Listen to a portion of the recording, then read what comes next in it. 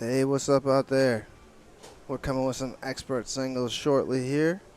I see the chat. Jeff Thorpe, you were right. We did fix the problem, apparently. It sounds like by your comment there.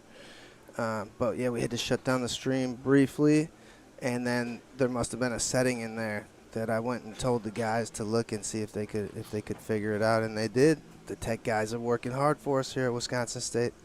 All right, on the right we have Buddy Portwood out of Tampa, Florida, and on the left Jessica Sanflavin out of St. Louis.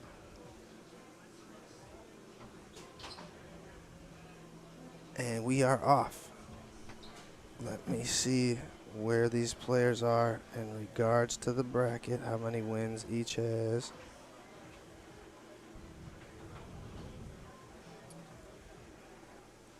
I'm getting pretty comfortable with the software now.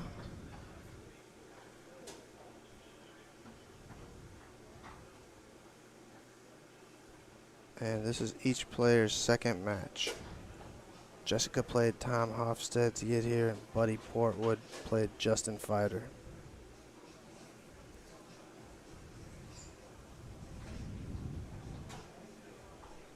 Yeah, tell us what you think about the clarity of the viewing and audio. If you guys have any updates, leave them in the chats of how you think things are going, and if there are any improvements we could make with sound clarity or visual clarity. That's what our tech guys wanted me to ask you folks. All right, Buddy Portwood up 2-0 in this opening game.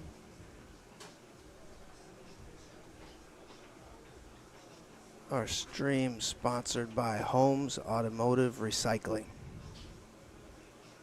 out of Oshkosh, Wisconsin.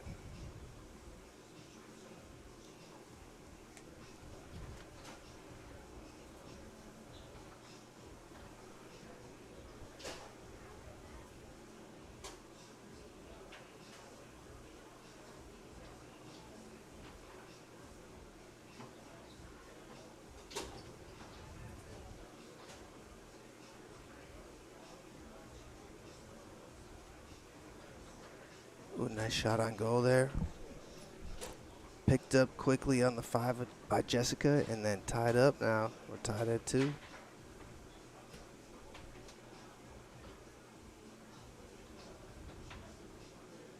Yeah, I've never seen Buddy play before, but I've seen his name a lot.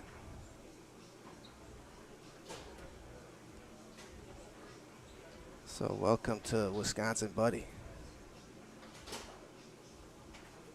All right, Jessica takes the lead here.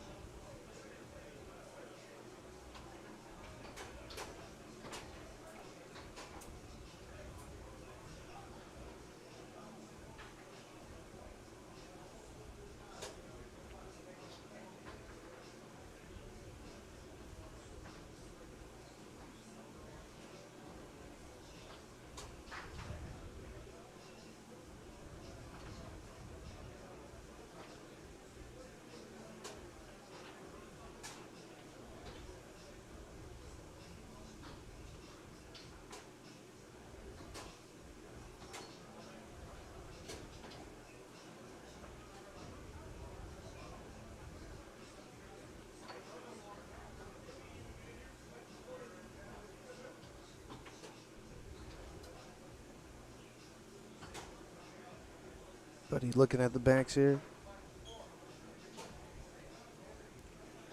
Good zone there by Jessica.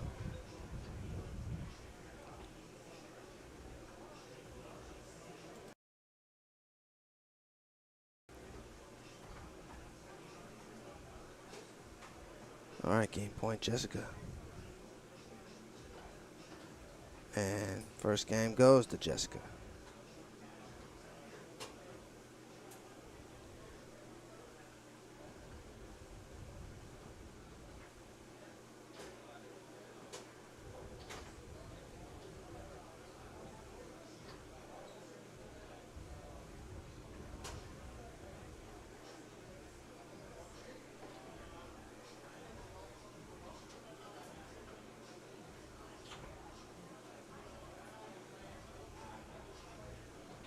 All right, game 2 underway.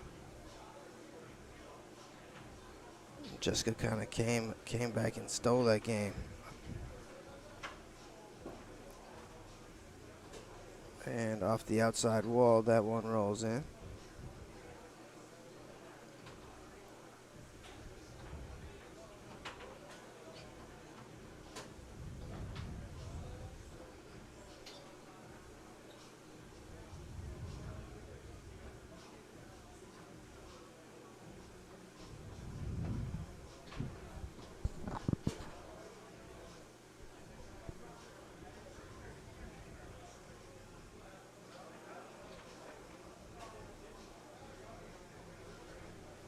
Oh, the camera's not on the table? Oh my gosh, you guys.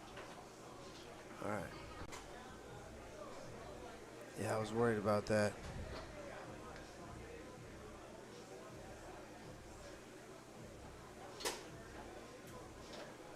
Let me go find one of my tech guys. Missing a whole match here. All right, be back in a second.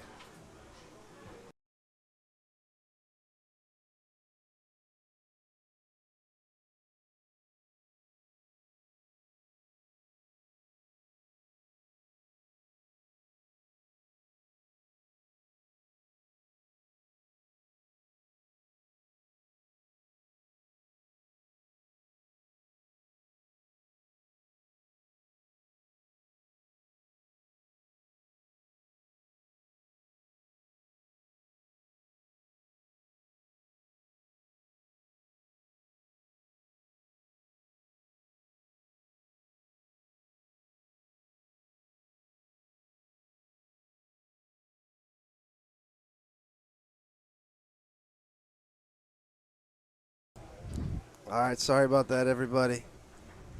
Now you get to see the people I've been talking about for the last 10, 15 minutes.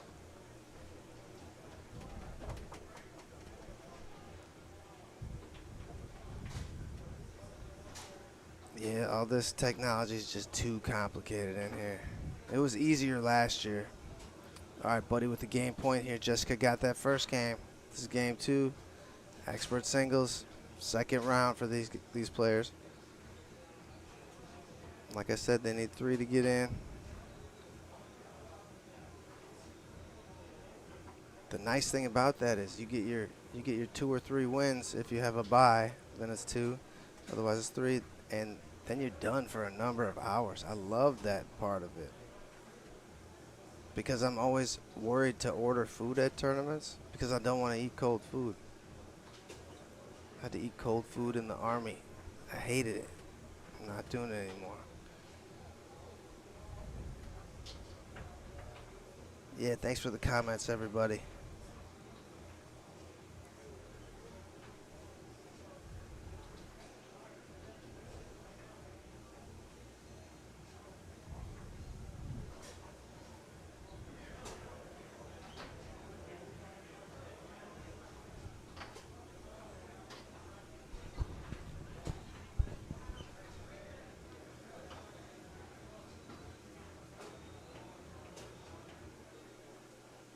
Chance to cut the lead to 1. Yeah, the balls, you can't trust them. They roll pretty crazy this weekend.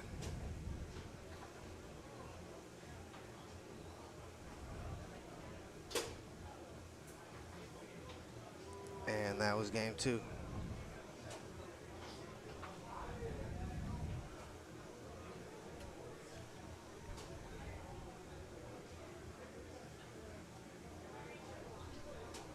Yeah, we got a warm day here in Appleton, Wisconsin.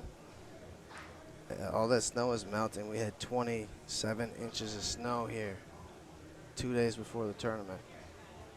So all that snow is melting. And tomorrow it's going to be even warmer. It's going to be like 55 tomorrow.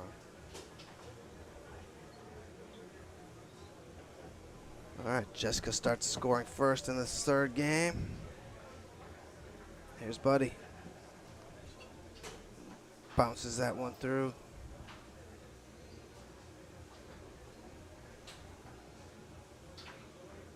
Good looking defense. Protects the goal that time.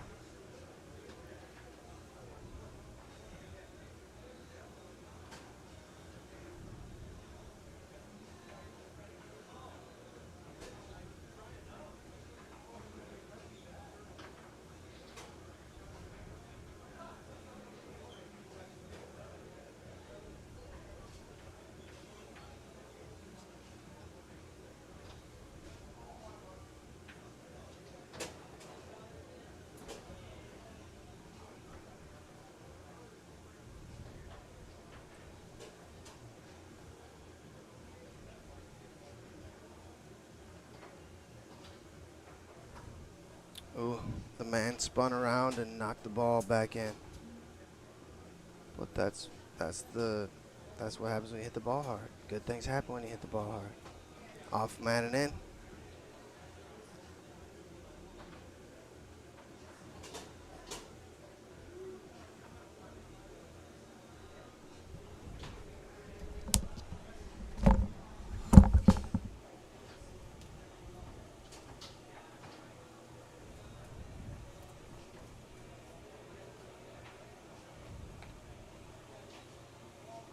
Last year, Connor Mason won this event.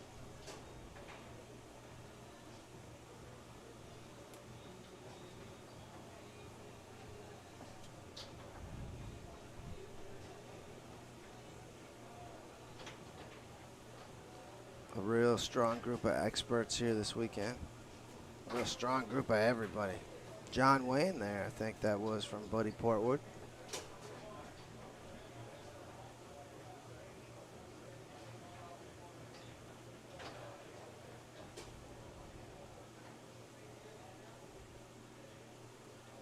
Yeah, and that's one of the things that happens with these balls. When you set up a front pin or try and grab it in a back pin, it squirts away from you like that.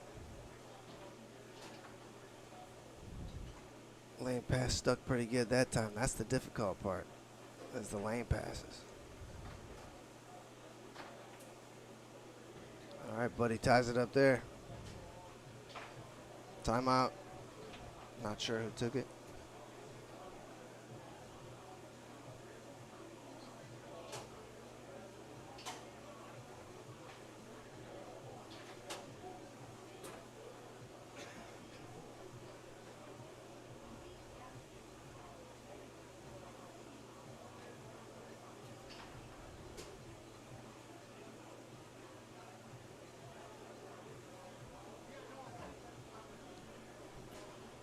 Three here in game 3. Jessica to the wall.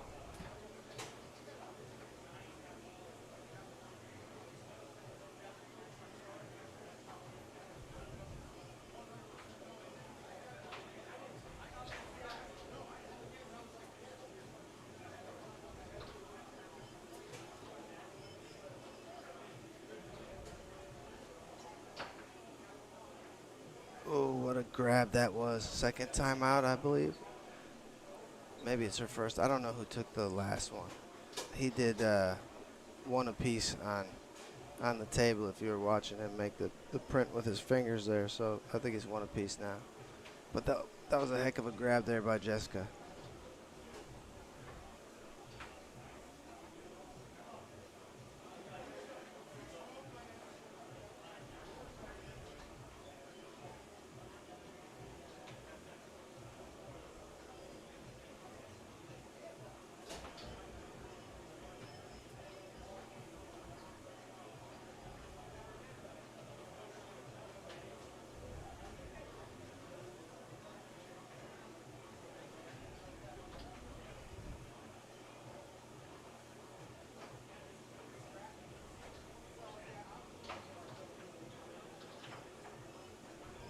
Oh, picked up again. The 3-row Jessica there. Another nice grab. Last push shot she tried to send out there. It cut back on her a little bit. Didn't go where she wanted it.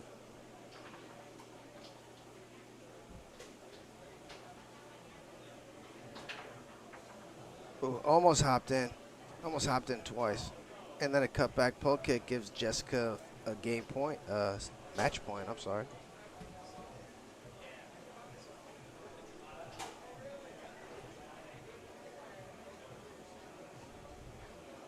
Buddy with a nice uphill brush there. See if he can give us overtime.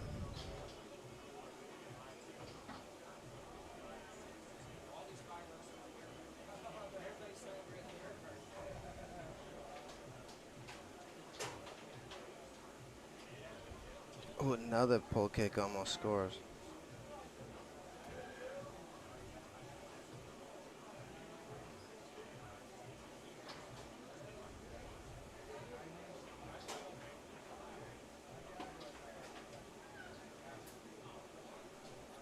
All right, I'm I'm 99% sure that there's overtime in expert singles. I'm not certain.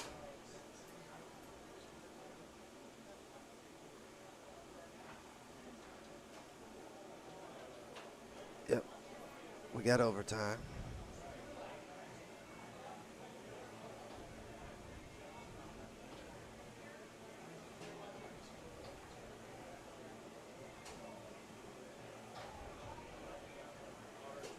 Match point, Jessica. Ooh, off the post.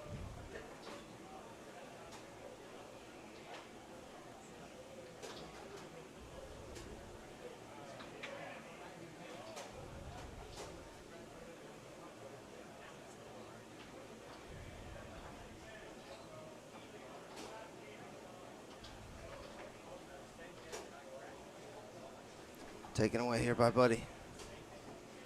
Chance to tie it up.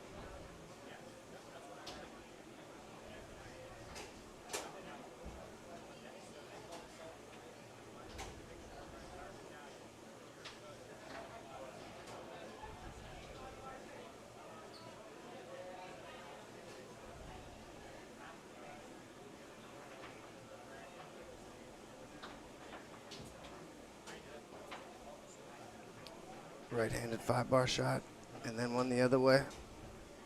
Oh, this is a good match here. We've had some good overtime matches on this table, huh?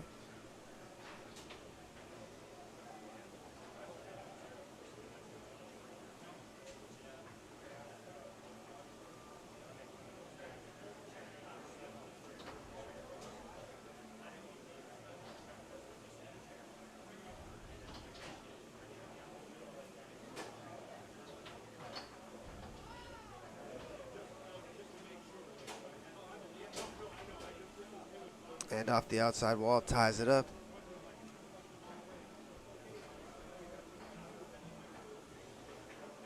Somebody took a timeout. Somebody took their second timeout. I think it was Jessica.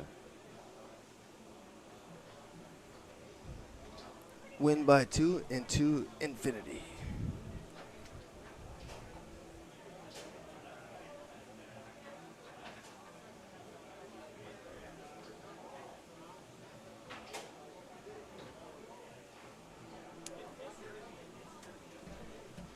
Yeah, I'm talking to someone in the booth here, but I'm not playing any more events this weekend. I'm just hanging out in the booth now. I played classic doubles, had a great time. But now I'll just hang out here.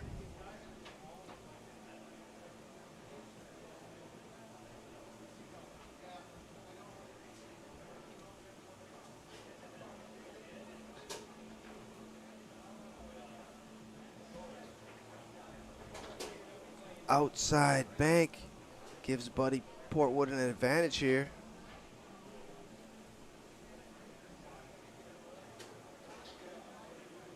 Oh, the pass was there, but the guy wasn't.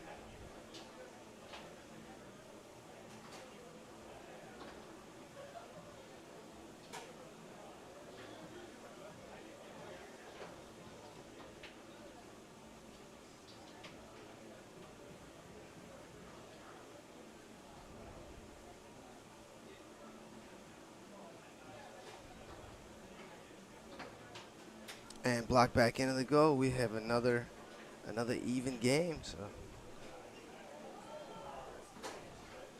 back to square one.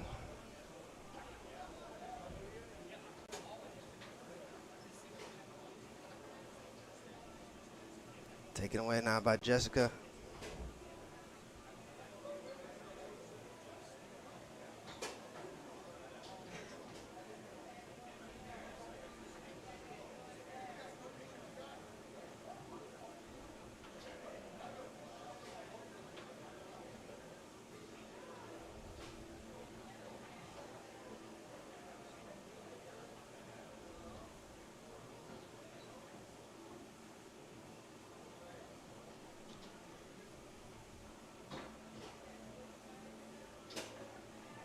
Great middle, big hard rock.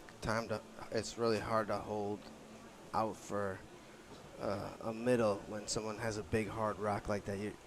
You're inching closer to the corners when they're rocking so big like that. It's hard to shoot a good middle off a big rock. A little rock like Buddy was doing there, it's easy to do, but it's harder to toss it out to the corners. So what a great shot that was by Jessica is what I'm saying.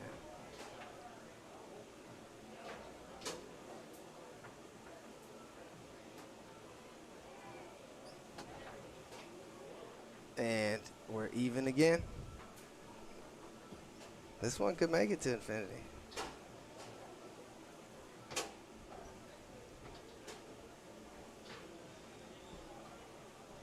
Jessica to the wall. She looks at the push briefly every time here. I'm waiting for her to smoke one of them. Doesn't need to. Goes pull side. Gives herself the advantage now.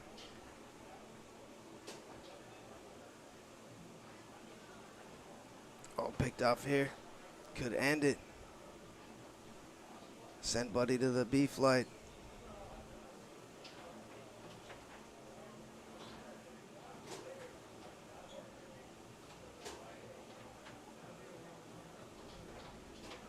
Oh, great shot. Jessica Sandflaben moving on. Buddy Portwood to the B flight. Great match. All right, we'll be back with more in a bit.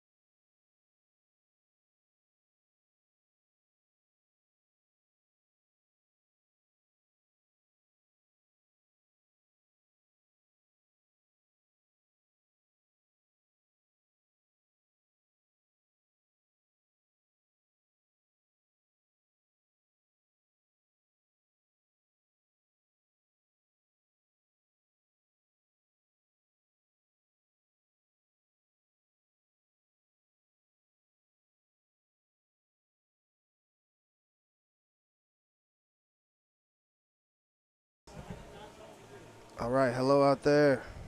Let me check where we're at. This is Pro Doubles.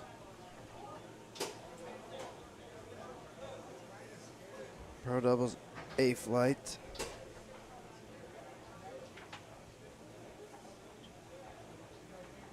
We'll see if this is their third game is what I'm checking.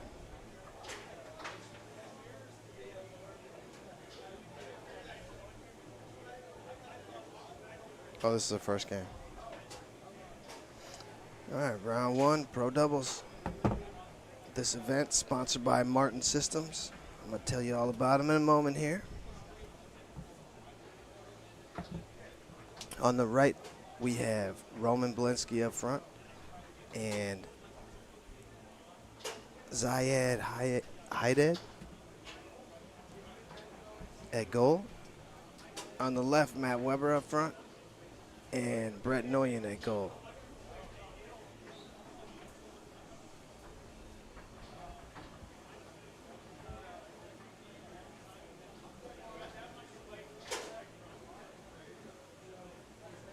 Zayed is from Illinois. I'm pretty sure. Roman, Milwaukee. Matt and Brett are from this area up here.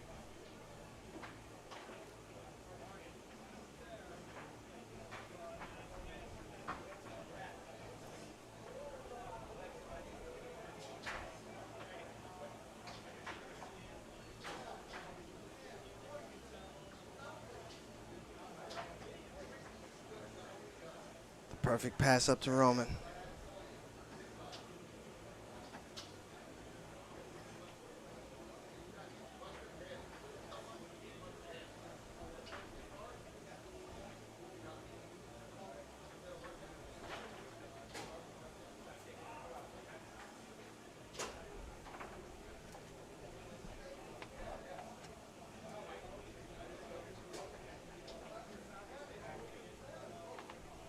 This event was won by Mike Stahl Jr. and Mike Wyrowski last year.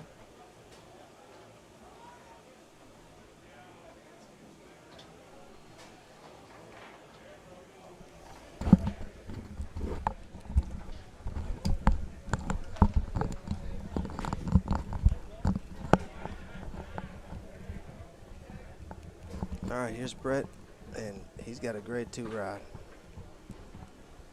Roman knows Matt and Brett very well, so we've been playing each other for years. Ball lands on Roman's 3. Tries a quick one, didn't get it all the way out as far as he'd hoped.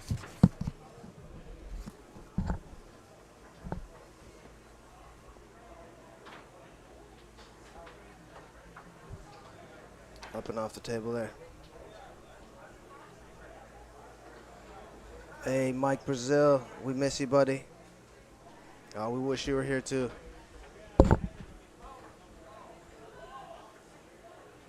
Having a great weekend here in Appleton.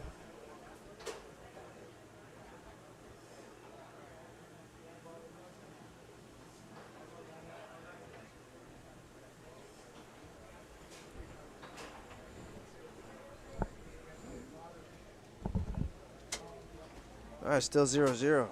A defensive struggle to start this one out, right? A defensive battle. And Roman down the middle. He's got some funny middles. That one, you know, it was like a hesitation middle.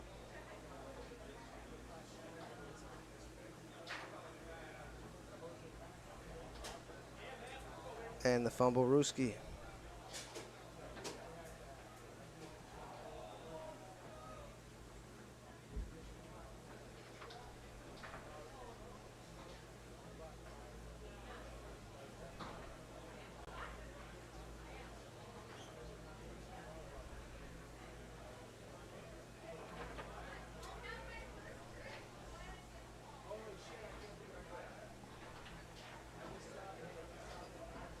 One push kick felt so good, so Matt did another one.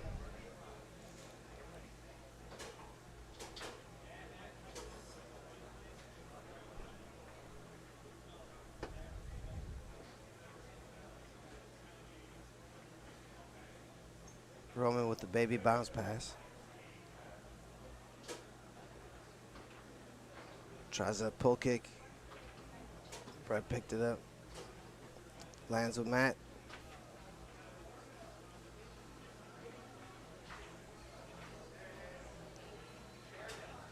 And off the outside wall, that slinger goes. 3-1 lead for the team on the left.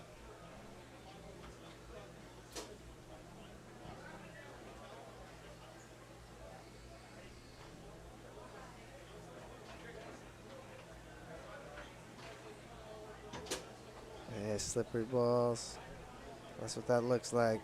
Just a slippery ball situation there.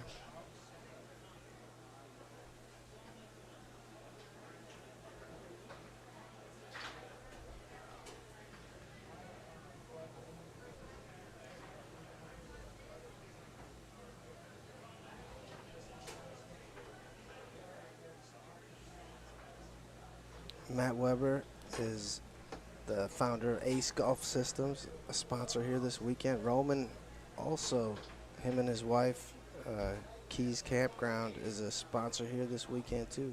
So 2 sponsors and 1 tournament director on the table.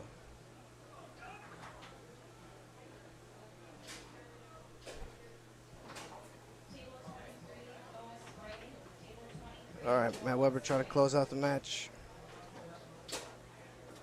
And goes big push side.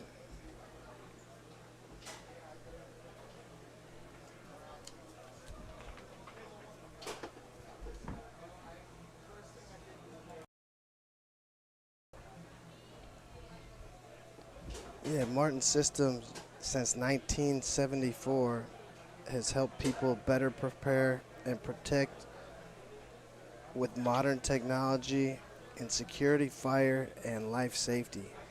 Visit martinsystems.com for more information. A special thanks to Joe Hilbert. It's their 3rd year sponsoring this Pro Doubles event.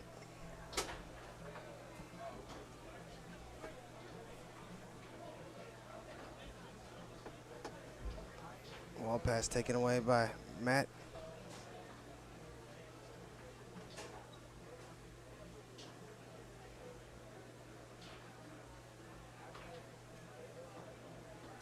Bank on goal. Lands again with Matt. And again the fumble Ruski.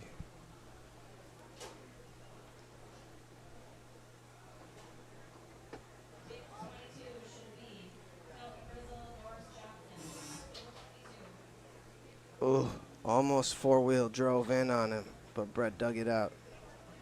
It was rolling in. Roman's going to take a timeout. Maybe a ball rolled under the table. Not a timeout. Oh, and then somebody threw a foosball, and it hit some poor lady in the head. Like, oh my gosh. Oh, somebody give her a hug. She's going to cry. I feel terrible for that. Brian, give her a hug. Oh my gosh. You got to be tough to be a foosball fan. Oh, there he goes. He gave her a hug, if you can't see it. But that really hurt her. She got hit like right in the temple with the foosball thrown across the room.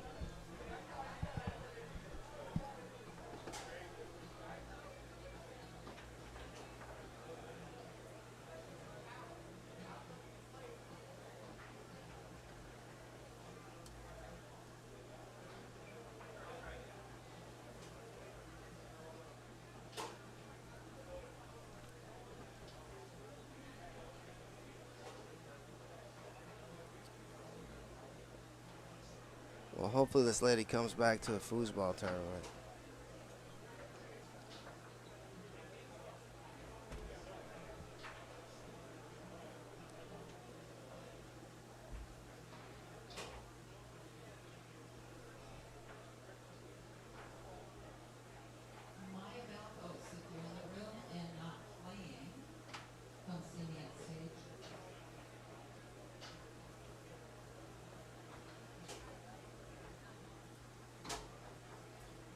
Yeah, I'm not sure what the situation is. I think we're just in the middle of that situation where that girl got hit with the ball, and we're taking a little break. Somebody's bringing her some ice and stuff.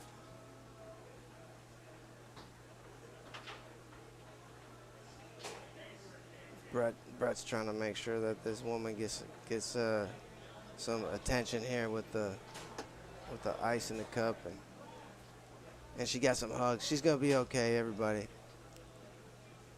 Dangerous game, right?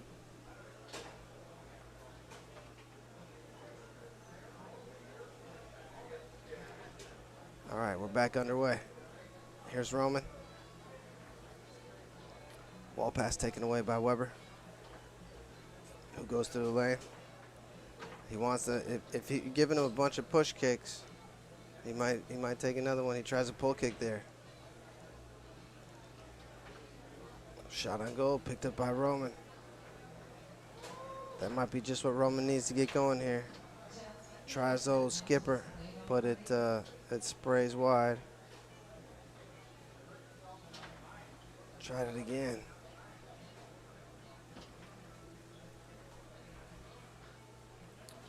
Tuck corner, four-wheel drove in. You saw that ball spin.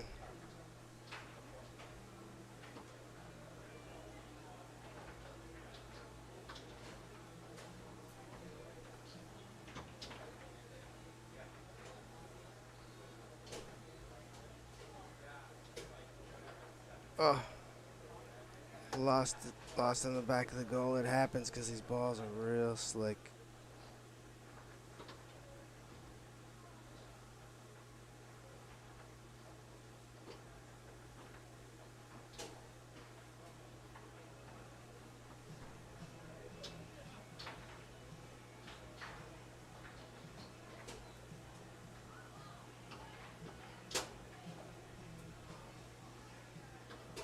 Oh, big pull kick there.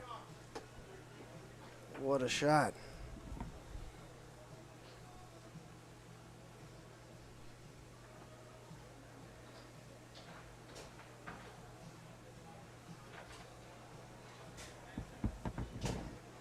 Match point, team on the left.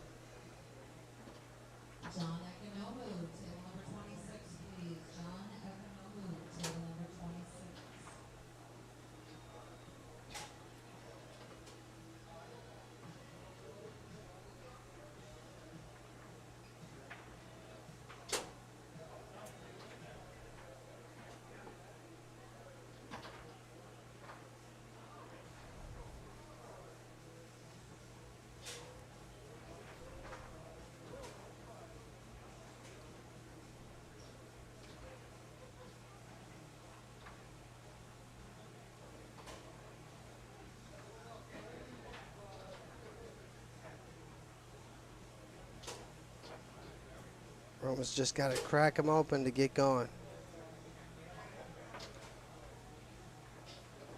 That's a great shot.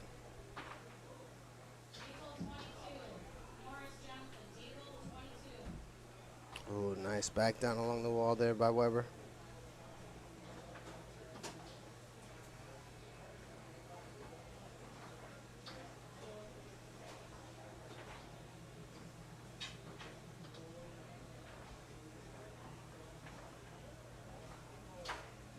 Roman got the last two. All he needs is a stop here and the score there, and we're tied up. But a chance to close out the match for Matt Weber.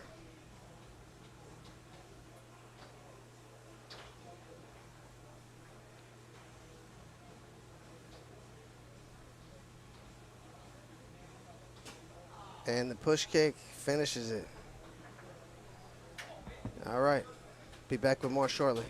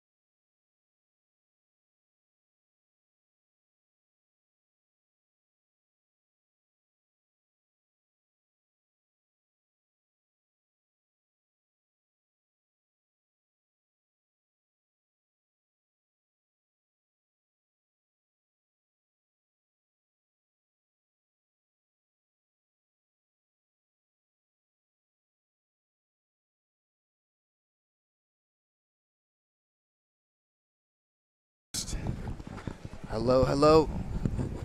We're coming with the king seat match of the Pro-Am. On the left, we have Ryan Moore and John Steffens. On the right, Paul Smith and is that Kelton Grizzle? I believe so. Let me look that up just to make sure.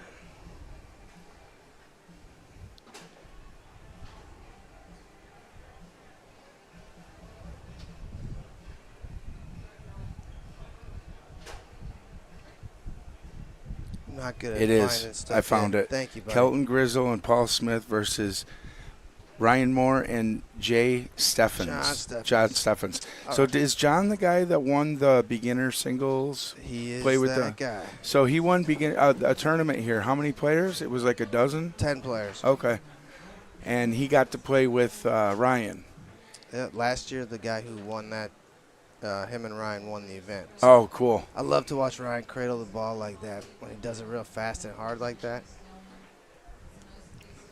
On the 5, It's cool. checking with the wall pass. Yeah. He pretty much does the same thing with his pole, doesn't he? Went back and forth with his pole. Yeah. And he's checking that hole when he goes back and forth like that. What's going to, like right now, he's checking. It's not just setting it up. Ryan's favorite shot right there. The John Wayne. Oh yeah. And he's gonna come back with it again. I saw him shoot about a dozen in a row of those in Colorado, and the guy could not stop jumping, and he had a crowd. Kelton did though.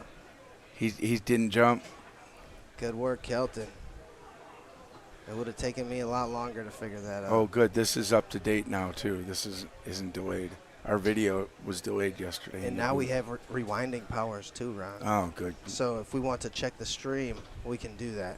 Yeah, like for a call. Like we had before. Ooh, that one had some spin to it. Yeah, it did. I saw that. All right, 2-1 here in this first game. 2 out of 3 matchup, double elimination. $1,000 at the end of this event. Sponsored by, let me see here.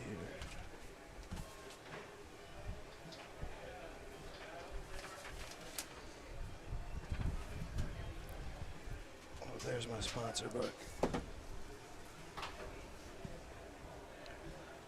Sponsored by Bell Financial.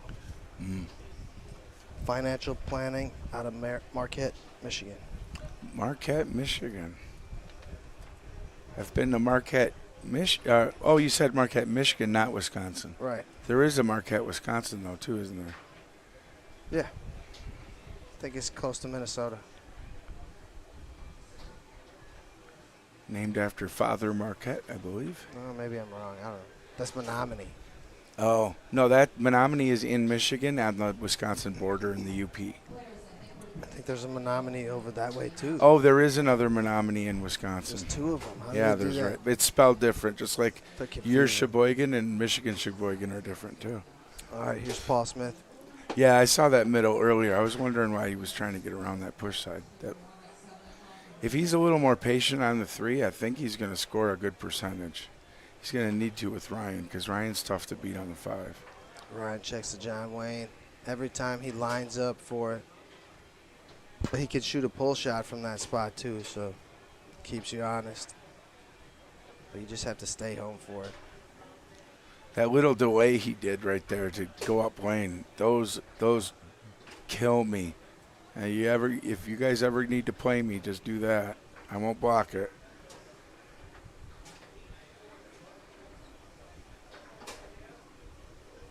And that takes game 1. First game,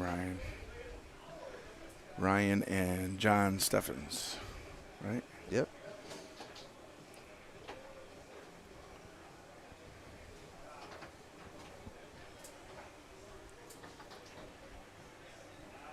Great tournament, Teddy.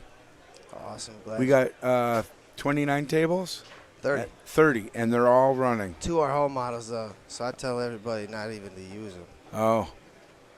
They're not the low-end home models, though. They're still split cabinet, right? They're terrible. I know. You don't like to play on those. No. If you're at a tournament, I can see that. Not a tournament table.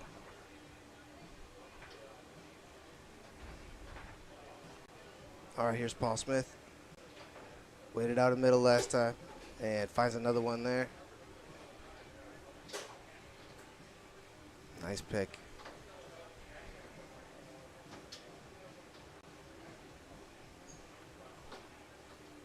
Stayed home for it. Oh, that's awesome. He's doing good. He's shifting his guys back and forth a little bit too, but still staying home for it with both men.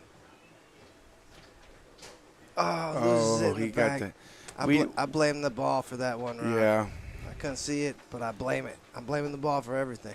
right. Me too. Right. Is that a valid excuse? It's for certain. Oh, nasty ball pass there by Ryan. That's the only passes you can make these See how days. he checked the John Wayne, and when Kelton was sitting there, he went into the pole right away. And that pull was perfect, by the way. Like, that's right where you want to slam that thing. It goes Jeez. again. He's just hitting it well right now.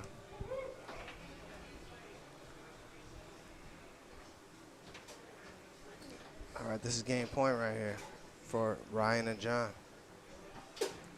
Ball down the middle, 3 middles in a row. Yeah, he's giving a big middle. But that's not a bad defense. I mean, that's not a bad idea. No, it's not. To live with. It's Even not like, a lot. people get bored There of you shooting go. middles, you know? All right. Yeah. Wow, Ryan got hot there. Yeah, he did. Big time. Yeah, he did. Yeah. All right. All right, folks. So that secures the king seat for Ryan and John. We'll be back with more in a little bit. And by the way, Ryan again won this event last year, so let's see if he can double or repeat, I should say. Yeah. All right. Thanks, everyone.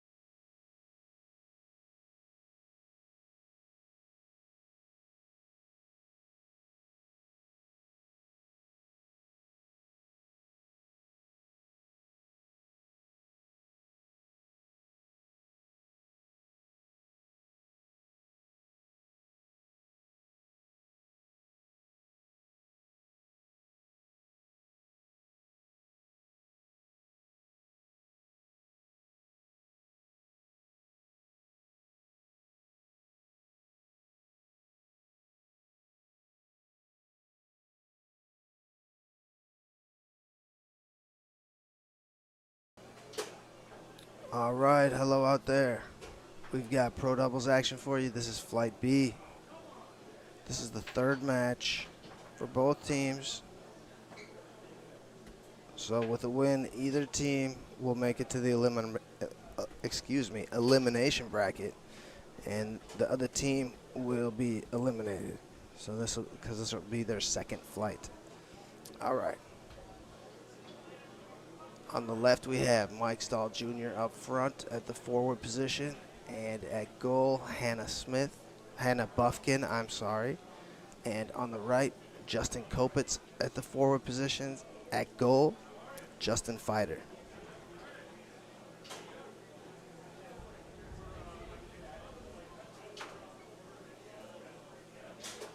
And getting on the scoreboard first is Justin Fighter. Tuck corner, great shot. All right, here's a look at the pull shot setup of Michael Stahl Jr.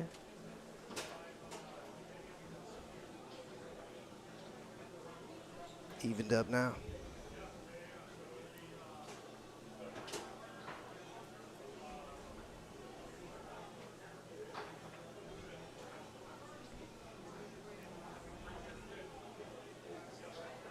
Yeah, the team of Justin's on the right. I know they'll be scrappy. Regardless of who they play, that's how they made it this far. But they've got their hands full today against a top pro team. I mean, Hannah Smith is the #1 female player with combined points, and Stahl Jr. is not far from master. He's awesome. Ooh, just missed that one. Just off the post, I think. Here's Hannah, and she's got a little angle down from here that's just deadly, and she scores one instead, brushes it up to the top of the post. All right, here's Kopitz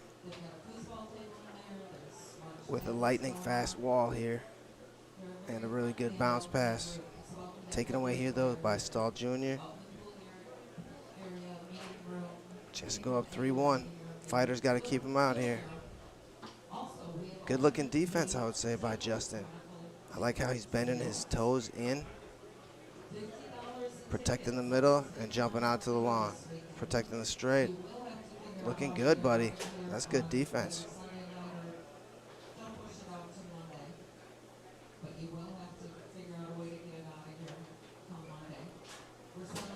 And Stahl goes long and gets around him there. Still good defense. Just got to push him out to that long faster and beat him to the punch. But that was a fast long. Yeah, first time having Hannah Smith here at Wisconsin State. Awesome to see her and for our players to get to see her. And we have all the top female players here this weekend. Well, I think most of them. Really cool to have everybody here.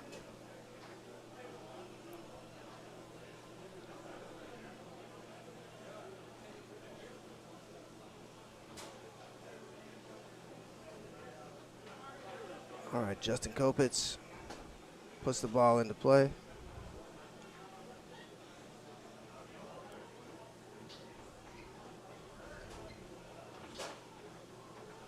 Try the sling again. Lands on the 3 of Kopitz.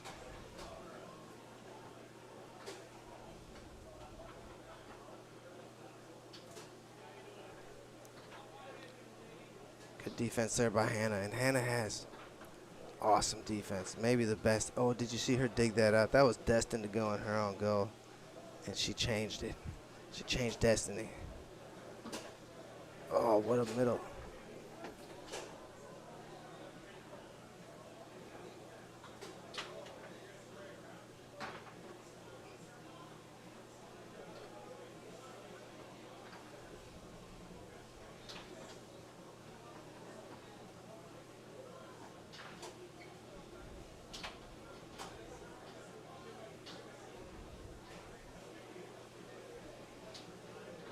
Kopitz looking at a pull shot, maybe? No.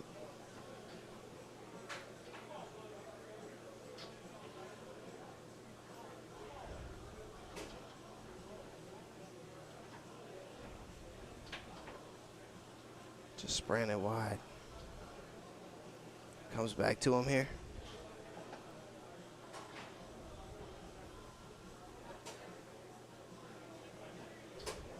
Nice push side. It's tough to figure out what you're going to do when you're down 4-1.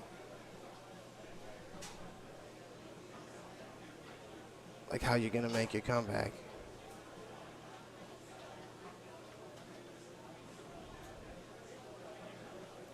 But you just want to establish something. And if you're up big like that, then what's your thought process? Maybe you work on your weakest shot hole selection. You know, you try and butter them up with your weakness for later. But most importantly, continue to score points, and that's what Kopitz is doing here. Chipping away. Cuts the lead to 1 here. And Stahl couldn't hold on to the lane. Like I said, it's tough to hold on to a lane pass with these balls.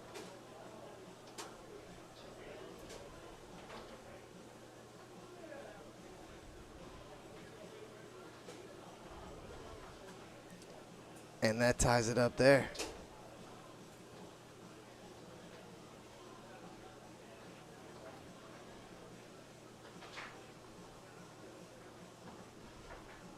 Through the high lane to close out game 1. Mike Stahl Jr. goes long.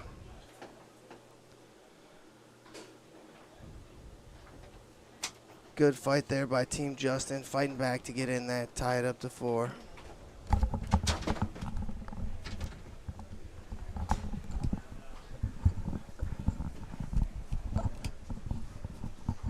Joined in the booth by Connor Mason. Hello, everyone. What is going on? Not too much. Looking forward to a good match here. Justin and Justin sure looked good on the tail end of that first game. Yeah, they came back with a vengeance. It's not easy to get 5-bar shots on Hannah and Michael either, with Michael being so quick on the 5 and Hannah being so solid defensively across the board. Yeah, she sure is a solid defender. Yeah, everybody wants to play with Hannah. She's just like the greatest. She's the greatest goalie that there is for females, right? I sure think so. There's nobody better. No matter what event, no matter what gender, Hannah just seems to win. And she won pro singles at Nationals. At Nationals, and she was only ranked an expert in singles at the time, so I think she got the auto bump up right after that. Yeah, highly decorated. Stall through the lane. Couldn't hold on. Those slippery balls. What do you think of them, Connor? Yeah. No comment. Yeah. They're all right. Oh, I've been letting the people have it. I believe ball that. Situation. I believe that. Yeah, they know how I feel. Did you see how Nice Fighter long by clobbered? Fighter. He clobbered that thing. Yeah, dude. Got all of it. He can hit the ball really hard. It's for him. It's staying in control. He's got all the talent in the world. It's just honing all of that in. And he and Justin Kopitz, the forward, they've been playing together for several years now. They have a lot of good chemistry. So I wouldn't rule them out of pulling off an upset here if they're able to get a couple of breaks their way like they did at the end of the first game.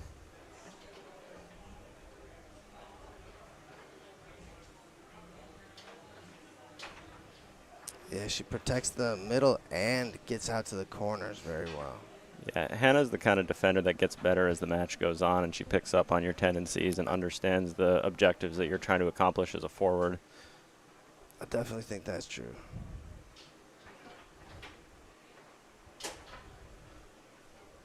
I'd like to see Michael take a little bit more time on his 3-bar. Really look at what Fighter's giving him.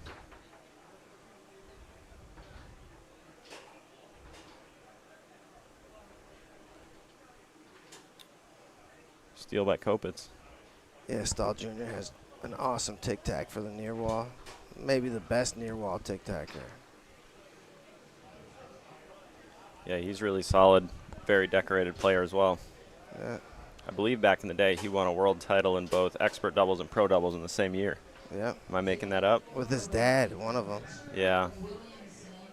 Papa Pump, as they call him. Yeah. And Gary Churhart. Yep.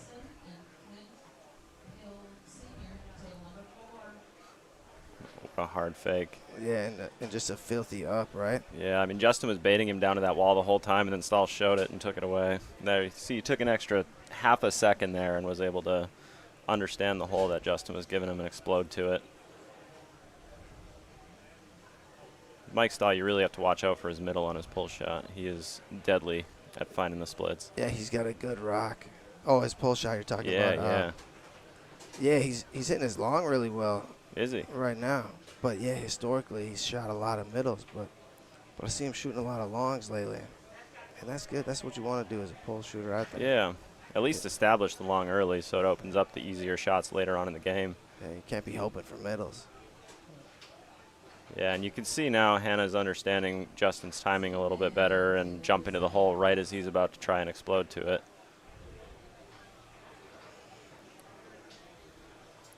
Are you still alive in pro doubles, Connor? We are not, no. We had a tough match. They played well, and we played all right, but the breaks went their way, so we lost in the second round of Flight B. Flight A, we had the opportunity to play Isabel and Sully. It took them 3 games, and yeah, there's tough teams out there. There's no easy matches once you get up to pro and open. I mean, everybody's there for a reason. Everybody's got game, and So what do you think of the flight format?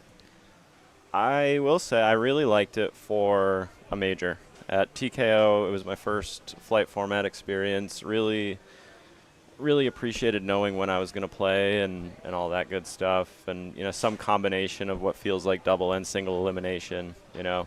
So you get that chance to warm up, and if you lose in Flight A, then you have the opportunity to try and do something in Flight B. For a state tournament, I don't know yet. I mean, that was a good pick by Justin, too. Yeah, it was For a off state the tournament, I guess it remains to be seen. This is the first day, so I'm not going to jump to any conclusions. But I think for majors, it definitely makes sense with the volume of players that you get. For a state tournament, I'm not sure that it's necessary. But I'm interested to see how the full weekend plays out once the eliminations go on, how I feel about it in 2 or 3 days. Yeah, awesome. Thank How you for about that. you? Yeah, I only played one event, but I do enjoy the flight format. There's that long you were talking about. Yeah, that's a pretty good one. It's quick. I enjoy single elimination. I like flight format. I like double elimination. Those are my You like favorites. foosball? I like foosball. Me too. So I'm not going to complain when a promoter is trying to make their tournament better by experimenting with new things. I won't complain about it. And Brett does a really good job of running this state tournament and is trying to take Wisconsin foosball up to that next level by running the same format that the majors do. Nice split there by Justin. And great patience leading up to it. Yeah, very nice.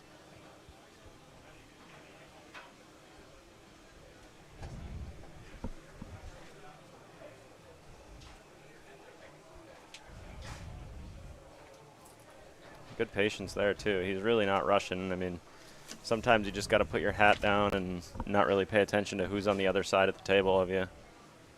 In this case, for Justin, it's putting your headband down, your bandana. Yeah, this event sponsored by Martin Systems, and there is $1,300 at the finish line for this.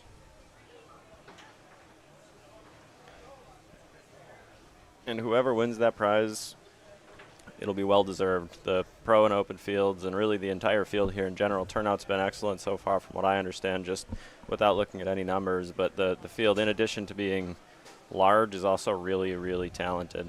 A lot of great players here. Yeah, it's top heavy for sure. Several masters in the house.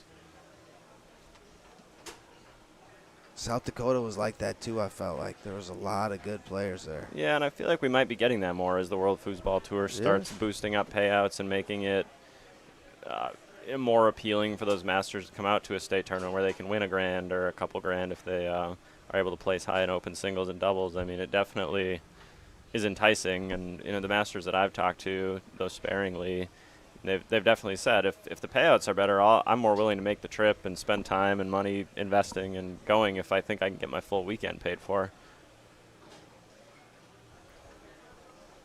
All right, this is match point here for the team on the left. I'd like to see Fighter take his time here.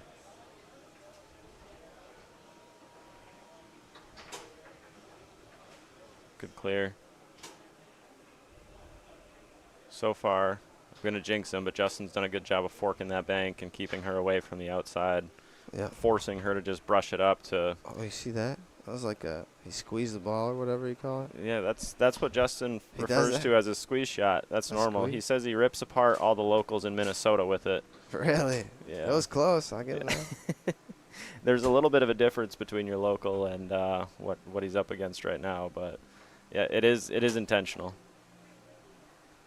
Wouldn't be surprised to see a timeout here. To close it out. Stahl Yeah. Jr. Tries to go straight. And there's something to be said for that strategy too. I mean, he took 10 seconds off the clock there, and it's almost implied like you're gonna take a timeout, and it almost freezes the defense for a second sometimes. Kopitz has to let it fly here, leave it all on the table. He's got a bunch of tricks that I know he's saving. Man, For she's just the right time. She's everywhere.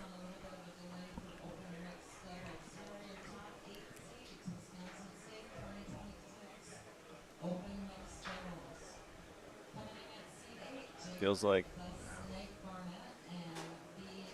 it's only a matter of time if Justin and Justin don't squeak one in that Hannah and Michael are going to capitalize on one of their opportunities. Yeah, Team Justin has to have this ball. Quite literally. That's They it. quite literally had to have that ball. All right. Hannah and Mike moving on. Team Justin eliminated. Yeah, and for Hannah and Mike, I believe they need to win one more, and they're off to the elimination of pro doubles. That was their third. That was the third. Yeah, I looked at it. Well, then very nice. Yep, that was the third. I just double checked. No, I think you're right. All right, guys. We'll be back with more in a bit. Thank you.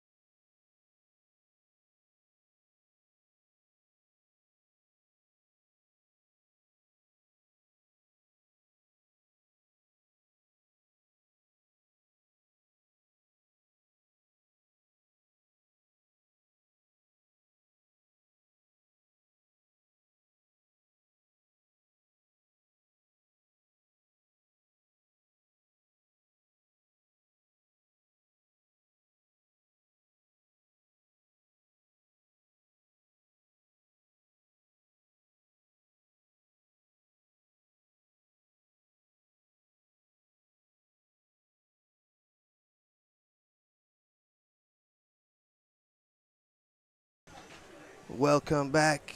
This is Open Mixed. On the left-hand side, we have Kevin Romero and Carla Wolverton. On the right, Sam Dijon and Seda Kruger. Who do you like in this match, Teddy?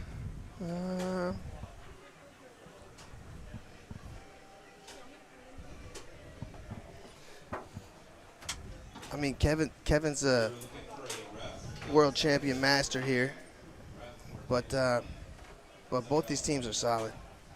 Let me see what this event is sponsored by Ben Small Engines.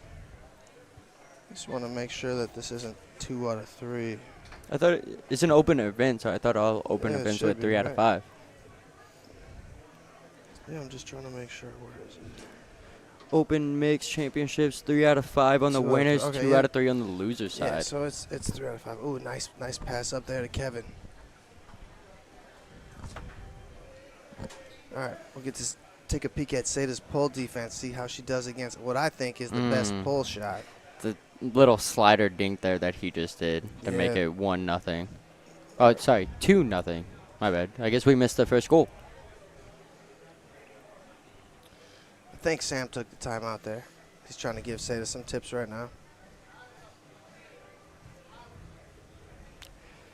I mean, you have 2 of the best pole shooters, arguably, in this room on this table right now. Yeah, So dude, I couldn't agree more.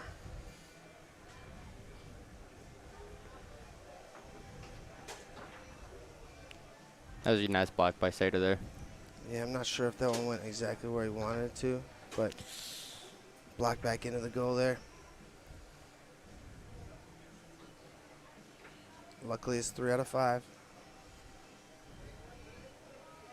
Can maybe afford to have a bad game. Or maybe they just get right back into this one right here and now. Sam goes long. Yeah, that's They're just so quick. Him and Kevin are just so quick at the pull shots. Yeah, I love both their pull shots, and they're different. I love to see different mechanics. Sam in the back now.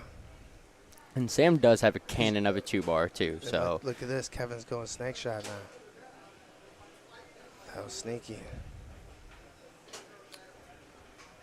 All right, timeout Kevin now. The worst 4-1 timeouts, right? especially when you have all the momentum too. When you just score, you know what I mean. You were just shooting a pull shot against Seda, and then you go straight into a rollover against Sam Dijon, and then you call the 4-1 timeout. This guy's almost, he's in front of our screen now trying to. That's funny.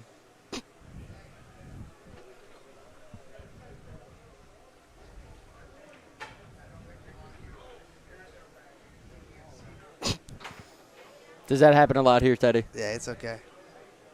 It would have been fine if he wasn't holding up his phone in front of the table, right? All right, chance to close out game 1, Kevin Romero. Kevin hasn't been back to Wisconsin State for 3 years, I think. But Do you remember? 4 years ago he came and he won like everything. So kind of like Brady did last year. Yeah, Kevin came and mopped up.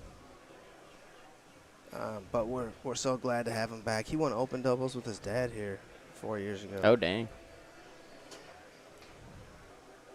So you tried to do that little up the lane pass straight to Sam. It got blocked back into the goal by Kevin.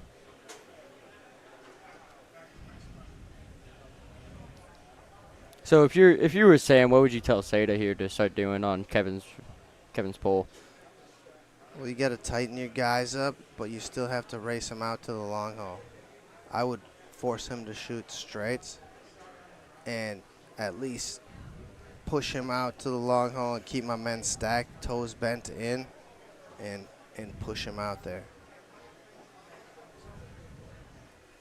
I mean, and Seda's such a smart player too on the table, where she's going to adjust. But She had a rough first game. Though. yeah, That was a rough first game for her. I think she'll be better this game here.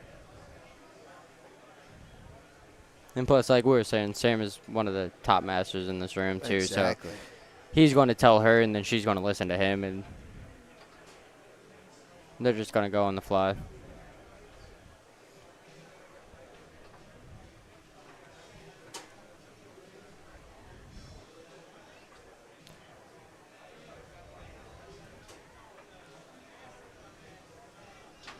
Carler with it on the 2-bar here. Do you think she's looking to pass or just shoot it? Well, she's been passing quite a bit. Usually she's shooting these banks, and even if it doesn't bank cleanly, it rattles in off a bunch of stuff. So she's dangerous as all can be. Timeout there. Yeah, it looks like she whipped on that bank a couple times, and she was like, let me just regroup, basically, and then Kevin giving her some pointers there, just saying, hey, just calm down, basically. Oh, by the way, that's Derek McDermott in the booth with me if I didn't introduce him properly. My bad there. You're all good. What is up, guys?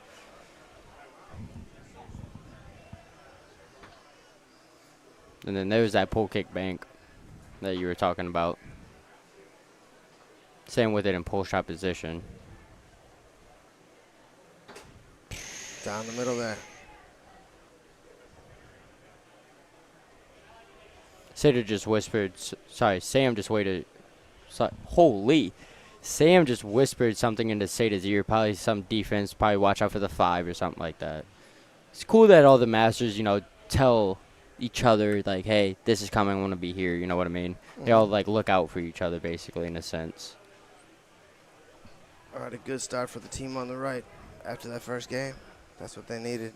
Now they have all the momentum. Funny how fickle it is.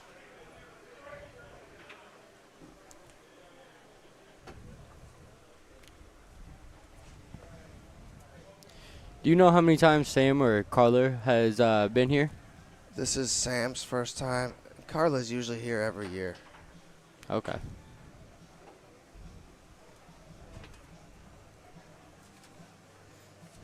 And correct me if I'm wrong, but Carla is a master, right, in women's? I'm not sure. I won't be surprised. We can look it up real quick, Yeah, actually, for you guys. Go ahead, look it up.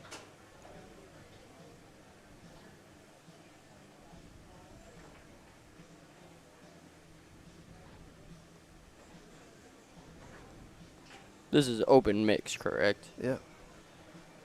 Yeah, it seemed like table 1's been a tough table to play on for a lot of people.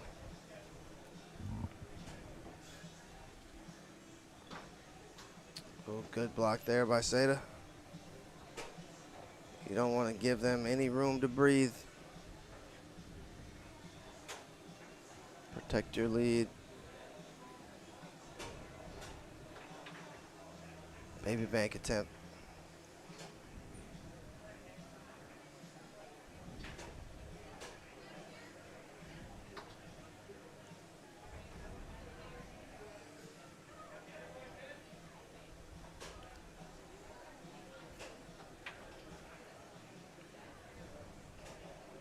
So it looks like they don't have her points updated.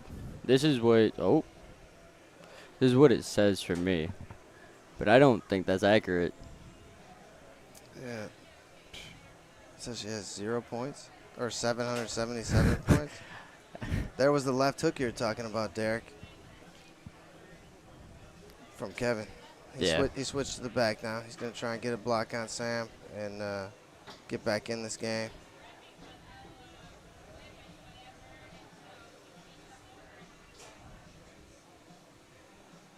Yeah, me and Sam were talking actually a little bit ago. He said that he wants to try to start shooting his rollover more than his pull.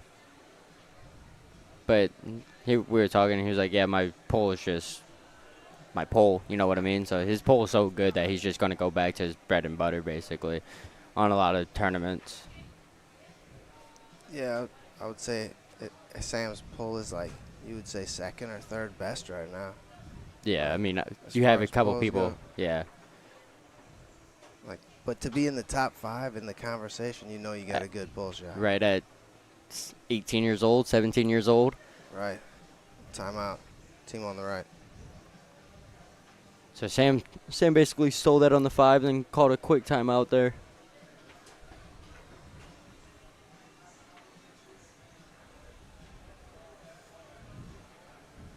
So what do you think about the setup, the connected hotel, the restaurant? You digging the setup here, Derek? Yeah, it's actually a really nice setup that you guys have here, and everybody here is just super friendly. I mean, basically how all tournaments are, but the setup here is really good. You can sit basically down anywhere, really. Like, there's plenty of seatings, and then the restaurant connected to it is actually a really good restaurant too.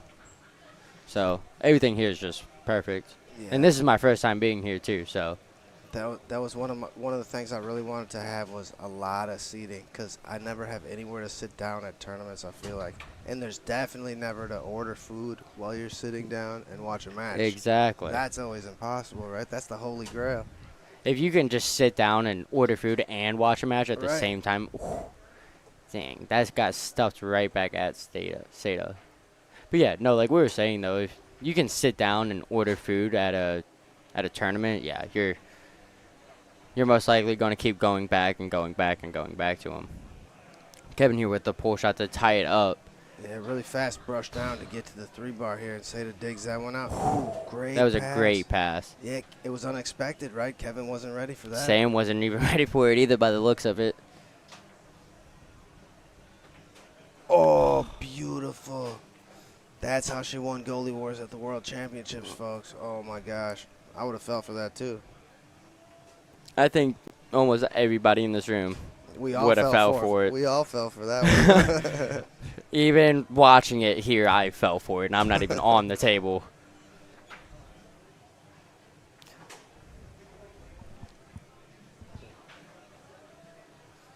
But, I mean, that's what happens when you have such a great bank series, too. You can just set up wherever. Oh. Ooh.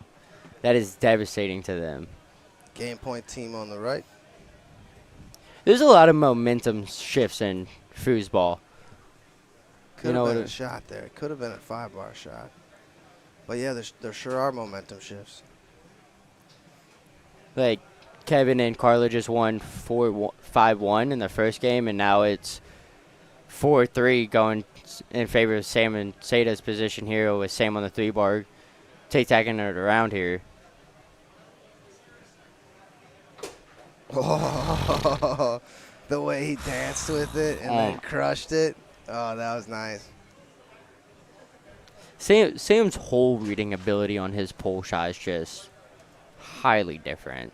His execution is just great, too. But, I mean, that's what happens, I guess, when you're a pro master. You could just execute anything you want, pretty much.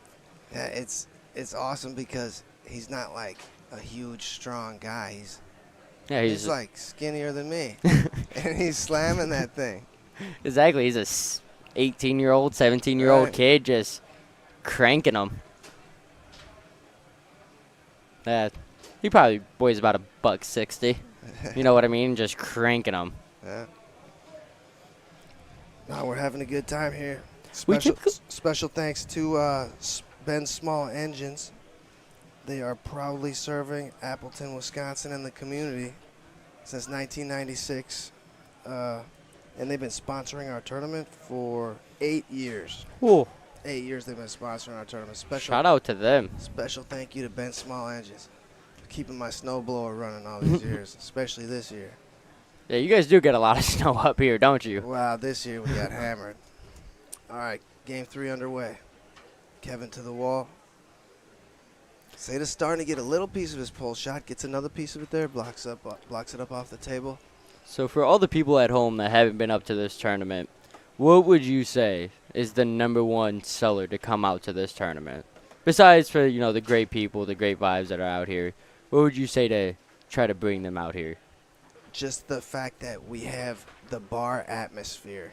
We have like the pub atmosphere with a connected hotel, and that's a rare thing to have, is a connected hotel to that pub, with Yes. and this is a billiard hall here, so we have a ton of room. We have a ballroom and a main room, and it is a good experience for foosball.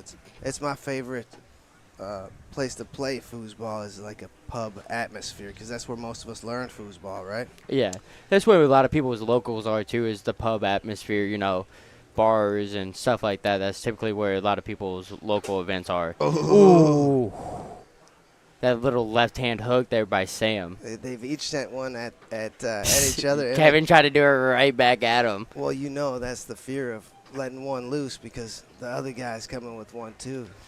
Now, question. Since you're a pro, top-end pro, about to be master here, I heard coming up pretty soon, do you think it is common for your opponent to hit a left-hand hook, and then the other person, like, you want to hit it right back at him to be like, I can do that too. Yeah, and I love that part about foosball because it's kind of like a sneaky, dirty shot, and it's fun once the first person lets him loose. Then the other player usually sends him up. So I love that part of foosball. So you better keep a hand in the back when you play me in singles. Well, luckily, I do not have to play you in singles this weekend. But for further notice, I got it. Well, you should always have a hand in the back in singles. Oh, yeah. Split-handed is probably definitely the way to go in singles. All right, here's Seda in the back. 2-1 here in this third game. She tried to do a little slider up there to score, it looked like, by a shot, but it ended up on Sam's anyways. Sam's spy bar. Sam does a nice little off-the-wall brush series up to the lane. Yeah, he locked him up with like a fake downhill look. A fake down. Sam's just tic-tacking around, just doing whatever at this point by the looks of it. That was a nice clear there by Seda.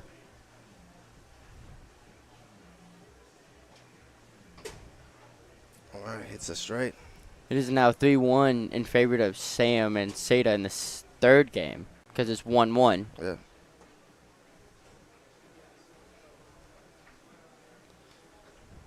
Yeah, and like we were saying earlier about the momentum shifts, it was 4-1 5-1 the first game, Kevin and Carla. Now it's been going heavy favorites of Sam and Seda.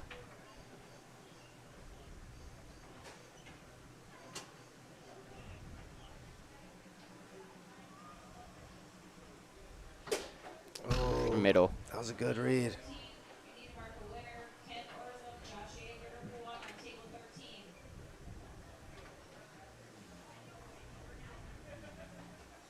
Kevin here with the pull shot position. Seda blocks it. She was there for that straight. Yeah, Kevin doesn't shoot that many straights, I feel like, so it's good she was there for that one. Oh, what a shot that was. Seda there with that little short spray. Yeah, her team needed that one. It helped out, that's for sure. It's 2-1 in favor of Sam and Seda going into the fourth game here. You're going to need every bit of everything you can think of to beat Kevin Romero and Carla here.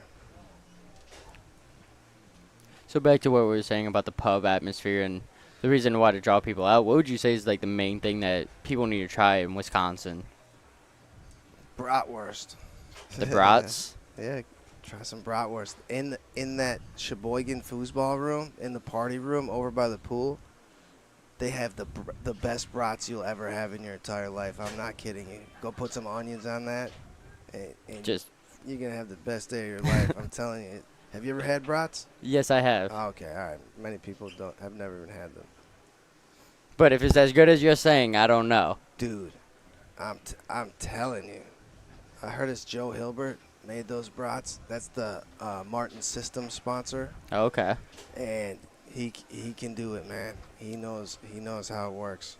So how many sponsors do you actually typically get for this tournament? Um, Because I know you got a big binder full of them. Yeah, so I there's- didn't know about all the sponsors that we had.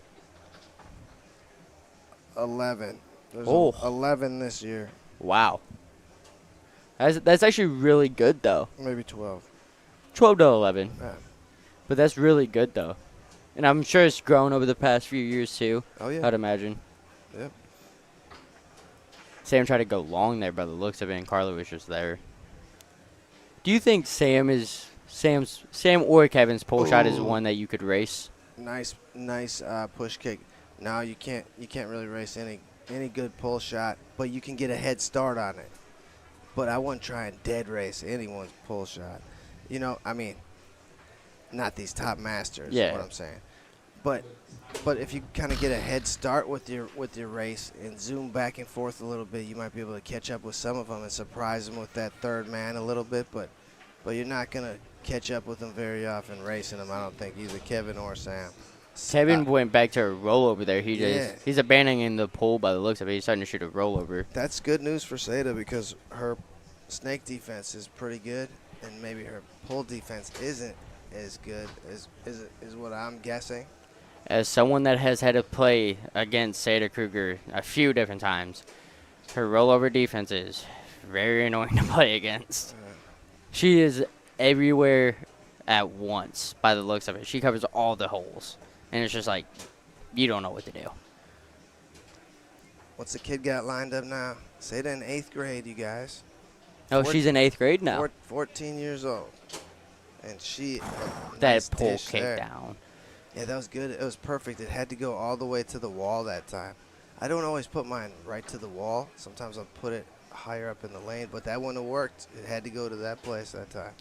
No, Seda's probably setting up for other shots there later for that pull kick down the wall or that just push kick that she tried to do up the wall. I'm sure it'll help her little tic-tac pull kick that she shoots to do both of those from that spot. Oh, she dug out the dink. I shoot that on her all the time. But it was, Kevin stubbed it a little bit, so it didn't go as fast as he wanted it to. Now, since you have a daughter, Seda Kruger is your daughter, and Amanda Kruger is your wife that plays. Mm-hmm. How is it with your wife and daughter into playing foosball with you and traveling with you? It's awesome. You know, it stinks playing against them. Like, everywhere you go, you got to play against your family. It's always tough, but that's the game. You know, it's awesome though. Get to share the game with other people. That's my favorite way to play is with family and close friends, and I love it. I love it. I love getting the chance to hang out and blend family and foosball together.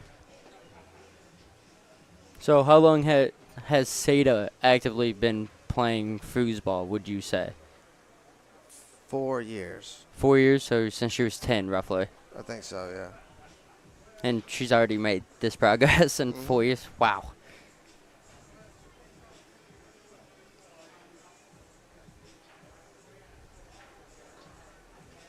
Taken away here by Kevin. Yeah, you got to be careful sending passes up against Master Romero.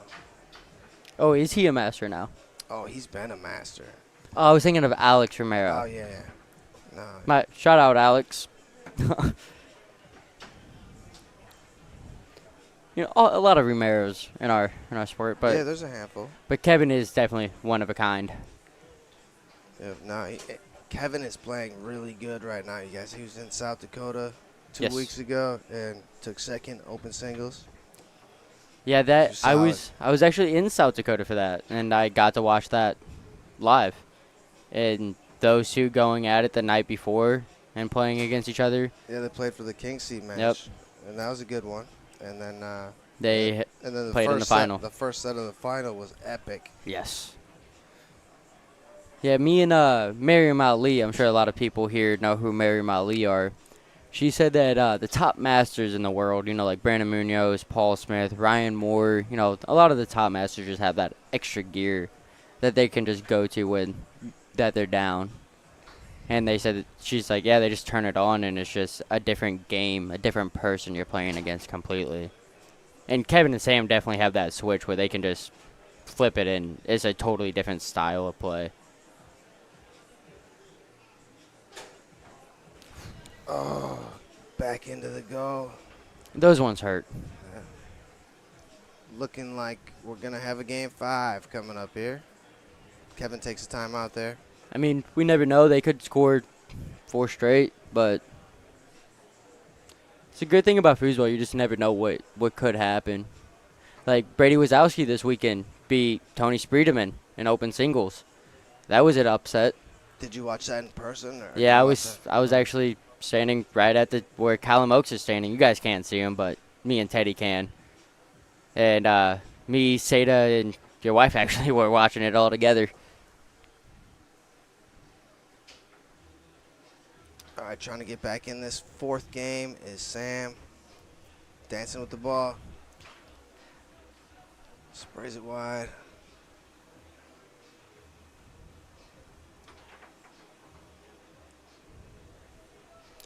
If you're Sam, what would you tell Seda here? Or if you're Seda, what would you do on the 2? I'll set up her push right now because Kevin hasn't seen enough of it, and she's got a really good push. Yes, her push out of the back is really good. But maybe you save them for the next game, Derek, right? Yeah, I don't game know. 5, if it makes it that far, you went As up for it. As a pro, you have to save something for game 5.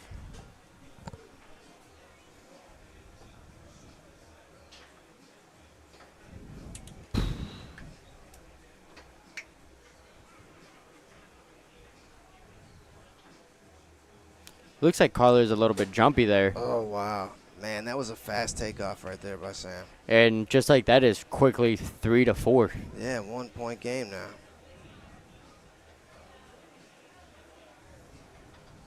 Mm. All right. Kevin back to the roll Euro position right now. Rollover.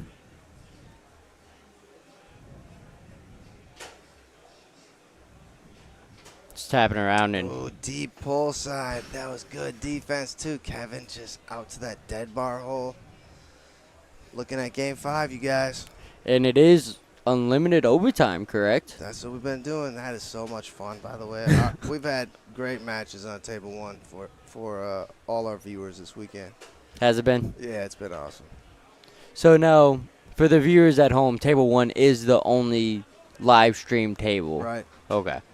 Because you know how the other state tables have, Table 2, Table 3 going on. Yeah. For Wisconsin here, you get one action here, the Table 1. Well, we have done it where we switch back and forth between Table 1 and Table 2, but we wound up with a bunch of half matches. We thought about trying the way that Clay and the Modern Foos team did it in Moneyball last weekend, where you just always have a team waiting in the on-deck circle, basically, to play a match. So you give your viewers just nonstop action. Right. But we didn't have the capabilities for the camera to do that. Oh, This okay. year. In years Ooh. past, we have been able to do that. Sam there with that little short dink it by the looks of it. Yeah, he just waited on it. And look at this. This could be a huge lead if you come up with a 2-0 lead to start game 5. This could Especially be huge. after the steal. Oh, Oh. wow. So he scored, stole Kevin's pass, passed it, and then scored it. And now it's 2-0, but Kevin back to the rollover position. Just baby rocking it. He tried to go to that. Oh, quick pull kick. Right down the middle, too. Yeah, like we were saying earlier, Sada's rollover defense is just different. Kevin's been doing all right, but that was a big one there. Sada is really good in the big moments, too. Yeah, she seems to be.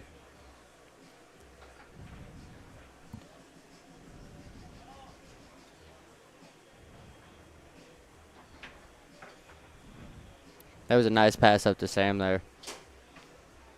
It's tough to get anything through Kevin Romero. That one gets in. That was a little slop in. Kevin and Carla actually switched here. So Kevin's in the back. Carla with the initial stop goes right back to Sam. Sam just goes up to the wall. Pull shot position here for Sam. Tic-tacking it around.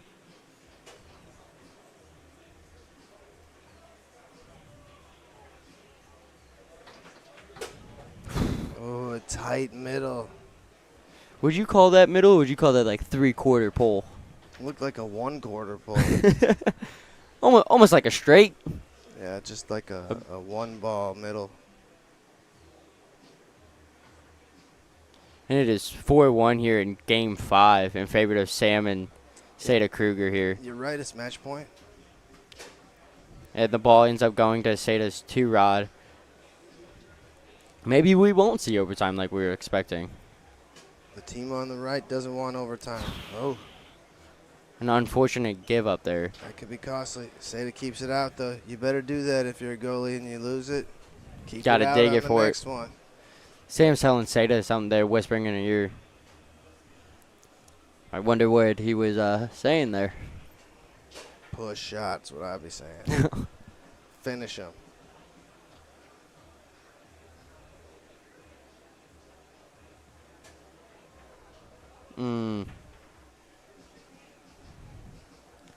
Sam just tried to go into a pull kick there. I mean, I feel like when you're up, If you're up 4-1, but take a chance. Game 5 though, it's a little bit more risky. But Yeah. you're up by 3.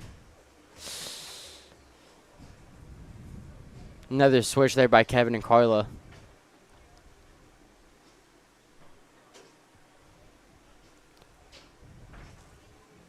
Oh, no. High lane taken away by Carla. Sada just asked Sam if they wanted to switch, and Sam said no. I don't know if you saw that or not, but she looked at him and said switch, and he goes, no, you're good. Well, he's putting confidence in her. That's what he's doing there. She's doing okay right now. She's been blocking him fairly well, too. She's over At least 50%. the last 3, Yes. right? Yeah. Yeah, she's got the last 3, Last 4, I think. maybe. That went Kevin off gets her that- guy. I don't think it went where Kevin wanted it to. But No, it's you a- saw the reaction in his face when he stepped away. It's a 1-point game either way. Beautiful pass. That's what you need to close out this match. 1 shot, 1 kill. Sam DeJohn. Sam's dancing with it a little bit. Straight looked like it was there, too. He just barely hit off that post. Right, posted it. To Kevin's 2-rod, and we all know how good Kevin's 2-rod is during TKO final. We might be looking at overtime. Say that he blocked it. She has it on the 2 now. She tried to do a pull kick. Back to Kevin's 2. Seems like they're just playing goalie wars. I love Kevin's pull shot from the back. I just think it's the most powerful pull shot. It's such a compact grip. Yeah, his pull shot out of the back is just, it sounds different. If you know what I mean. Carly looks like she's going to play it on the 5. Are they out of timeouts? No, they have 1 more left. Maybe she saw something and wanted to try to take it. Or maybe that was the plan. Oh. If you get it on the 5, just try to go for it.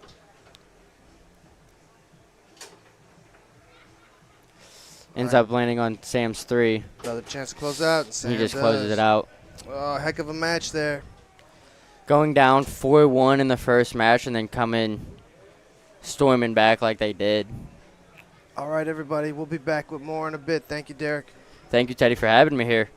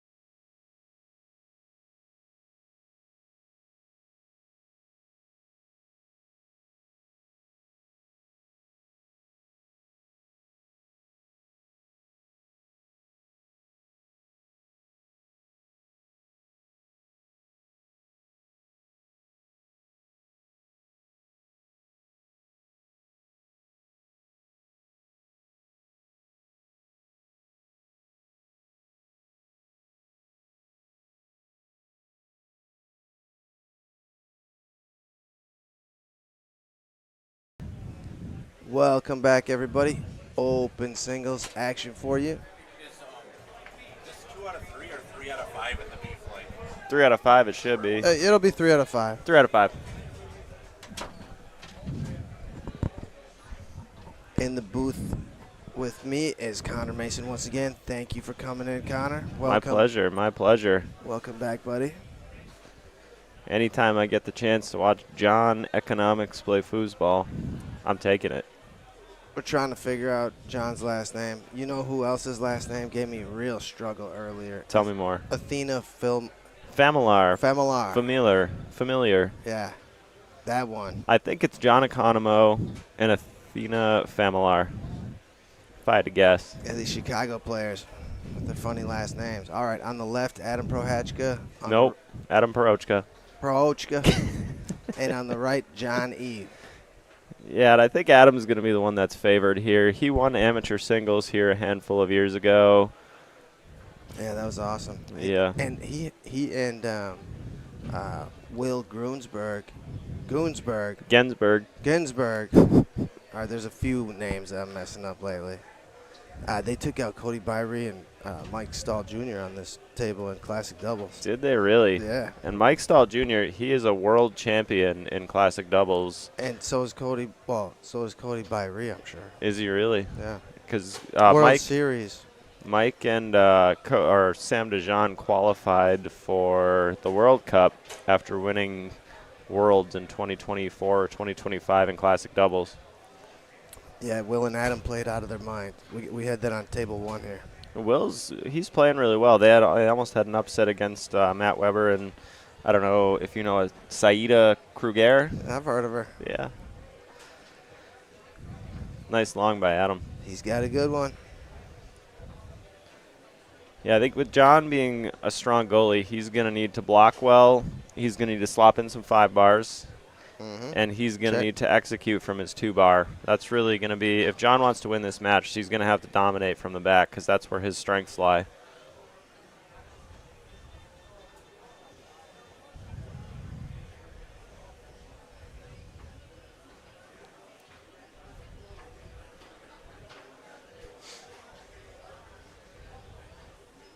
One wrap on the 2-bar, as Connor pointed out.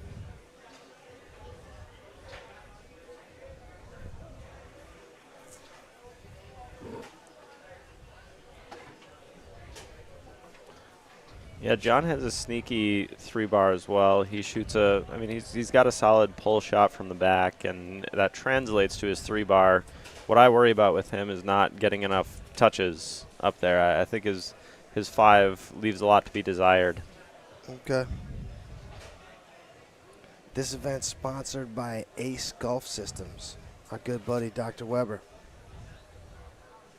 Have you ever played a golf course with the Ace Golf System set up? No, but I go and help him set up and dig holes sometimes when he needs help. G and I went and played a course around here within the last couple of years with an Ace Golf Systems hooked up. It's a really sweet system. For those of you that don't know that are listening, they pay out for hole-in-ones and they record it, so folks that are sitting in the bar of a golf course can watch the par 3 and watch the upcoming approach shots, and it's really a cool setup that Matt's got. Nice pickup off the back wall there by Prohachka. The lumberjack with the giant hand. I love watching giants shoot the pull shot. Like Ryan, Paul Smith. They shoot it well. Throw Prohachka in there. John took a chop at the big outside bank there. Comes back to him off the table here. Adam's ball. And we have one more event starting tonight. We have Flight B of Expert Singles tonight, I believe. Yeah, and that's at 9:30, I think. Sounds about right. I will verify that here. Open Mixed is still running. I'm sure on pit table number 1 we'll see a lot of those. Yeah, we'll have Adam musters one in there. We'll have that all night. Yeah, we talked about it a little bit earlier, but there are really a lot of strong master players here, and that makes for good table 1 material when you get a big event like Open Mixed or Of course, the open singles and open doubles kind of go without saying, but you get to see a lot of masters face off against one another in the mixed event as well. I'm going to take a peek and see where they are in regards to getting their 3 wins, these guys. I believe this is the first match that they're both playing. Oh, is it? Yeah, just based off of the amount of singles points that they have. All right. So for those of you that are listening that maybe haven't had experience with flight format yet, these 2 gentlemen both need to win 3 matches in Flight B. And same thing with those that qualified in Flight A. Then all the people that qualify in Flight A or Flight B by either getting 3 wins or 2 wins plus a bye enter the single elimination bracket for the open singles eliminations. Ooh, good shot. That was long. That closes out game 1. Eric Hiltner, E.H. Reinhardt is waiting for the winner here. Yeah, and I've seen Eric play a lot. I won't refer to him as E.H. Reinhardt. He's but a solid singles player. Yeah. Yeah, he's good. I really haven't watched him play much forward. I mean, for those of you that spectate the game quite a bit, I mean, he is known for his work on the goalie rods. He's won expert singles at the World Championships. He won an expert singles at Worlds, but most of the time, especially these days, he's focused on his doubles game. He and Tommy last year won open doubles at TKO, and he's got a lot of really, really big wins under his belt, but those are all playing goalie. But I saw him playing forward for, I think it was Karma, perhaps, in open mixed, and he was lighting them up. He was playing really well. Yeah, he's a good player. John, he's got 2 goals. He's got 2 goals, both of which are from his 5-bar. That's his lucky rod. He might put his 1 wrap on that bar next time.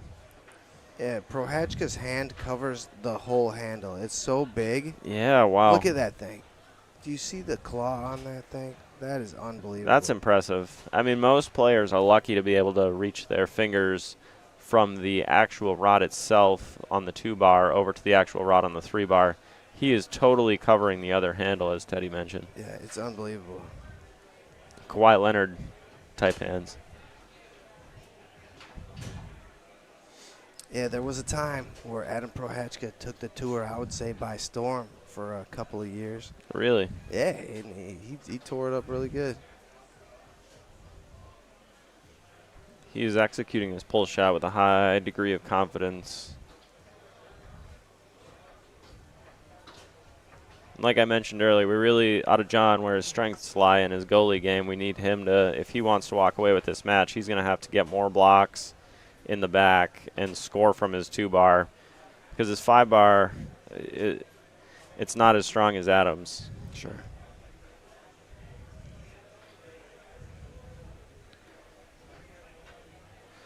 But Adam has really executed well on his 3 and taken advantage of the holes that John has given him.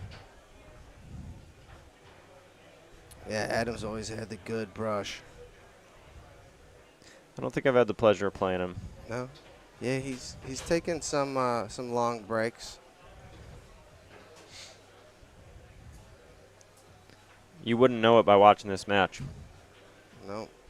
John takes another stab at the He's- goal. He's playing solid this weekend, that's for sure. Yeah. And his amateur singles win 2 or 3 years ago, whenever that Yeah. was, that was one of those unfortunate times where our stream didn't record properly. All right, that was game 2, and we didn't get to save that footage. We lost that footage. That's unfortunate. I think I was in the booth for that one. Maybe it was you and me. Yeah. All right, game 3 underway. Back against the wall for Johnny. Yeah, and what you might notice about John is, a lot of players when they're setting the ball up on their 5-bar, they've got their 3-bar up against the near wall.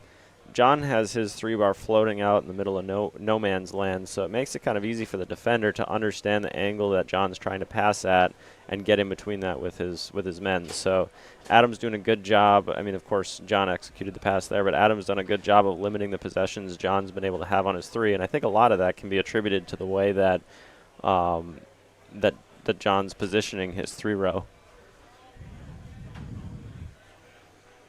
And that was a good attempt on that long there. It was wide open, but he just sprayed it a little too much. Ooh, just off the post with that Same one. thing, yeah. He knows what's there.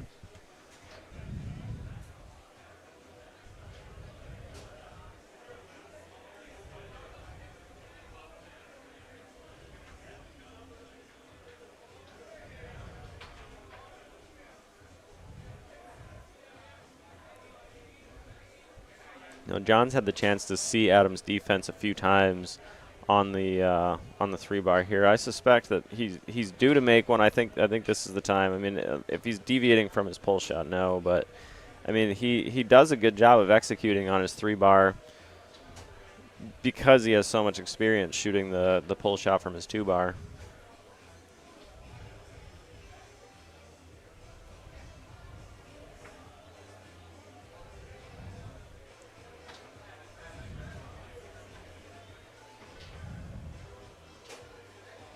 Taken away here by John. I would really like to see John stick with his pull shot. I think he's due to break through the defense of Adam Prochka here. Yeah, I've seen him. I saw him warm it up, and it looked like it was a pretty good pull shot. Yeah, I mean, he's executing it really well. I want him to stick with it, take his time, read the defense, and it looks like he might be deviating from it a little bit. Setting up a push. I can't say that I've seen it, but he's got a lot of space between his man and the ball. Yeah. Which means you kind of need to gracefully start that stroke, which kind of shortens the amount of space that he has to work with within the goal there. You'll notice when Adam sets up his push here, he's right up against the ball, which means he doesn't have to be careful about the way that he takes off. And if there's space there, then the ball is going to spray out faster than your man can. Nasty brush down there by Prochka. And he is abusing that inside wall.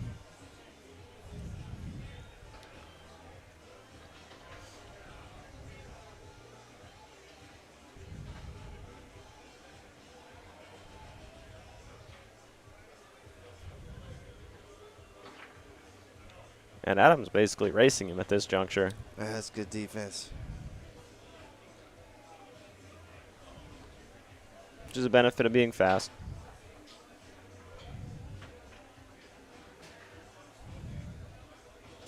John, this game, I got to give it to him. He's had way more touches than Adam has had. And it's still 0-0 here. Yeah, I think we're going to get a push kick here. Yeah.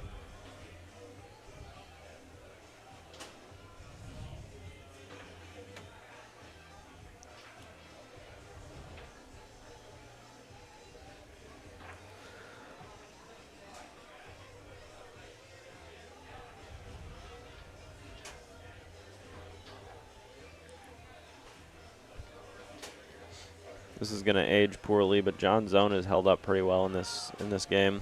Yep, yeah. I told you it was going to age poorly. Up until that point, John had slowed down Adams' 2-bar quite nicely. Yeah, that was Adams' first shot, I think. I think so too. Or did he have a push? He might have had a push. Yeah, maybe early on. I don't think in this game, anyways. Well, I know not in this game. Game yeah. 1. Nice brush up there from Adam.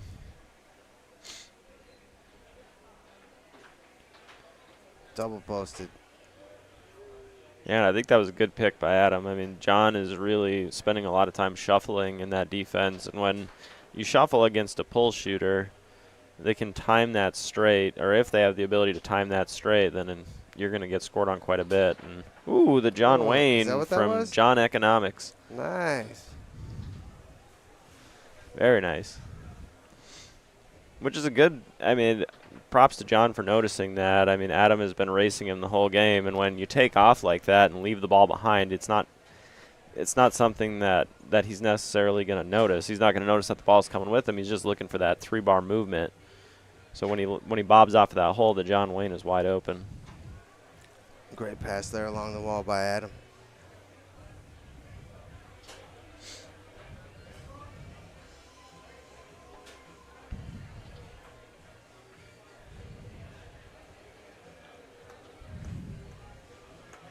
We have to wonder how much different the results of this match would be if John had at least 2 or 3 wraps on the handles.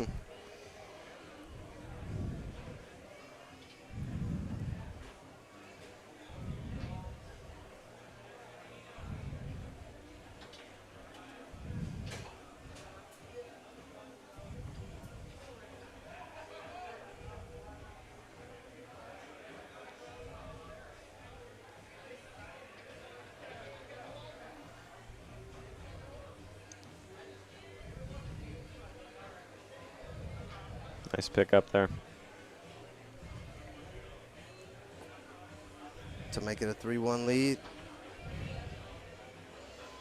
Good block by John. I mean, he's really leaned into his defensive identity in this game and prolonged it so far. Waiting for the offense to come to fruition. He hasn't had many touches on his 2-bar, but Adam looks like he has a pretty solid zone.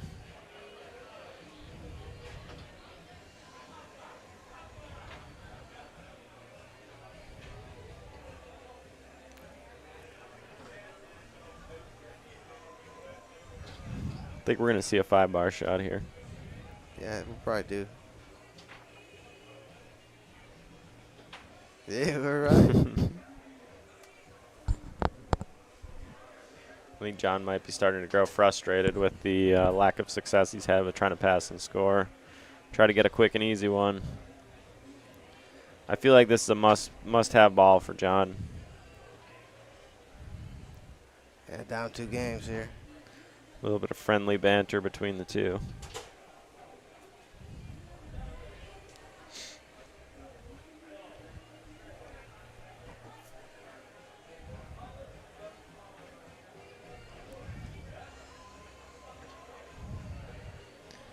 And John's zone looks pretty good there too. Nice clear by Adam. That's where I put my guys pretty much. All right, well maybe it's not that good then. That's good.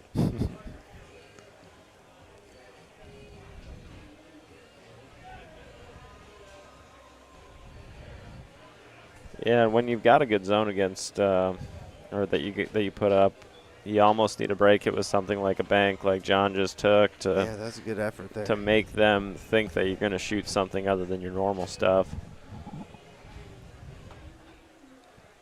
And honestly, I think that John had a good bank attempt there. If that would have gotten by Adam's 5-bar, then it probably was going in. Yeah, it hopped up in the air somehow. Yeah. But it looked like it was on target. It was, and if you could see the way that Adam's guys are positioned, he hasn't touched those bars yet. So if you hit a bank that comes off of the outside wall for John, inside for Adam, you could see that it can slide behind those 2 men pretty easily.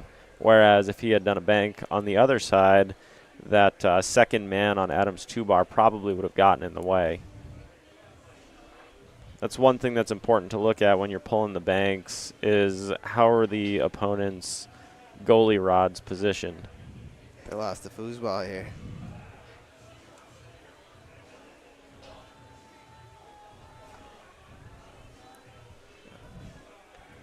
Got it now. Looks like John found it. Didn't find his other 3 wraps, but he found the foosball. I don't know what they're talking about. That's clearly Adam's ball. Yeah, trying to decide where it goes. Yeah, that was a bank attempt by John. He's the most recent possession. Even though Adam was the last one to touch it, John had the most recent possession, and therefore the ball is awarded to Adam at his 2-bar. Oh, Adam gets one from goal. Very nicely done. 3-1 lead here.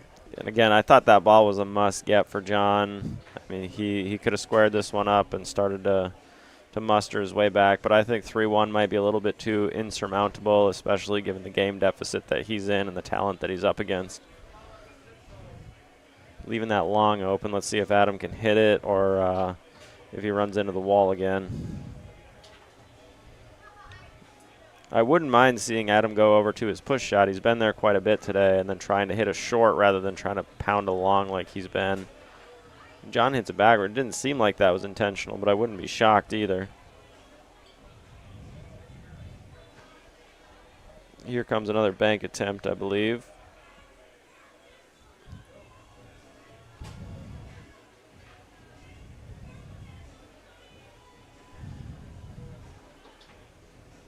Well, that was a good shot. He rips the pull, and he had the opportunity to grab it on his 3, too, let the ball squibble by.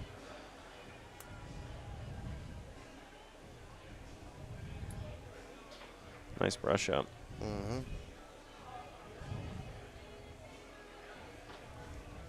John really digging in and leaning in defensively here.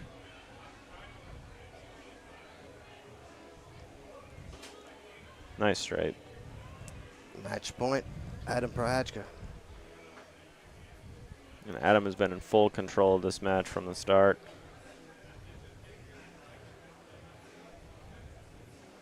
I think we see John try an outside bank pretty soon here. The big outside bank? The big outside bank. Maybe not from here. Now that he's in this position, I'm led to believe that he's not going to do it, but he has a good outside bank, and the way that Adams positioning his goalie rods, if he can get it by his 5 bar with a decent stroke on it, it would go in. To close out the match. But John is there.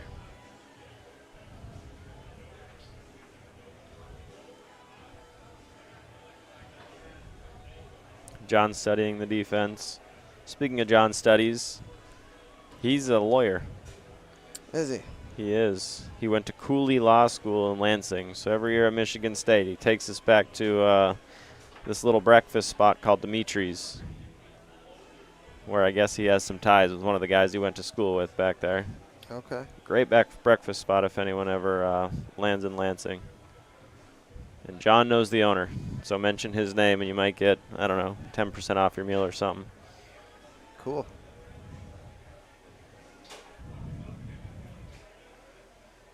It's a totally fictitious discount, by the way.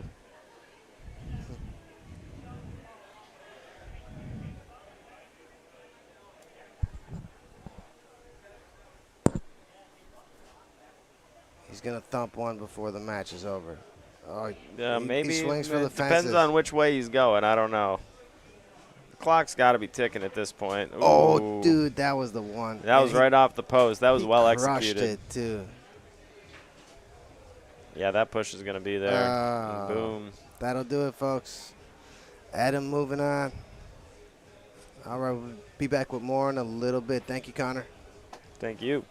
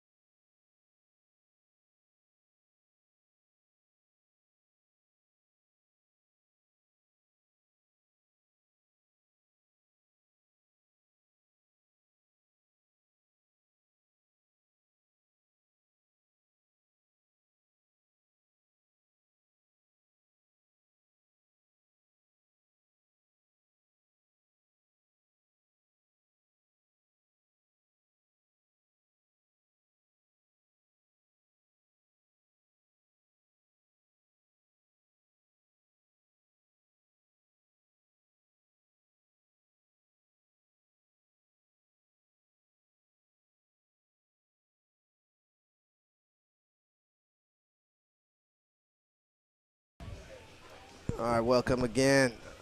We have open mixed. Let me check and see where they are in this bracket. Yeah, I think they're playing for 5th, if I had to guess. No, it's got to be it's flight format, right? No, it's championship. You're kidding me. Oh, this is for 7th. Does that mean they're on the... We got a championship format? Let me see this. They are playing for 5th, 6th. So open mix is championship format. It is. Oops. They're playing to get in the winners bracket semifinals. As Hannah warms up front. Although I'm not so certain she's going to touch those rods in the middle of the match.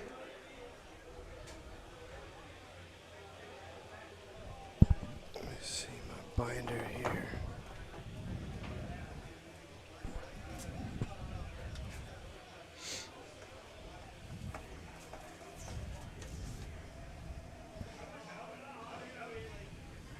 Championship? Yeah. No. It's not. Yes, it is. Oh, it's 3 out of 5, 2 out of 3. Championship format. Oh my gosh, I didn't know we had one of those. Barf. Nah, I'm just kidding. It'll be fine. Foosball's foosball. I do like the fact that it's nice and neat and you could complete it, essentially in one day. Yeah, the champion will be determined today. I don't think you'll find out who 3rd place is till Yeah. afternoon tomorrow, Yeah, but that might take a little longer. that's fine. Wow, I can't believe that though. But Ryan helped Brett formulate the schedule to work the flight format. So I didn't know everything on how it worked out this year. But it's all trial and error and testing to see what we prefer and what we don't. Yeah, and championship format makes things very interesting. I mean, it feels like there's more pressure on the top players because you lose, you're not winning that event anymore. So you really need to bring your A game from the start. And, a couple upsets and a sleeper team can get in. I mean, for example, here we have Randy and Jess on the left, which both are very, very strong players in their own right. But, I mean, Hannah's got to be one of the most decorated players in the game right now, and Tommy he's a 2-time World Open Doubles champion. I mean, he's like an number absolute 2 baller. or number 3 right now. Like, Yeah. Hannah's number 1. Mm-hmm. It's gonna be like Just a 2 straight monumental team winners. Yeah, and they seem to play open mix together a lot and don't spend a whole lot of time losing, either of them. Do you know why? Because they're both the best. Yeah. I mean, At that what they sums it do. up. But this event's sponsored by Ben Small Engines. Ben Krieger. He says Krieger, I say Kruger. I think Ben probably has his own name right. Well, I don't know. It's spelled the same. Yeah. Tomato. Mm-hmm. But we appreciate Ben Small Engines, and we're so grateful for his sponsorship. And I go to Ben Small Engines all the time to take care of my snowblower, take care of my lawnmower. They soup up my granny's lawnmower, and she has, it's called a Great Dane lawnmower, and they don't make them anymore. Yeah, I've never heard of that. But Ben Small Engines is still souping up granny's mower. Like, she likes to go fast. And they try to give her a Cub Cadet. She doesn't want the Cub Cadet. No. It's not fast enough. She needs a Great Dane. Yeah. So, anyway, Ben Small Engines soups up my grandma's lawnmower, and it's awesome. Yes.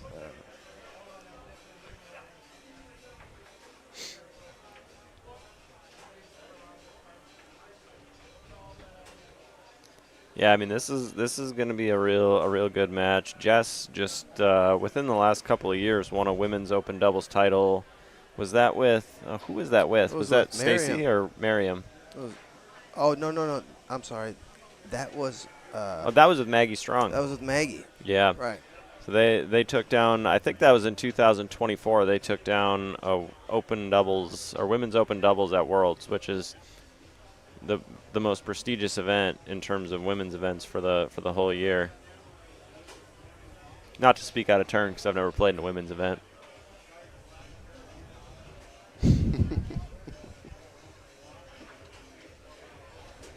Yeah, if anybody locally is interested in signing up their kids for junior events tomorrow, we have free junior events, and those are junior singles at 11:30 a.m. and it's free registration, free entry fee. Teddy said he'll cover your entry fee. Yeah, it's free. They don't need me to. And then junior doubles at 2 p.m. So it's something fun to do. Yeah, I mean, the juniors, they're the future of the game, as you know, as SETA. But, I mean, Mike Stahl and Foosball Clubs USA, so he has started up several foosball clubs across Michigan and the country, I believe. But a couple of his players from Michigan are here this weekend. Yeah, Tony's got one of them in the ProAm right there. Yeah, and Tracy McMillan has the other. So Noah is the goalie behind Tracy McMillan. They took us out of the Pro-Am. Some proud parents looking on, and Tony's partner, I believe, is the other. So that he said that Mike told me that the kid that's playing with Tony is Noah's best friend. Okay. So this must be pretty fun for them. I don't even believe that they understand the magnitude of what it's like to share a table with Tony Spredeman and Tracy McMillan and what legends of the game they're on with right now. And I'm sure their parents don't either, but Boy, that would have been a fun one to have on the pit table too. it would have been, yeah. All right. Ready to go here. Randy's going to start off. Welcome to Appleton, Randy Raposo. His first time here. We're happy to have him here. Out of the great state of Alabama, I believe. Really? I thought he's from like Philly or something. He's from there, but I think he lives and is located in Alabama now. Yeah, it's so funny that he has that Philly accent and then he's living down in Alabama with all these country folk or wherever it is that's down south. Great steal by Randy. We'll see how he adjusts. I mean, Hannah, we talked about it a little bit earlier. She's one of the best rollover defenders in the game. And I think Randy exclusively shoots a rollover. I know he's got a good pull shot from the back. Yeah. All right, here's Tommy. Our first look at him on pit table 1 this weekend. Goes push shot. Is he any good at foosball? It's pretty good. He's pretty good. You might say so. I do have a points list. Look, my kid made a points list, and Oh, yeah. Tommy is number 4 on the combined points. Yeah, and, you know, he's behind Brandon and Jacob and Tony, and you have to wonder if Tommy hit as many tournaments as Brandon did or as Jacob did, if he would be above or around the same points level as them. Because wherever he goes, he seems to dominate or at least compete at a high level. What a split there by Tommy. Oh, yeah, he's going to be in the finals of everything, right? Yeah. Yeah, I had the pleasure when I was learning how to play foosball to this level in Tampa, Florida. Tommy was just starting to come up, and that was around the time he won expert doubles at Worlds, and I think he won pro doubles at Worlds too. And watching him go from that to being one of the best players in the world has been something. Yeah, he sure came up quick. He did. Randy and Jessica holding their own so far.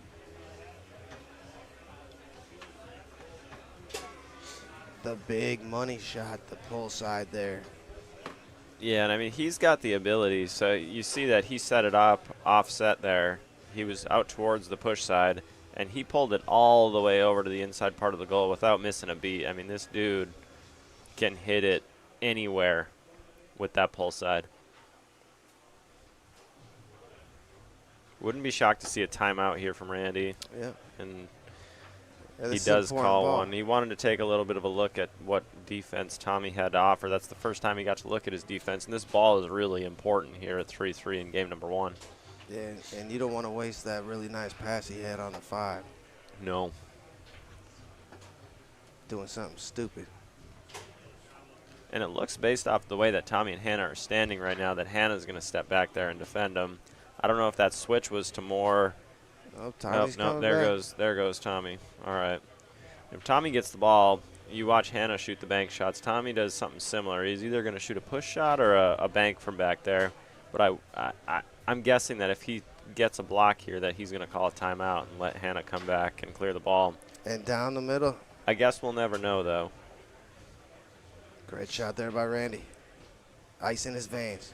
Yeah, and I mean, this game is a must-have for Randy and Jessica. I think if you get down in a hole to these two on the right, there's no coming back from that. I agree.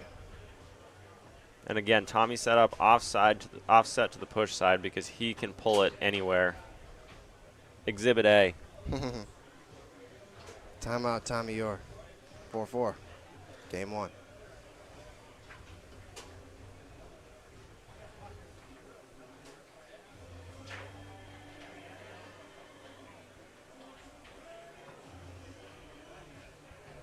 Do you think that kid over there guarding Tony Spreadman has any idea what he's up against? Oh, yeah. I don't know.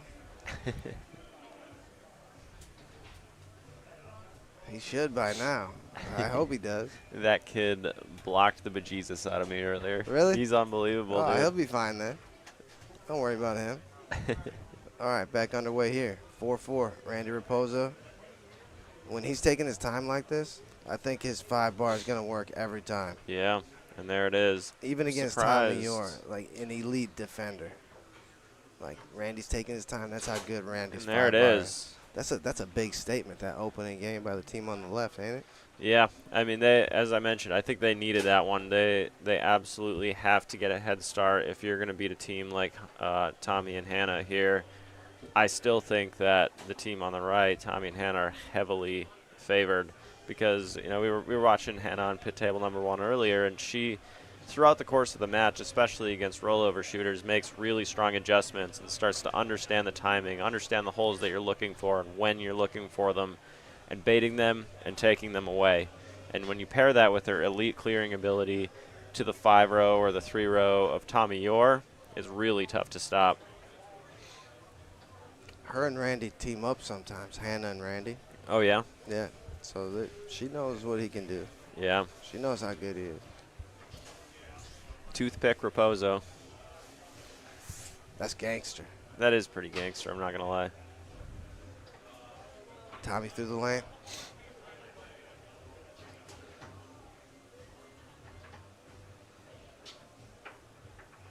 Ooh, good defense there by Jessica. It's a tall task for someone to clear, anybody to clear against Tommy. It's tough to get any shots by him. I agree. Yeah.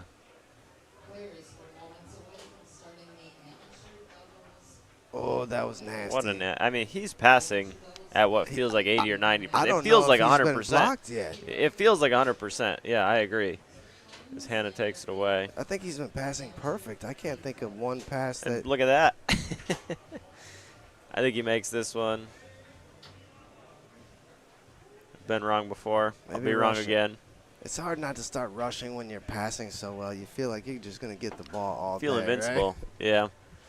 I really like this position that Hannah set the ball up in because, number one, you can hit a pull shot from here and hit a stray, hit it down the middle, hit a long, essentially like hitting a pull shot from your 3-bar. But also the banks are open from there. You get a rare turnover from Tommy, and you get a rare 5-bar shot out of Randy, who's been passing 100%. Yeah. I don't like that move there. Easy for me to say sitting up here, though. Yeah. All right, here's Tommy rocking down the middle. Try to go back down the middle.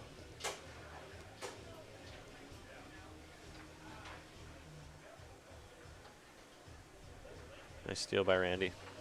That's got to be his first drop.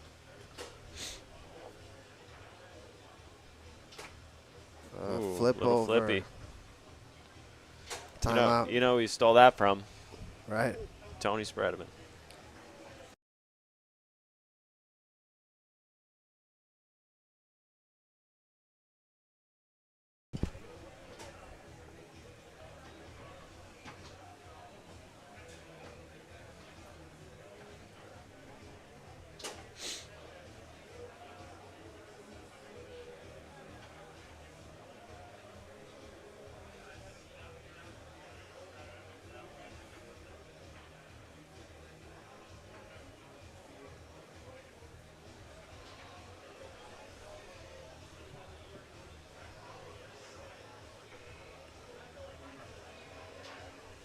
All right, after that timeout, we're back underway.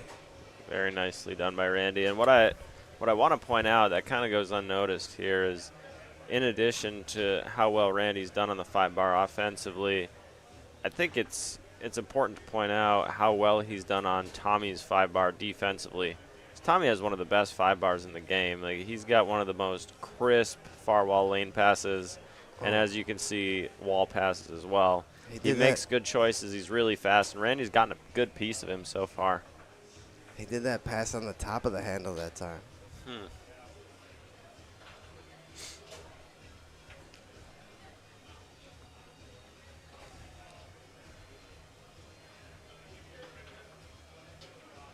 Ooh. I thought that was going in. Yeah.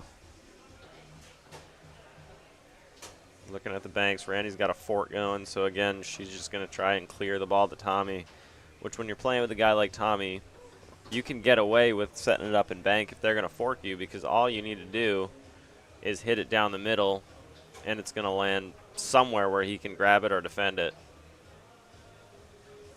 Even though the ball now is in Jess's zone, she has to go by Tommy, who's going to steal that ball quite often. But another testament to Randy's 5-bar D, who takes it away again. Oh, that was a good downhill brush. That ball came in hot, spinning hard. Randy couldn't hold on. Here's that spot where you can shoot a pull. Oh, and now she sets it up in the standard bank position. Randy's kind of taking away the fork, so you can see she goes away for the, or she goes for the outside bank there, and it kind of squibs to the 3-bar of Tommy.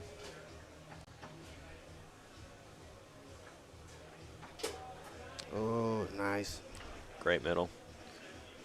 And this is why it's essential that you get a game one against a team like Tommy and Hannah, because they're coming back. Ooh, nice cut back there from Randy.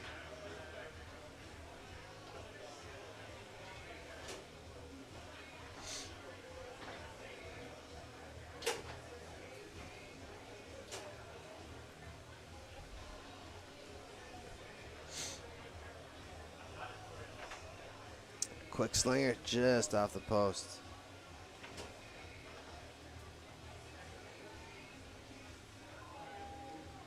Randy's got that fork back on, so Hannah will go down the middle. I mean, that's really all she's paying attention to, is where is Randy's 3-bar? How can I clear this ball and make sure that my partner has a chance to grab it, or that it lands somewhere where he has a chance to defend it? And that's a rare mistake from Hannah right there. It's all the balls. You see Tommy losing the ball and Hannah losing the ball. It's not them. It's the balls. They're terrible. But it doesn't matter. And you knew that that double master team was going to come back with a vengeance after that first game. Of course. Well, and that's why we needed them to get that first one, because now if they didn't get that last ball in the first game, now they're facing a 3 straight. a 2-0 Steamroll deficit. Now, yeah, I mean you can get away, maybe steal 1 or 2 more games here if you're Randy and Jess, but if you lose that first one, you're kind of in trouble.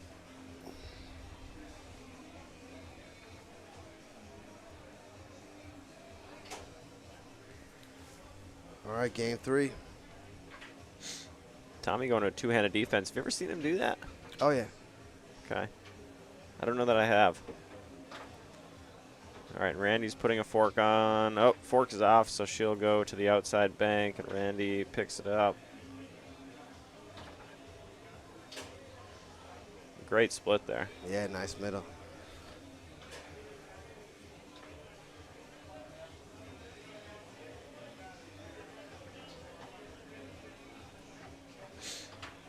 Like I said in game 1, I think game 3 here is a must-have for Randy and Jess. Yeah, they got to have it. Need to keep the pressure on, because as soon as the pressure is off for those two on the right, they're going to play free, and they're gonna take it away. I'm thinking when Randy takes, 5 seconds on his 5-bar and just does like his checks and takes his time with that brush, he's like passing 100%. Anytime. Yeah, 100%, like for sure. With the quick ones, that's the only time he's getting blocked is like the quick ones or whatever. But he's passing like 100% when he's taking his time. Yeah. Hannah with a nice clear there.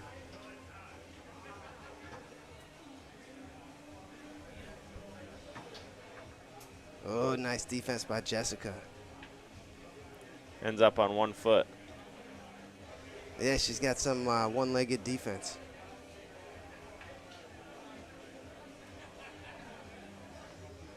Steal by Tommy.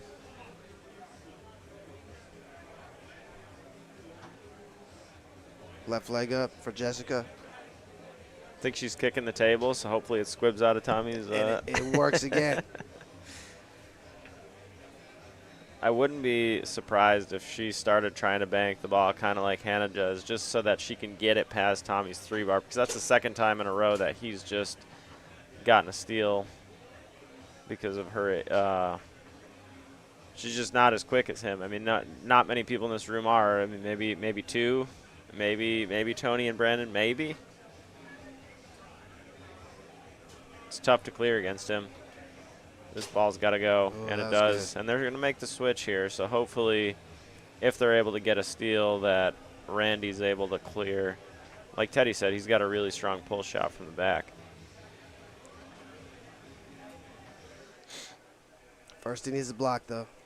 Yeah, and you can see he's really not showing much pull side here. He's kind of floated to show it a couple of times, but he's staying on the pull, and Tommy exploits the push side because you have to give something up, right, Teddy? Yeah. Can't be everywhere. Be nice if you could be. Just got to move fast. Tommy's in the back here. Oh, nice one. Randy is pounding those corners. Both sides. I mean, the shot before, he hit it all the way out to the push corner, and there was a nice strong pull. This would be a huge block if Randy's able to grab it. And he's gone to the reverse D a little bit. Yeah, he's got to clog up that pull side, take away that big, giant, deadly pull side. Timeout Tommy, but that's what gave up the easy push side last time. Yep. You got to pick your poison, and really, I mean, Tommy's bread and butter is that pull side. He can hit it from anywhere at any time, and I don't even think Randy felt bad about that push side. I think Tommy's been abusing that pull side so hard that Randy's like, okay, you wanna take that pull side. Gonna make you do I'm something gonna make you do something different, and right? That was a really good push side. It was really good. Yeah, and he did it quickly, and that's why he is the best of the best, right? Yes, sir. More smiles on Tony's team over there. All right, here's Tony and the kid.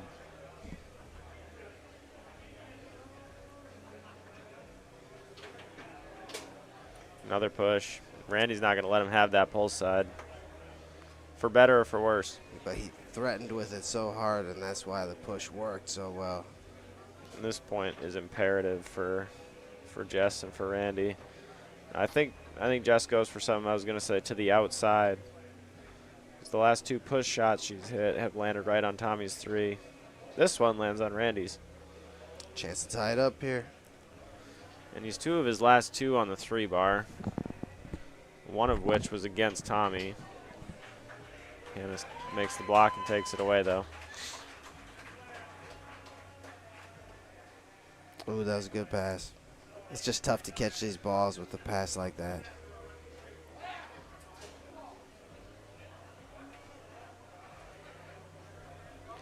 Randy's put his men down on the outside wall. Yeah, I see that. A few times now. Is he doing that every time? I don't know. That was the first time that I've noticed it. And Jess with the one-legged flamingo defense makes the block on Tommy, but she'll have to do it again. See, it's good luck. Put your left leg up like that. Ah. Not good enough. Not for middles, I guess. No, not for middles. Only for corners. 2-1 lead in game count for the team on the right here.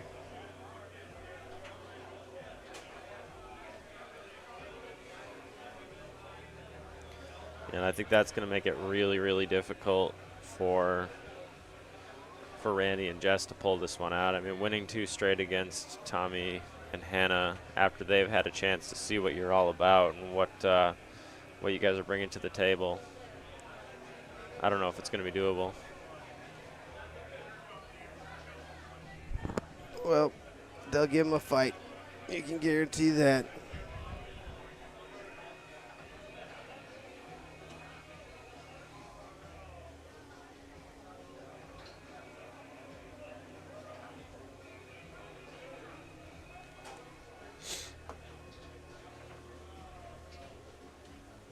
Oh, yeah. You see how that one got away? Just squibbed. He never even really Yeah. put it into play. Yeah, but so when these balls move slower, they travel like they'll curve harder. Did you Teddy, notice it's that? you and the balls, man. They're not that bad. They're lumpy.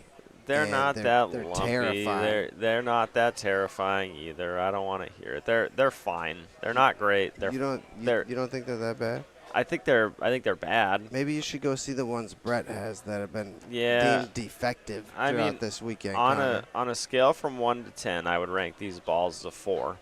I would rank the balls from That's bad, bro. TKO. Well, I mean, on a scale from 1 to 10. All right, I mean, what's the the- 5 what- being the average ball. What And do you then rate if the TKO The balls? TKO on The day first on the batch. day 1, the first batch, those were like a 2. And then the batch that came out on the Saturday, those were closer to average. They were like a 5 in my opinion, but I mean, of course, we're accustomed to playing with the best of the best. And really, I will say, the day one balls were a 1. Yeah, And they were in bad. the second, They were bad. The second batch, I would give a 3. yeah, I mean, they were better. They were better. Today, you could give it a 4, and I'd be okay with a 4. But They're- they're not they're better fine, than a yeah. 4, bro. No, I never said they were. Well, All did right. I say they were a 5? I might have said they were a 5. All right, we'll agree No, on 4. I think I said a 4. We'll agree on 4 then. Yeah, they're not great. They're not great, they're but they're 4 is terrible. Out of 10, if your kid comes home with a 4 out of 10 on their report card, what are you going to tell them? Good job. No, Connor. Get back to work. Oh man. Oh, nice middle there. Randy's hit a couple of good middles on Hannah. He sure has. I think we're going to see a far pole. Yep, there it Ooh. is. I mean, he sets it offset, and it is so difficult to justify to yourself going all the way out to the pole side. But he just hits Ooh. it. He just hits it.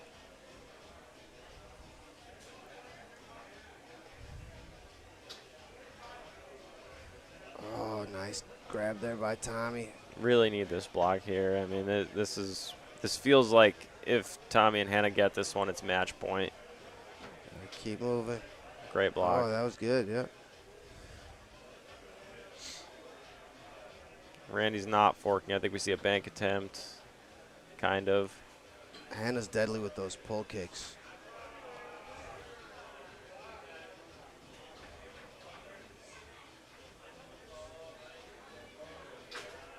Wow. It was perfectly That was placed out. That was out on the post, man. That Yeah, was how- that was an incredible shot. how you heard it clip off of the Yeah. post like that, then you know you hit it right. That was precision.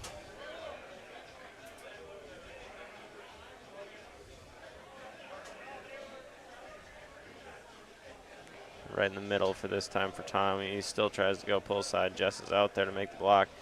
You know, that was unorthodox using that that left hand there, but I kind of like it. Just get it out of where Tommy can grab it. Quick. It's such a chance, though. I want to take shots. I suppose. But yeah.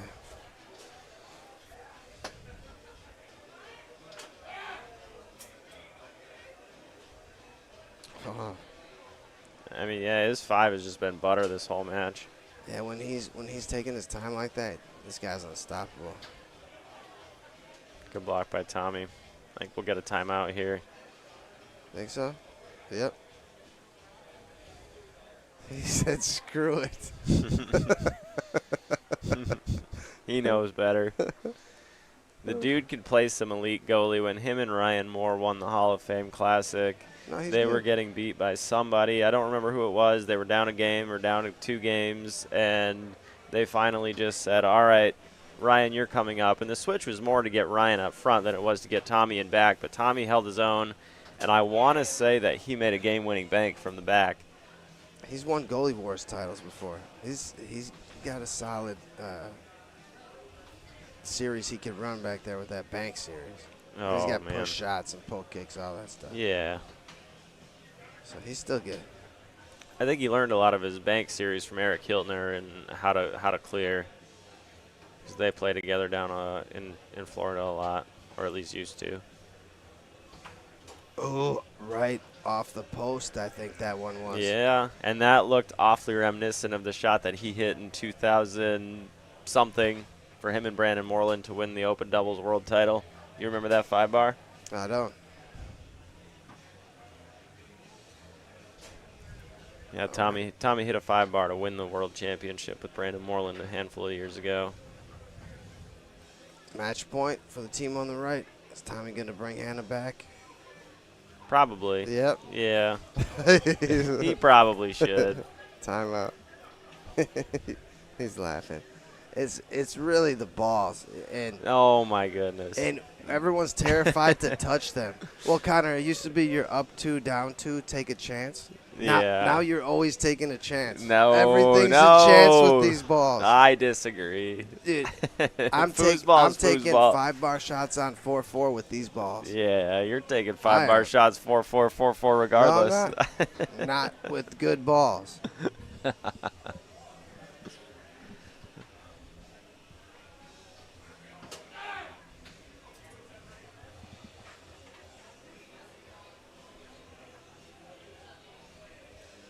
All right, back underway. Here's Hannah Buffkin. Trying to close it out from back with a bank. Looked at that big deep one. Oh, wasn't. It was an illegal. I didn't. Oh, that was an illegal pass. It touched Tommy's 5-bar, so I see. illegal forward movement or whatever. I see. Small window for Randy to get his team back in this one. But Hannah's defense keeps it out, I think that was blocked by her outside, man. and that'll do it. Hannah and Tommy moving on. All right, we'll be back with more in a bit. Thank you.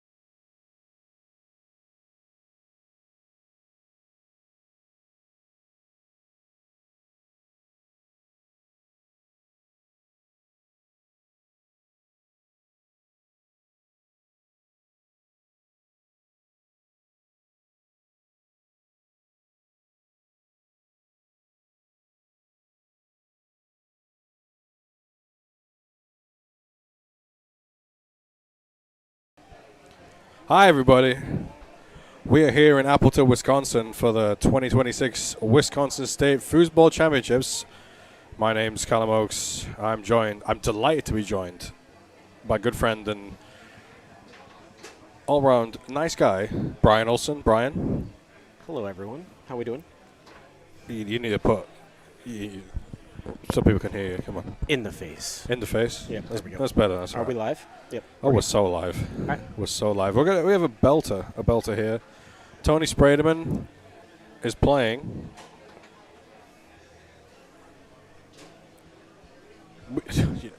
As professionals, you think we'd have this information ready. This is Brian's fault. It's always my fault.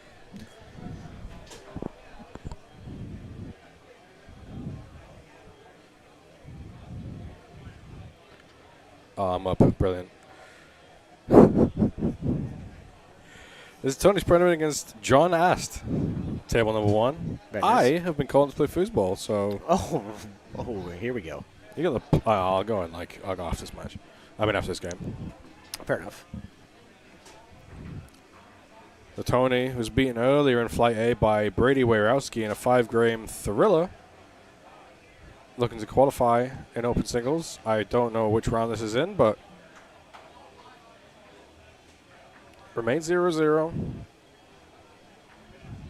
So what do you like strategy-wise here, Callum? What do I like strategy-wise? Yep. Putting the ball in a goal hole. Well, passing scores, obviously, Pass the the best score. strat. Are we talking about Tony? Or are we talking about? Well, I think we all kind of know Tony's strat is, 2 to 5, Yep. work the wall, Yep. work the push side, and then kind of go off that. But if you're playing Tony, If you're playing Tony, you gotta try and take away the strengths, but do you want to match his speed, or do we slow it down? You want to slow it down. You want to slow it down? You can't match the speed. As John Ast takes a 1-0 lead.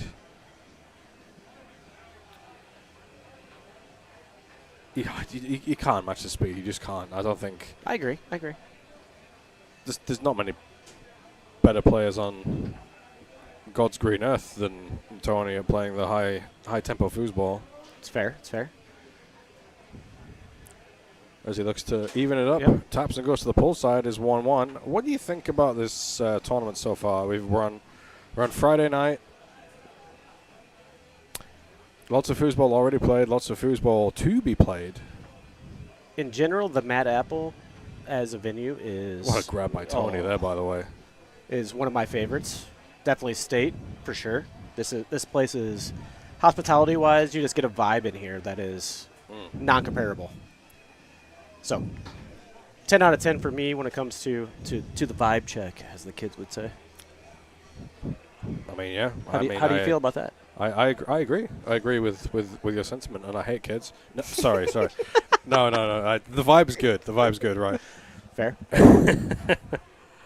Yeah, there's just a good feel about this tournament. There really is. Everybody's very nice. Yes. The Yeah. standard- All the locals are extremely welcome. Absolutely. Yeah, it's amazing. 100%. And the standard of player here is frankly outrageous. Yeah. We got 70% of the top 10. Well, the reputation of this tournament's getting around, and all the big time players are starting to recognize that it's, in the added money. Yeah. I mean, that's certainly an incentive. Yep. And this sponsor is Ace Golf Systems. by Matt Weber. By Matt Weber, Yeah.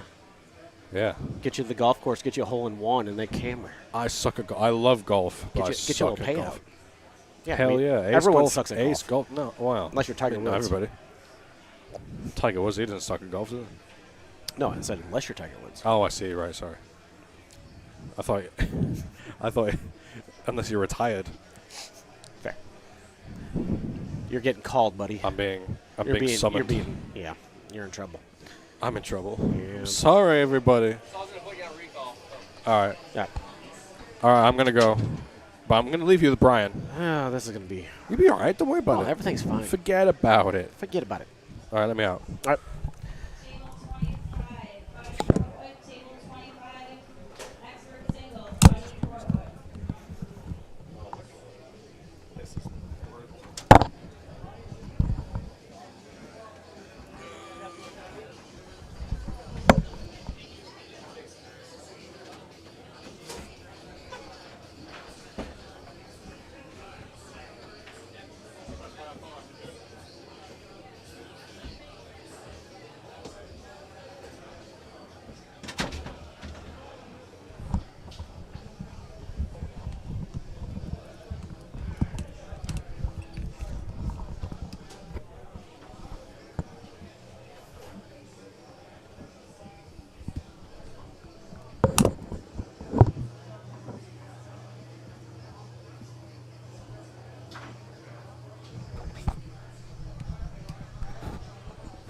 All right, we are back. Here we go.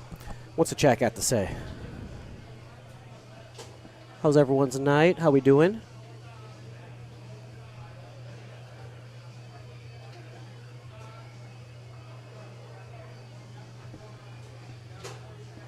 All right, we got one game up, Tony. Looks like he's working that offset to the push. Little short push there. Love that.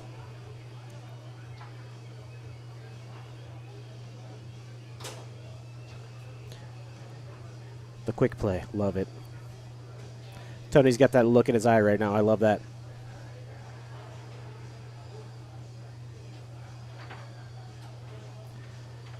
The left-handed far wall slinger.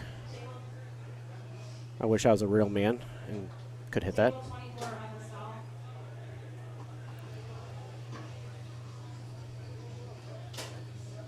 Very good, very good. A little thick to the push, back to the pool.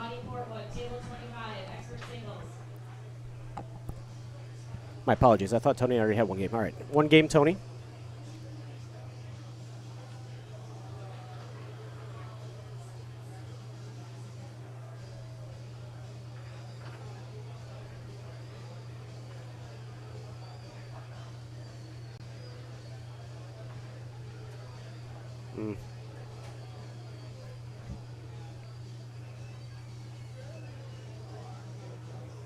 See how Tony reacts to that. A little quick lane block.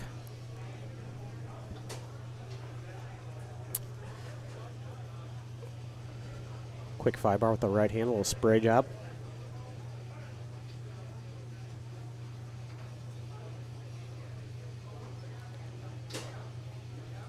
Nice shot by Tony. I love the pace he's keeping him on his toes. Never let him think.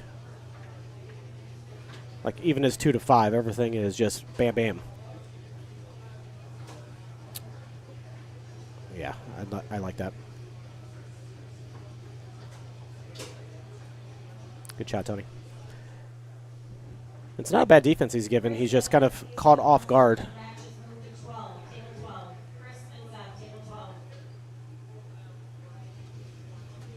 Ooh, good block.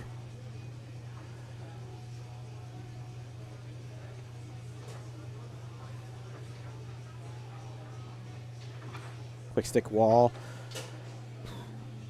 Great up and back.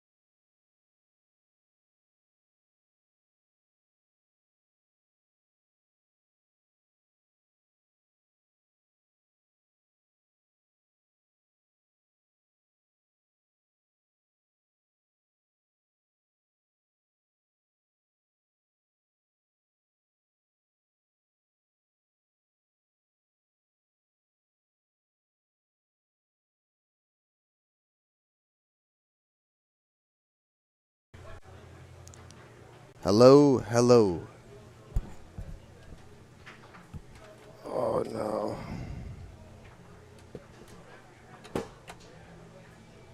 Hello, hello. Mic check, mic check. Can you hear me? Mic check, mic check. Can you hear me?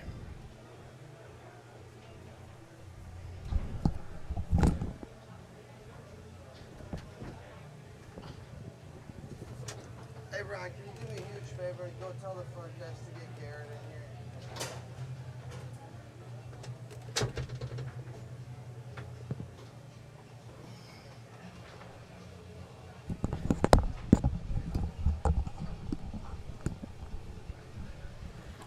Mic check, mic check.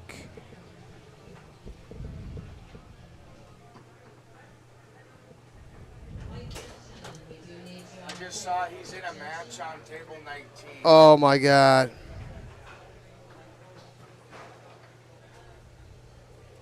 Should I go tell him the official timeout?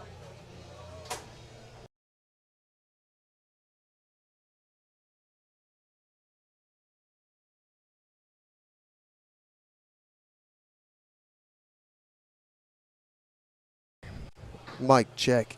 It's working, Ron. Mic check, mic check. Hey, can you hear me out there? Somebody give me a thumbs up, please. Anybody, somebody. Can you hear me? I think you can. I hope you can. I'm just going to ride with it here. This is game one. Tony Spridman on the left. Ahmed Taha on the right.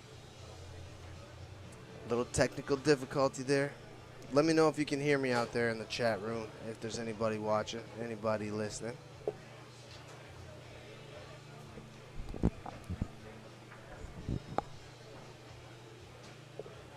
Mic check, is anybody listening?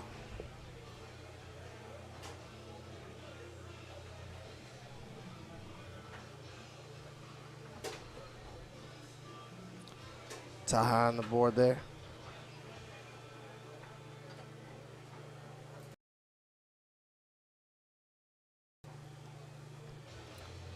Mic check, is anybody listening?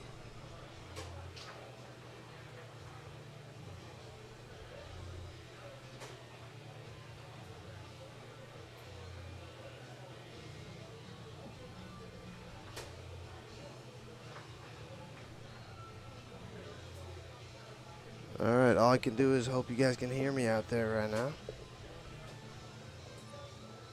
And that'll do it for game one.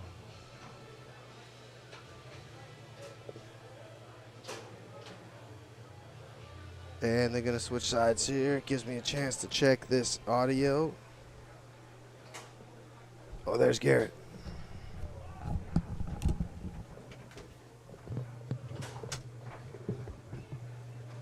Garrett. Garrett.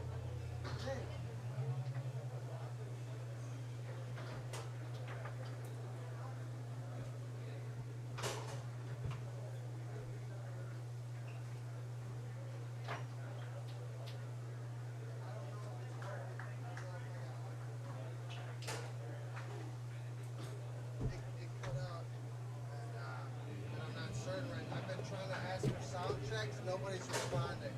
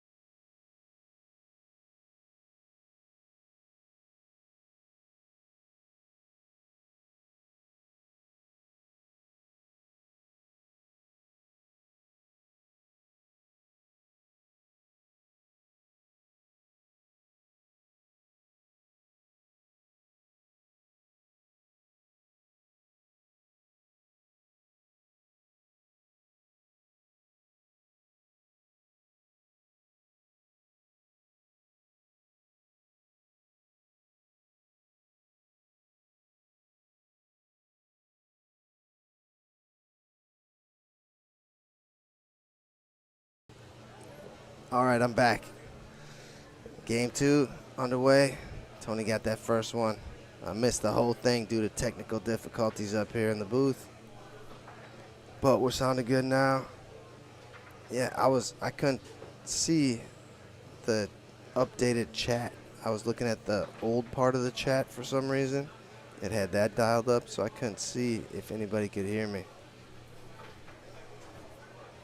But thank you all for the responses. All right, Tony down the middle after that hitch to the pull side.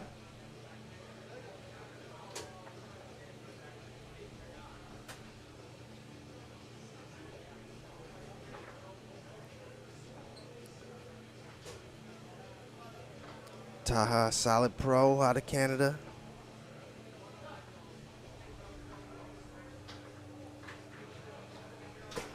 Last year, Taha and Jeffrey Schneider won expert doubles, and they did really good in open doubles too, I think.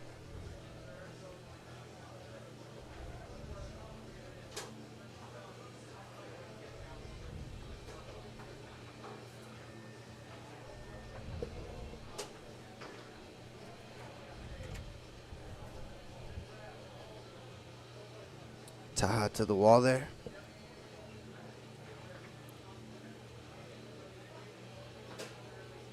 John Wayne's through the gap there.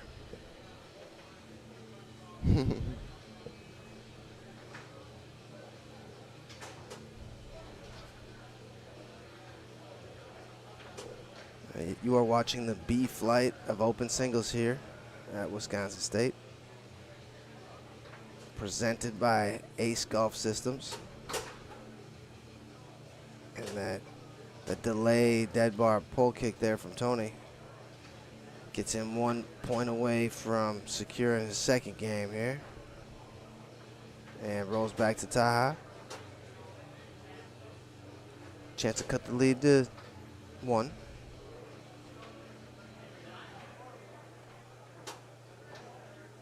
Table 26, Justin Pfeiffer. Table 26, expert singles.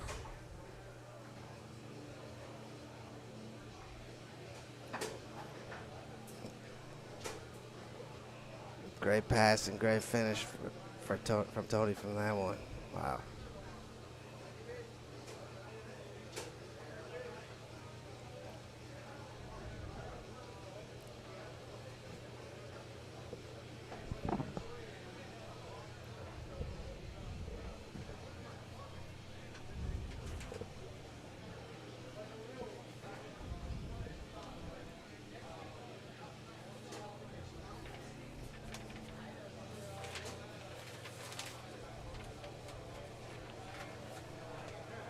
And tomorrow's a big day. We have the Hall of Fame ceremony where Garrett Schirkenbach and Bud Sprideman will be inducted into the Wisconsin Foosball Hall of Fame here. That is at 4 p.m. We have beginner doubles at 10 a.m. tomorrow. Rookie singles eliminations at 11. Pro doubles eliminations at 11.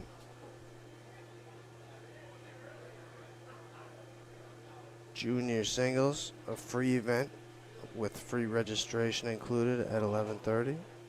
Expert singles eliminations at 12 p.m. Open singles eliminations at 1 p.m. And we'll go through the rest later. But busy Saturday for us lined up. Nice save there by Taha.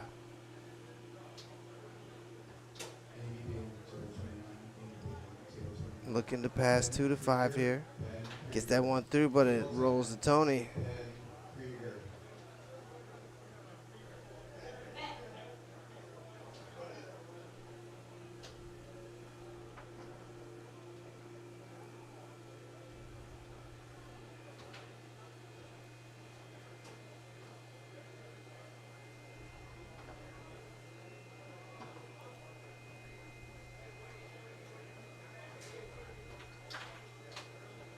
Ooh, just wide.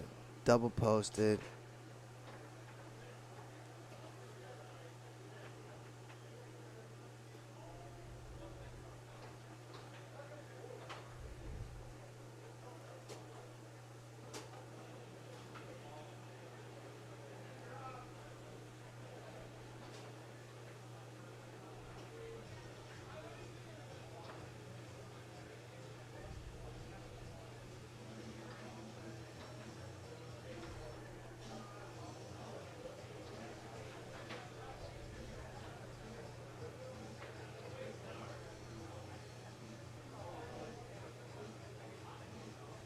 Oh, the steepest chip I've ever seen right there by Taha.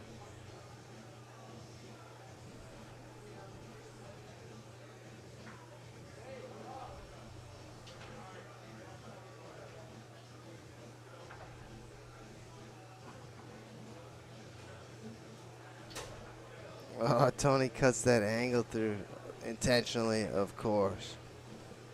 That was awesome.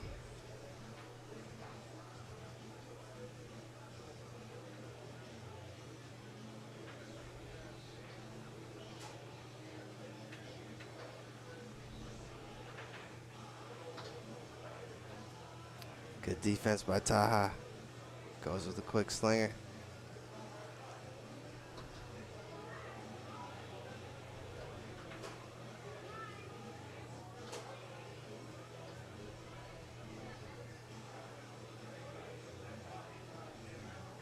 Oh, that was a good pass too. Just couldn't quite hold on.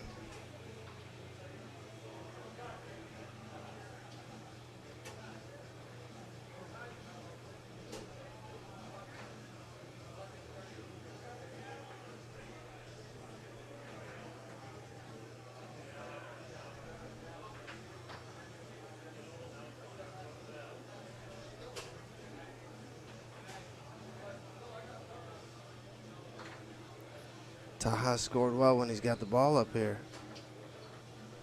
Oh, long on goal, but dug up by Tony. Comes back to Taha.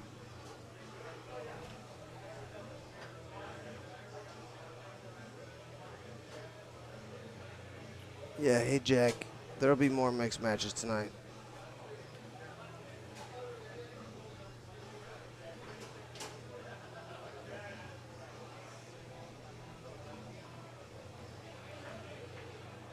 Table 11, Richard Williamson, table 11.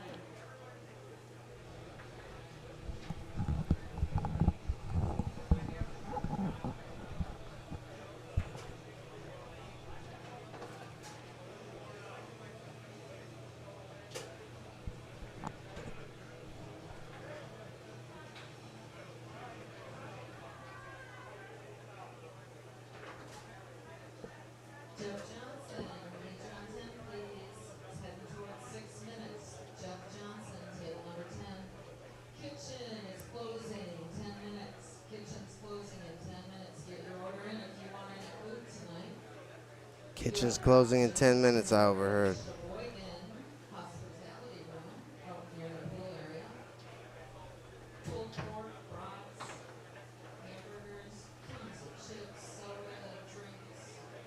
Six nachos are pretty darn good.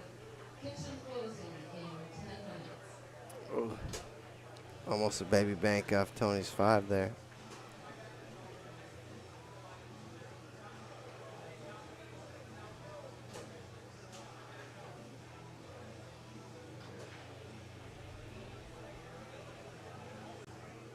Oh, what ball handling. Taha gave him the wave because he probably says he's jarred him if he give him the wave. But Tony held on to it anyway. But what ball handling that was. I wouldn't have held up for that either. I'd have jarred him too.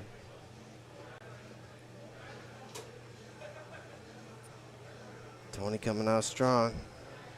And he's looking like he's going to be, this will be his 3rd game, and he will be in the elimination portion.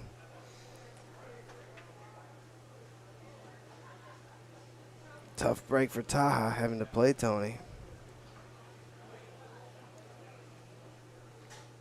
There's just 10 more minutes for the kitchen. a shot. Timeout. Maybe Taha.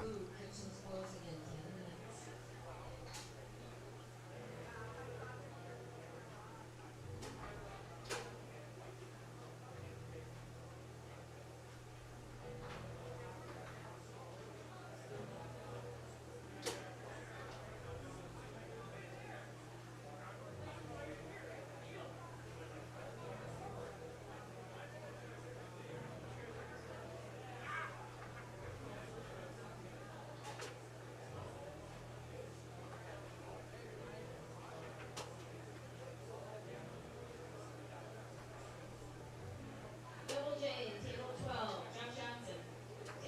Table 11, table 10, double J. All right, after that timeout, Taha puts it into play.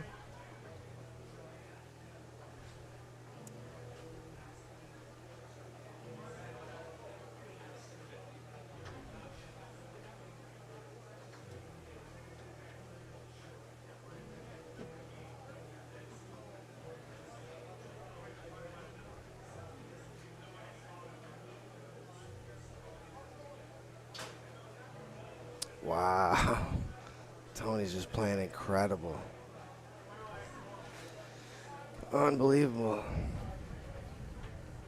That's all I can say about that. Great match by Tony. All right, guys, we'll have more for you shortly.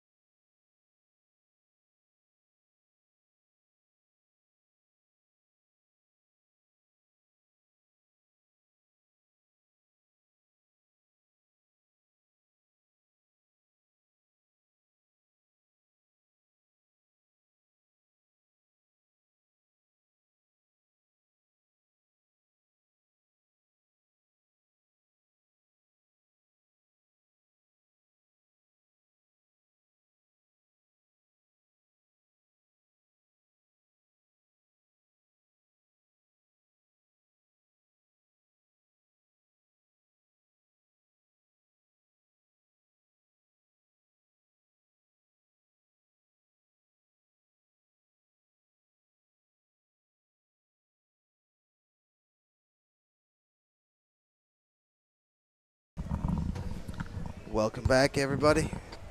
Hey, everybody. Ron Olson back in the booth. This is the final of the Pro-Am. This team played each other. Was it for King Seat?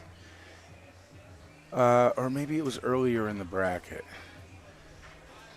It's kind of frustrating with the new software. I'm not used to it yet. Yeah, it's tough to... I think it's good. I'm just not used to it yet. Yeah, me too, buddy. I just want to make sure that this is the final.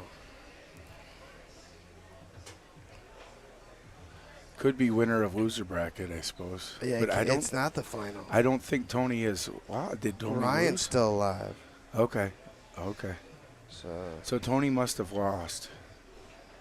Jeez, I can't tell you if this is...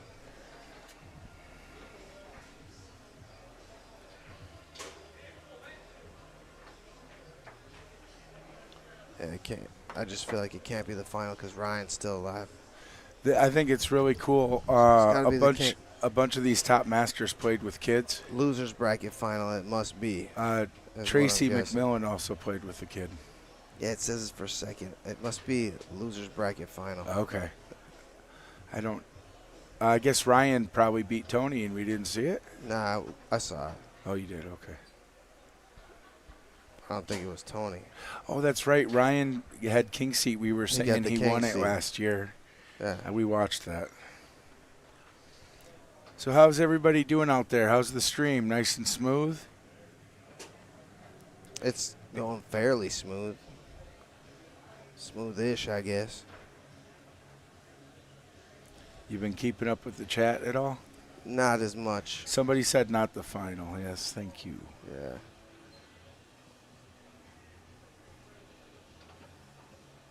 Tony through the lane. Oh, picked up by Paul. Right to his 3-bar on the wall. I guess that's a good reason to always just leave your 3-bar against the wall like that. Right. Might land there.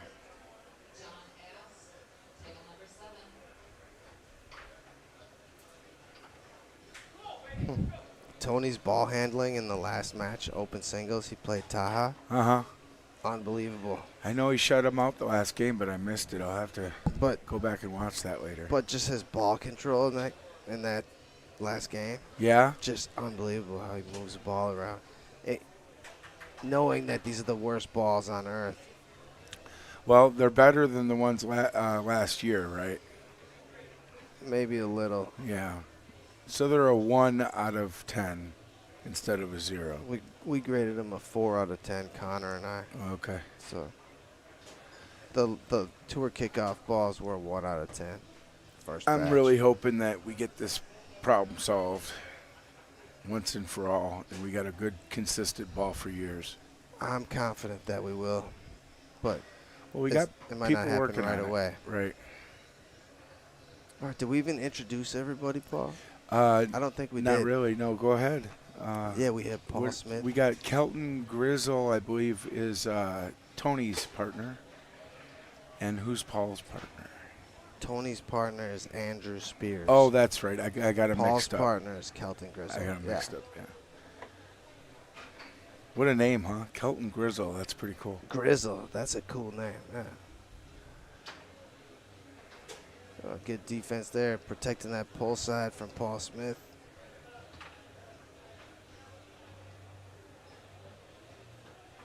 Oh, nice shot by Andrew. Yeah, Andrew gets Spray one. long push That's out of the back. That's the second time I've seen him score that. I played some pickups with him, and he is good. He's good. That's great. This is one of Foosball Clubs USA's prodigies here, guys. Michigan. Michigan. He's in Michigan. Andrew's a Michigan Michael guy. Stahl has been working with the kid, Tony's partner. And they got tables in their school, and Andrew's probably playing there all the time. I think he's also doing Facebook shorts and stuff of the things he's working on. Is that him? I think it's Andrew. I'm not sure.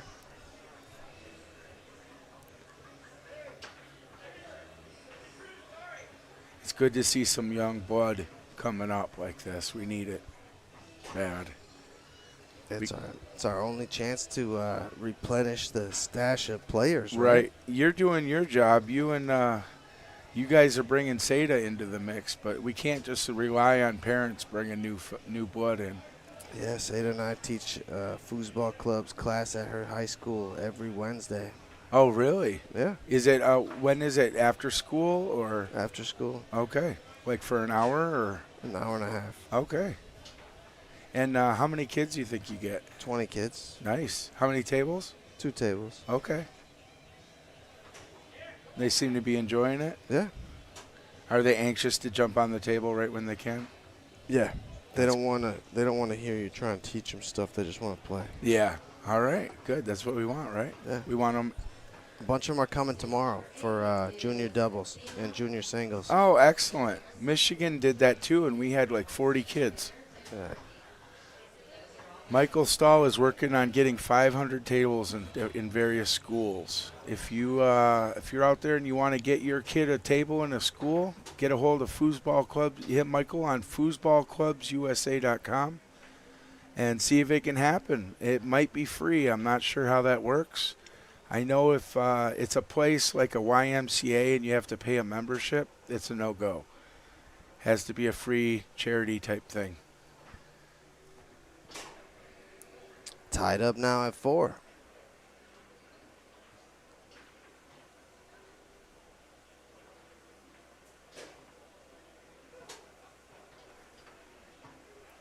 It's a 2 out of 3 matchup here, in case you're wondering. And that'll do it for game 1.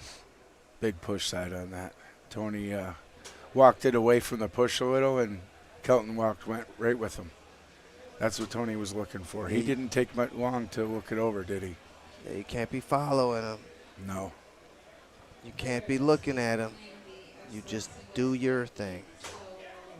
This is, in my opinion, 2 of the best 5 bars in the U.S. Yeah, I really like watching Paul lately. He's playing awesome.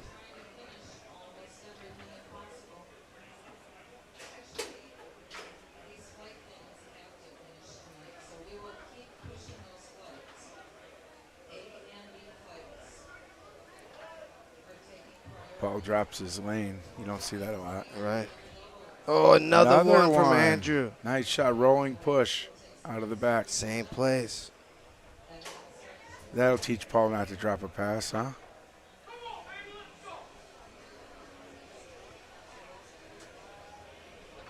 Tony goes into the tic-tac and tries a wall and drops it. These balls are really unforgiving.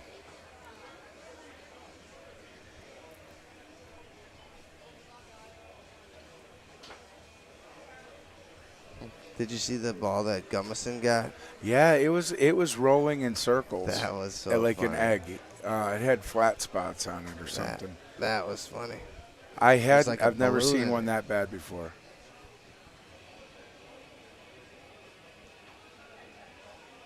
I'm really hoping that problem gets fixed. We don't need to be going backwards in quality.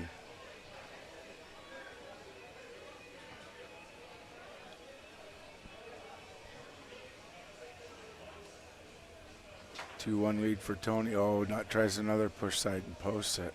Yeah, double. The 3-1 lead would have been big for him. Isn't this second game? Am I wrong? Yeah, it was the first game was 4-4. Yeah, you're right. It was 4-4, and Tony went push side. Yeah. So they just forgot to pull their points. Right. Their game He's only count. a kid, Ron. Give him a break. Well, Tony's on the table, you know. You'd think he'd notice.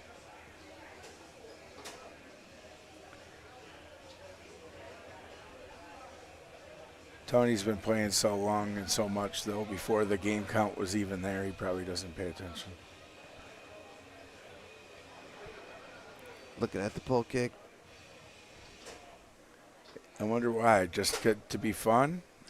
Because he was scoring just fine. Oh, he had a point lead also. Because it's pretty cool. Yeah. Did you hear that thing? Yeah. It is. I love his pull kick. I liked watching him play on Warrior. When he shot that. Sure.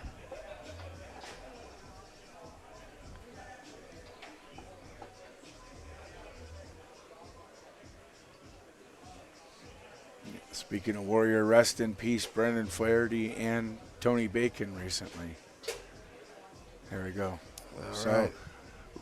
Tony and Andrew Spears go back to the final to try to double dip Ryan Moore and partner. I don't know Brian's partner's name. John Steffens. Oh, that's right. Yep. He won the beginner singles playoff for a master event. Sure did. And I got the biggest loser, the second place guy. Yeah. Yeah, it was a tough, tight game that they played. They went 3 games, and Tyler had 3 points Okay. in the 5th game. So, Oh, it was tight. so it was tight. Tyler was good. We didn't do well in Pro-Am, but If you would have played snake shooters, you'd have done well. yeah. Also, we worked on some things later after the event was over, and he's already improved a lot. He's setting up his push from the back, and he does an open hand push, but he's allowing the opponent to lead him too much and not taking advantage of a straight lane out of that. Once I got him starting to do that, everything's working. So, All right, guys, we'll be back with more in a bit. thank you.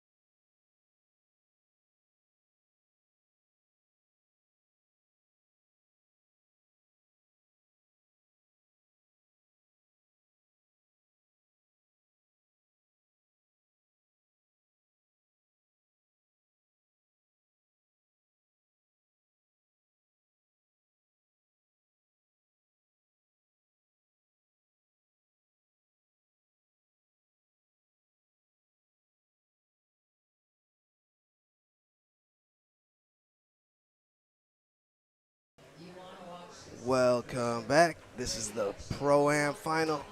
Hey, everybody. A legendary matchup here. Ryan Moore and John Steffens on the left. Tony Sprideman and Andrew Spears on the right. The winner's bracket represented by Ryan and John. Oh, yeah. That's a mistake. I'm sorry. Oh, is it this way? Let me see. Look for that paper. I might have been wrong about the sponsor here. Pro-Am is can you find our sponsor page? Might be the first one. All right, what's that Bell company? Bell Financial. Bell Financial. There we go. That's our sponsor. Bell Marquette, Financial. Michigan. Yeah. So can you see if there's a blurb about them? I didn't see one. Yeah, but yeah. maybe there isn't. Okay. I'll but still yeah. look. Bell No. Financial is our sponsor And it's not back here, right? for the Pro-Am final. And there's a healthy payday for first place. And it's kind of an unhealthy payday for second place. It's $1,000 for first and $250 for second. Ouch. So that, hey, we're gonna get to see these guys play for real. You know You're what I mean? darn straight, yeah. So the sponsor is Bell Financial, and they're out of Marquette, Michigan. Financial planning. If you need any financial planning, please see Bell Financial. They helped our foosball tournament out and sponsored. Put some good money into this event. Yeah. Thank you. We might have to do our sponsorship spiel again later if they don't start soon. Okay. Because Brett might recut the video then. Okay. Right. Gotcha. Good practice for you. Hope you guys are enjoying the commentary, enjoying the show. Thank you. Welcome. There's a message here, Ron. Hi, Ron. I can't read who that's from. Veal. Was that one of your girlfriends? Is Veal? that our Veal? No, that's Papa Veely. Rob Veal lives near Traverse City, Michigan. I've known him for 25 years. Oh, okay. I lost to him in the rookie singles final at Michigan State in 2001. It was Hey. the kick in the butt you needed. Yes. It And sounded like. he doesn't really play, but when he does, he's still a good player. Miss you, Rob. You should be out here playing. Oh. You know what he's doing now? Cornhole. Cornhole, come on. I know. What's his name? Rob Veal. Rob. No more cornhole, bro. Papa Veely. Cornhole. It just sounds bad. He didn't even know what the sport was. It was just the name of it that drew him to it.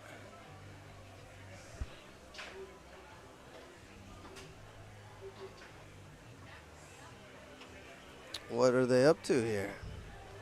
Gonna check change a a pen? pen, huh?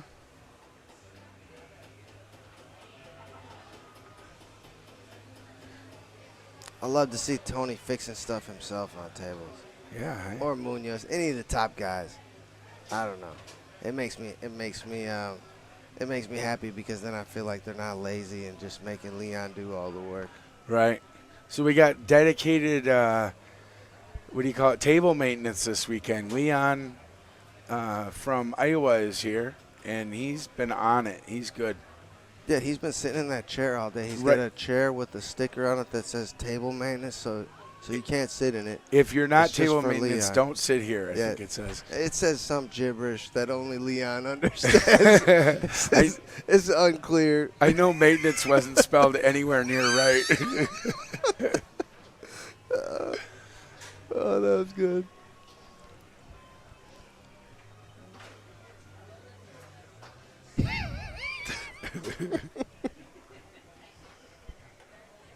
All right, here we go. We got the fist bumps. Ready to roll. This is a big payday for somebody.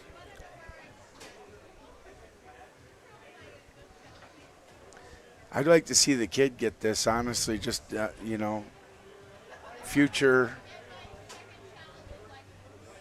We're not supposed to root for anybody, though. No.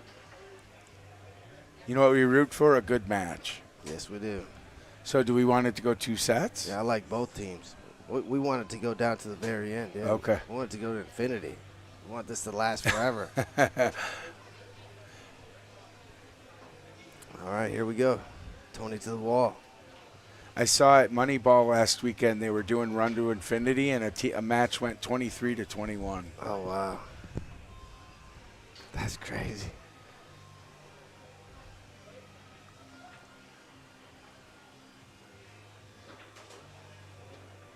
Oh, good push shot there from John. Picked up by Ryan. Oh, that John Wayne is going to be tough for him if he's going to play that aggressive of defense, I would think, on the pull shot. Tony will make the adjustments with Andrew Spears if he needs to. The John Wayne is ridiculous, though. Like, Yes. You need specific instructions if you want to get a piece of that. Tony's on Ryan's 5 so far. 3 failed attempts and then a turnover to Tony's 3.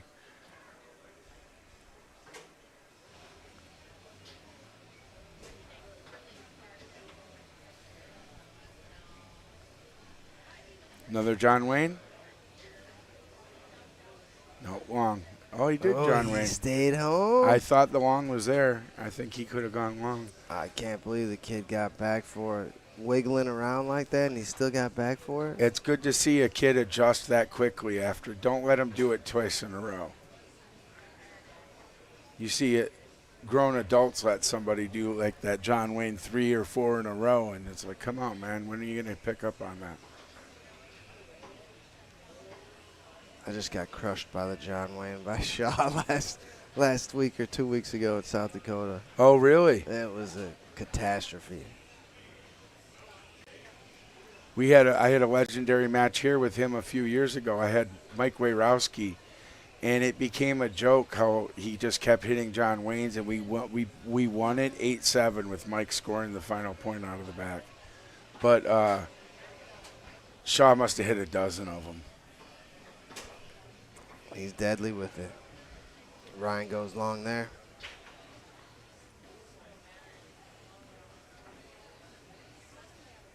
All right, we'll see if John is going to follow Tony. If he's looking at the ball is the first thing I'm interested to know.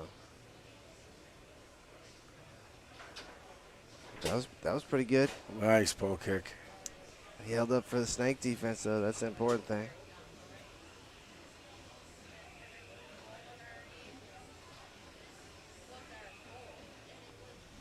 All right, tied up at 2.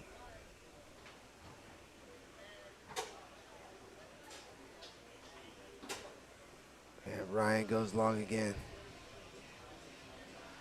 What would you call that setup? It's not really a tic-tac, but Rolling pull setup. rolling pull setup. That's good. Yeah. Do you remember there was a rollerball event that we got to see? That Jim Stevens? Yeah. And Ryan was in it. We got to see Ryan play rollerball with his rolling pull setup. No, when You don't was remember this? that video? No. Early 2000s, I'm guessing, or maybe late mid 2000s, somewhere around there. But it was incredible to see the things he could do with that series, with the rolling pull. Taken away here by Tony. Looking at the pull kick.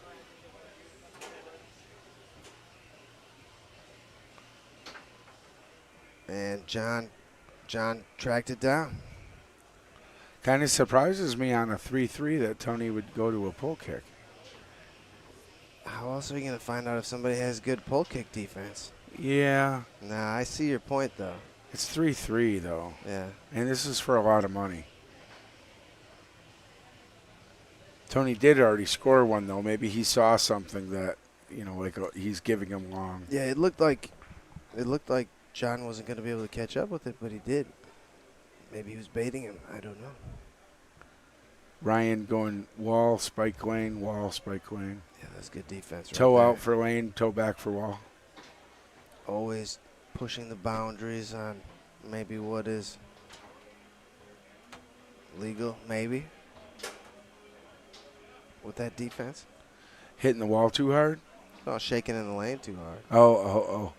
And that's been a complaint before, hasn't it? Yeah, they go back and forth about it all the time. No ref here now, though. Tony's had some success spiking Ryan's lane back through his 5 at least 3 times now. Twice caught it on his 3.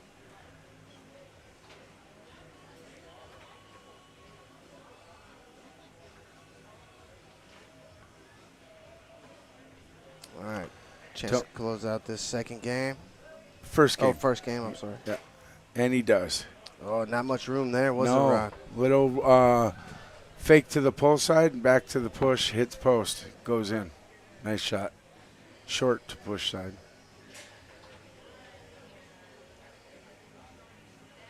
So this is a 2 out of 3. Yes, sir. They haven't been pulling their game count, so just remember Tony's up a game. Tony and Andrew.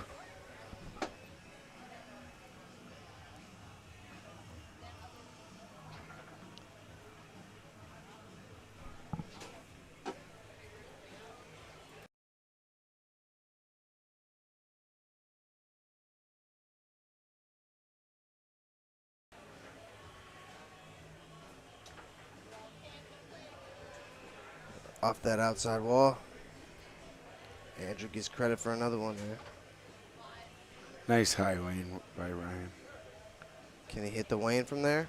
I don't think so. That's his spot for It's it. too far away, isn't it? Yeah, it is pretty far away. Oh, it still worked. He still tried it. It still went to the right place.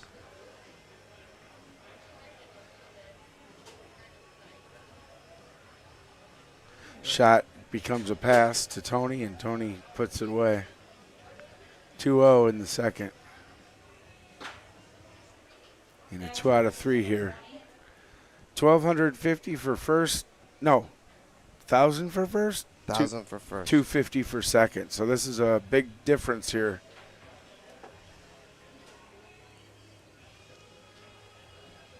Do you get 500 or 125? So $375 difference per person here.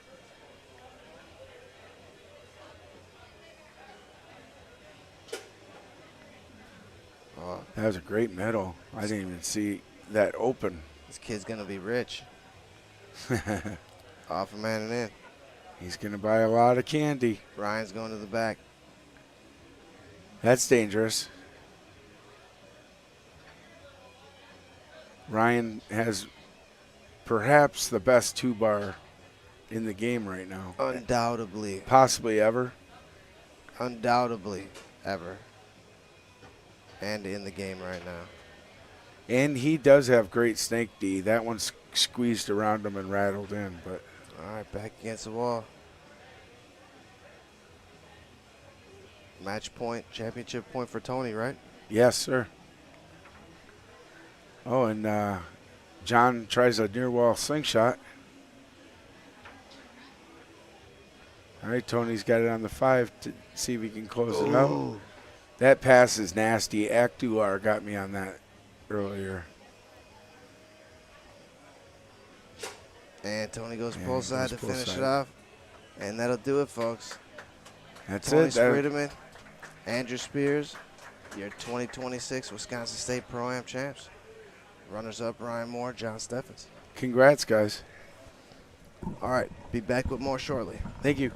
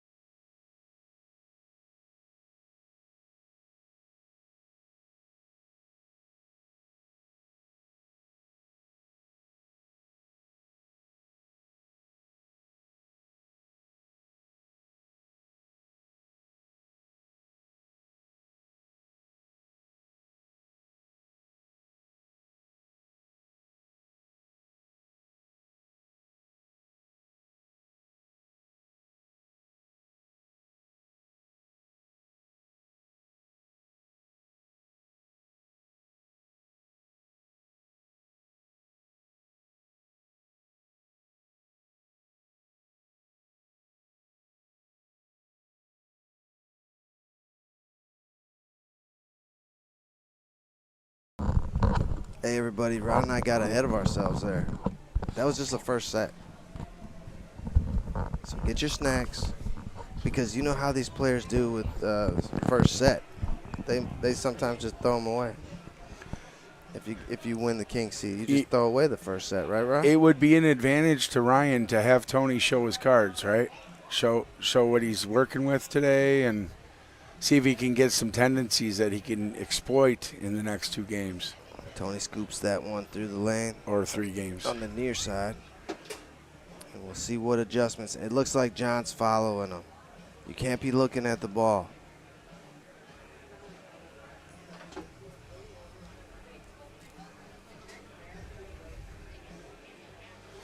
Well, that explains why the kid wasn't all excited, huh? Right. He's not rich yet.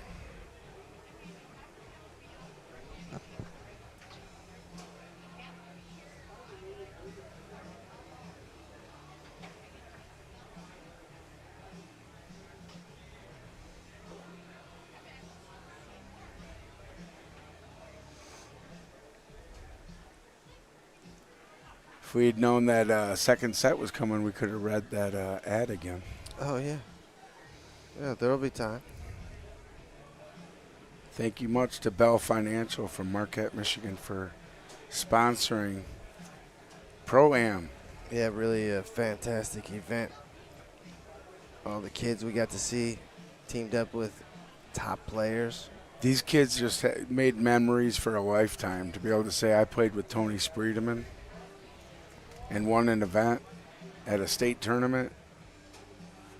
There's a lot of adults here that never get that chance.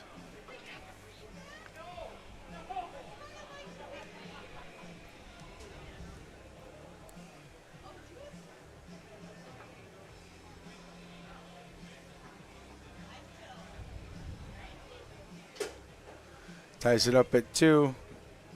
Tony's rolling with his snake shot.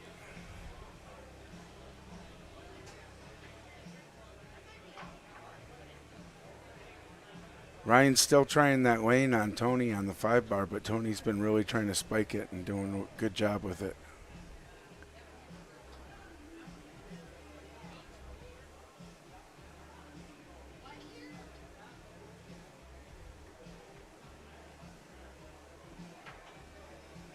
Oh, that's a rough one. Back in their own goal. Yeah, Ryan's trying hard to hustle on Tony because Tony's digging so hard.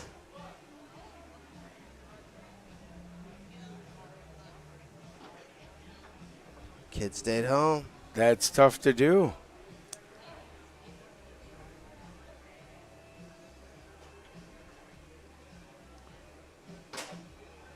Pull kick long. Tied up at 3. Tied at 3, and they made a switch. John comes up front. Let's see if John gives him a wall pass.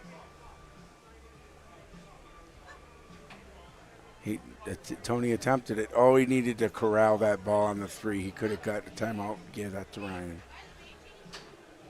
Oh. Ryan blocked that? Yeah. Okay. Ryan gets the ball in back. Let's see if he bombs this thing. Loses the slippery ball. Timeout, Tony. So how about on a timeout? I'll thank Bell Financial again. Bell Financial. Financial planning out of Marquette, Michigan. Contact them if you need any financial planning, please. They did a good job sponsoring this event for us. Thank you, Bell.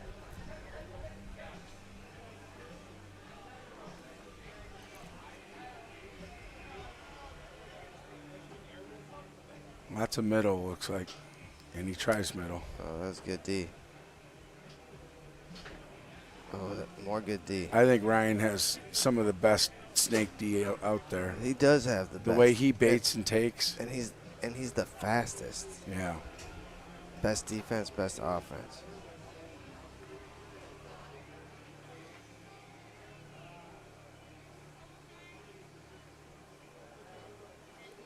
Long. Well, he tried. The kid got in front of it again. But back to Ryan.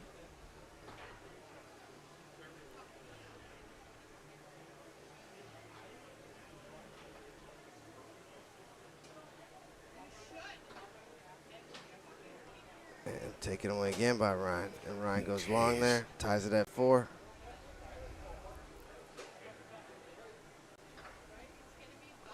And gives him a wall. A lot of times when I play events like this, or maybe a DYP and I draw a beginner, I tell them, do not, when I make this switch, don't give them the wall. Oh, It's the easy pass to catch. what good defense that was. Another round of good defense.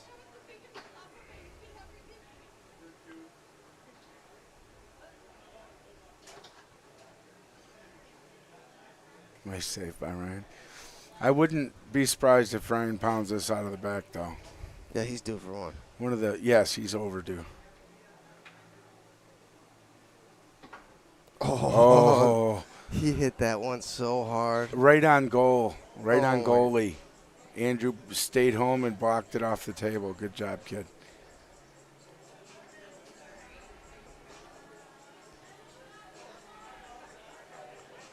Call timeout, John. There you go. Ryan getting all excited. So expect a I think switch. he's just trying to make John make sure he's going to take a timeout with that. This is first game, second set, by the way, folks. Ryan had king seat. Expect a switch here. Tony is coaching him. Maybe he's going to let him take it. No. Tony's got to go in the back for this, right? I would think so. It's a lot of money here, and it's the first game of the second set. He's letting him gonna take let it ride. All right, let's go. This is what it's called to let it ride. I think he's going long. Yep.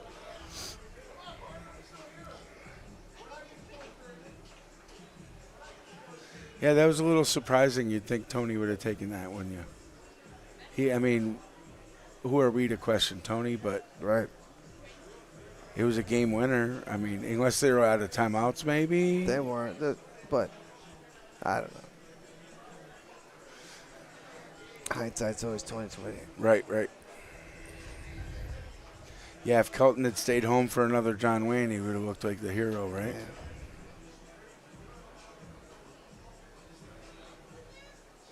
No, not Kelton. I'm sorry. Andrew Spears. I'm mixing the kids' names up again. Good thing you don't have kids, Ron. Mix the dogs' names up.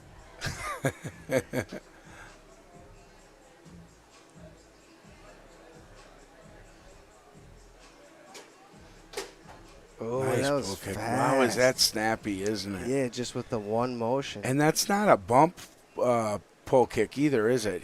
That looked like a standard pull kick, like wasn't a it? yank. Right. He yanked it, not bumped it. I think Billy Pappas used to tell people to do it that way, not to bump it. Ryan in the back once again.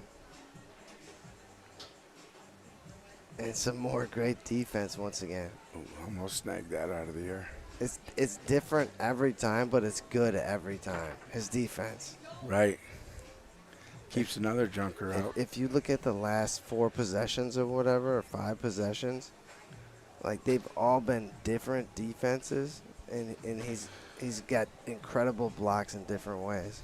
I can't wait to go rewatch this one.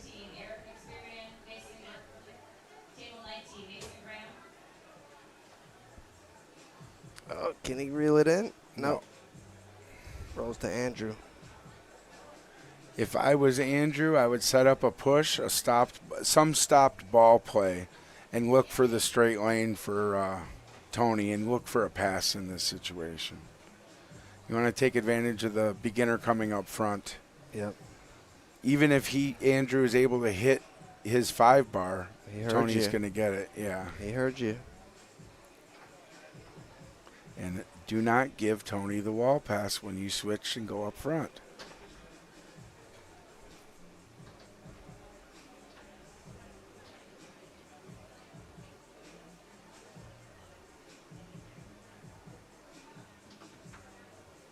Oh, he tried to go to short.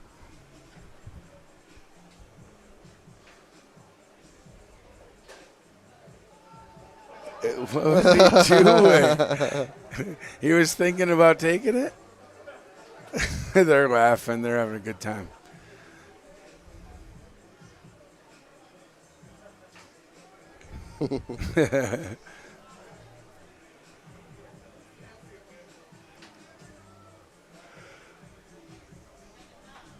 Off the back wall.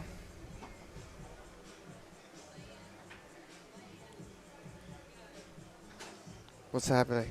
I don't know.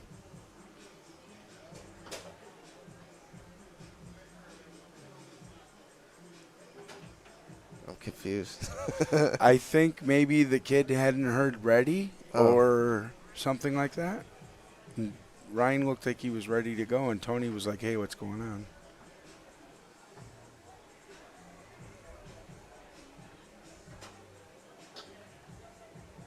Ryan showing pull side dead bar defense. Unreal. Ryan's defense. The last handful of possessions. Unreal. Especially how good Tony's been playing.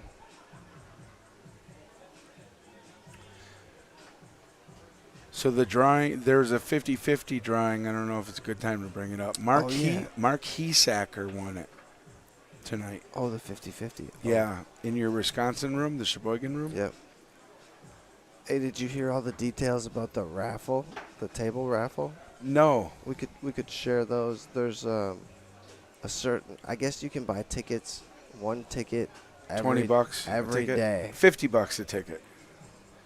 So you can buy one $50 ticket a day, and there's no limit, and the extra money is going towards Foosball Clubs USA. Right. So that's your chance to win a foosball table.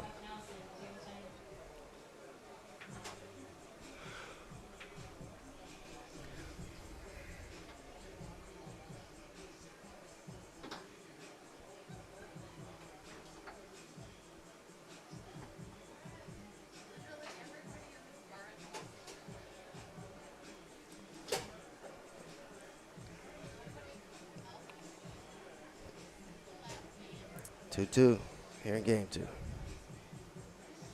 This is the second set of the ProAm final.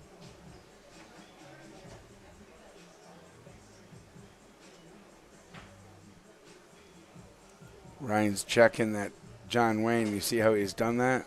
Oh, yeah. And then if the John Wayne's covered, it looks like he just goes long.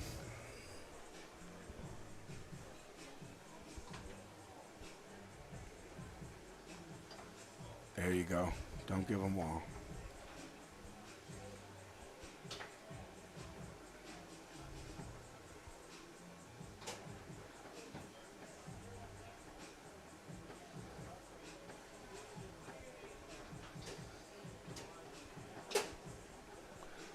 Another Nice push walking side. around. Another push side for Ryan Moore.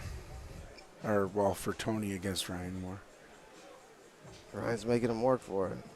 Tony's That's a got the last beautiful two. pass. That's a beautiful pass. Yeah, and there goes another long. All right. Ryan's just automatic on those longs. You Hey, don't this- see him go too long and post and stuff like that. Championship point here, Ron. Okay. Ryan and John. Yep.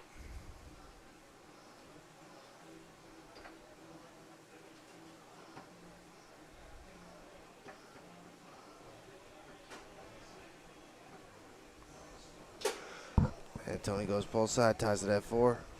Tony's got to stop this. Oh, you got to pull that point. Tony's Oh. got to stop this. Come on, Andrew.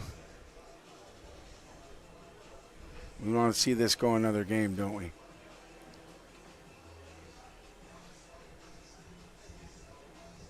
I'm always hoping for overtime.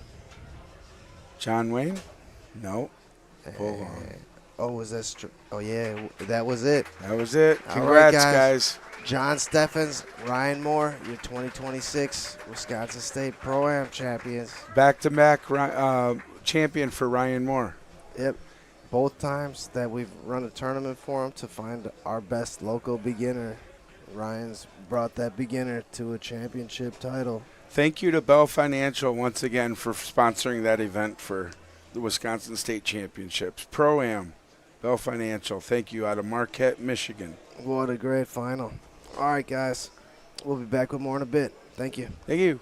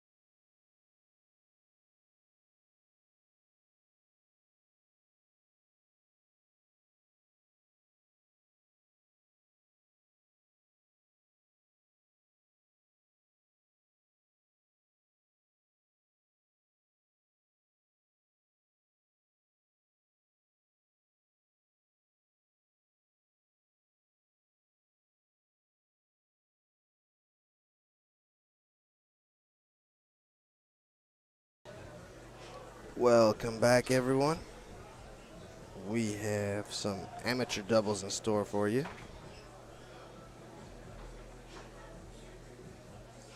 This will be Will Goonsberg and Tyler Weiss on the left. Tyler at goal, Will up front. Seda Kruger and Diana Yore on the right. Seda up front and Diana at goal.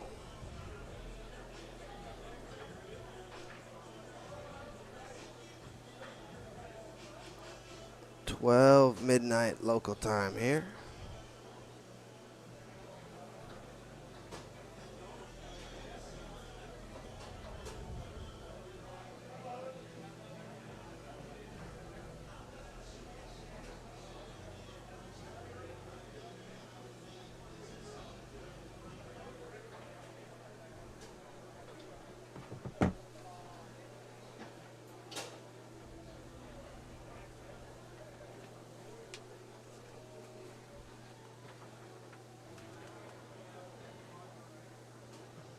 Amateur Doubles is sponsored by Ben Small Engines. Andy Liebowitz and Gabriel Gray, please come to the stage.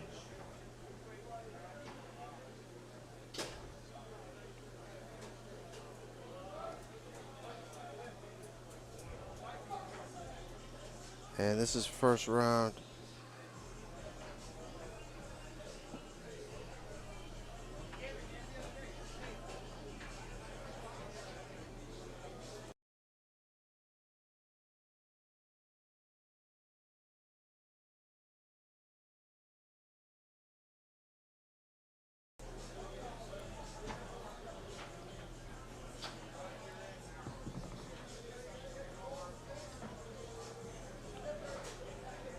All right, Seda along the wall there. And Tyler's got pretty good snake defense. He was our second place finisher at our beginner tournament. Wow, what a long pull shot that was, right off the post.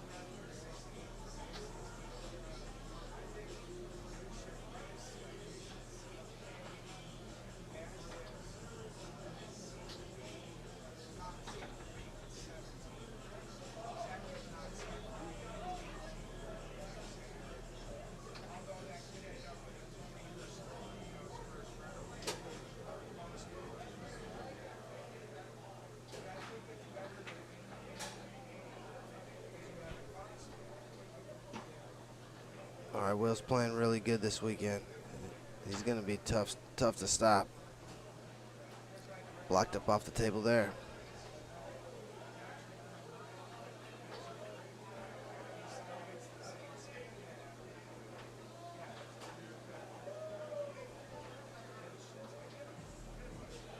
Will and Wade, or Will and Tyler, are out of the western part of the state, Marshfield area. That's where they started playing foosball. And I guess Tyler now lives down in Milwaukee. Rolls in, gets behind Tyler, gives the girls a 2-1 lead here in this first game. Pass taken away by Seda. Quick push shot just short of the, or just off the post there. And this one lands on the 3 of Seda. Like magic. Good defense there.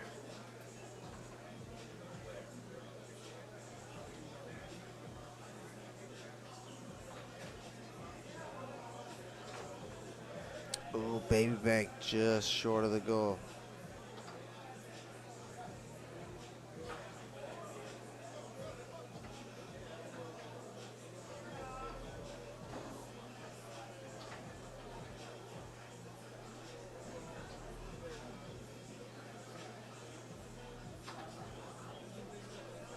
Good shot on goal there by Tyler.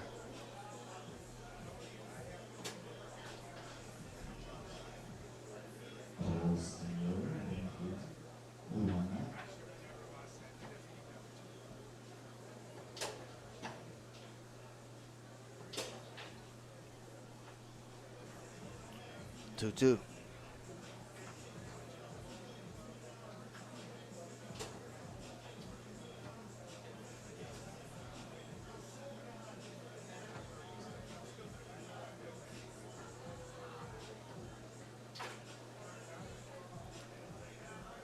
Nice shot there by Seda. Nice patience. It's tough to feel confident walking these balls around like that.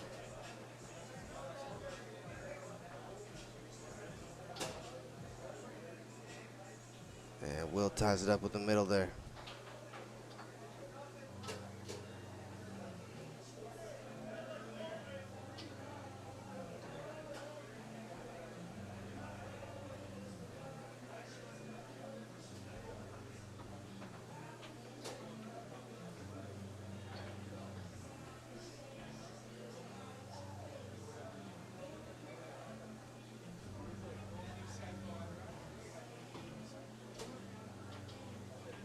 Ooh, baby bank on goal.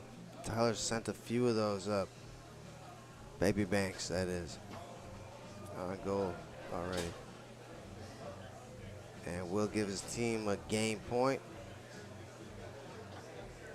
Seda must answer. Goes through the lane. Quick push. Taken away by Tyler.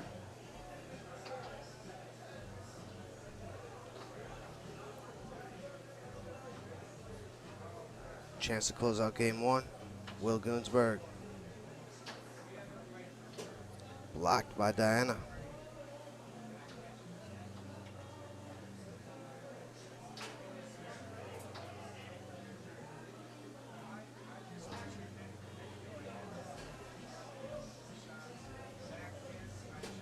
Oh, tuck corner by Diana. And a switch on the right. Will to the wall. Picked up on the 5 by Diana. High fives all around, and the girls are ready to go to work.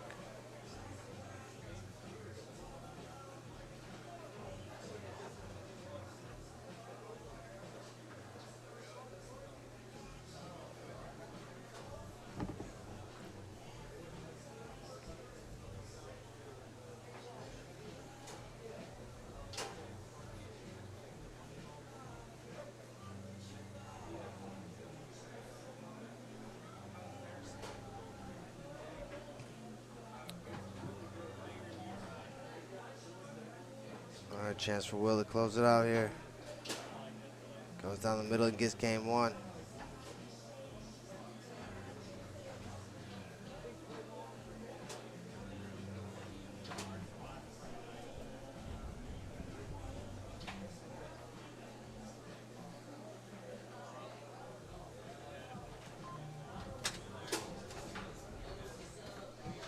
Coach. What's up, brother?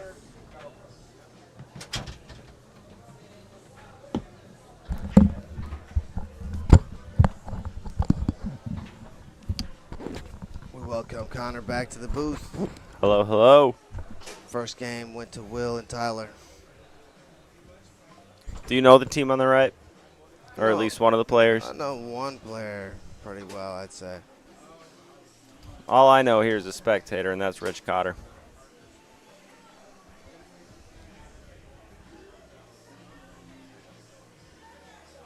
All right, game two coming at you.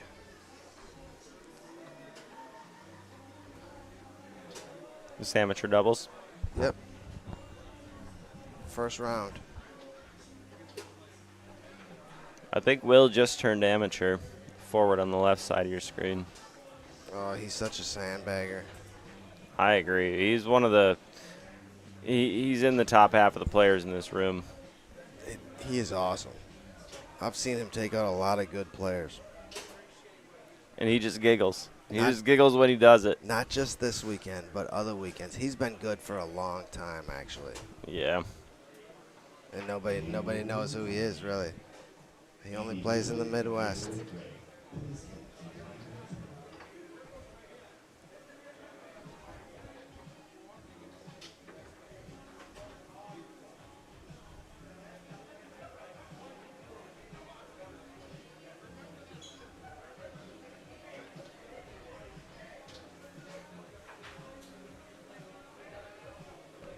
Yeah, Will's a cool guy, though. Plays with his brother Wade. I don't know where Wade is this weekend. Yeah, we're missing you, Wade.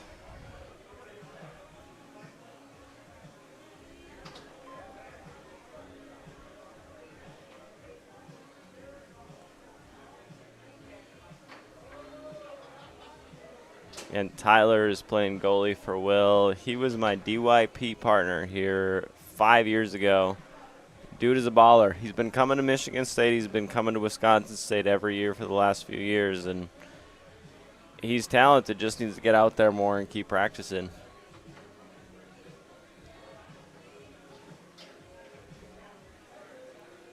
If he can block a Kruger, that means he's all right. Tyler, you talking about, or Will? Tyler. Okay. Both Tyler and Will from the Marshfield area. Yeah.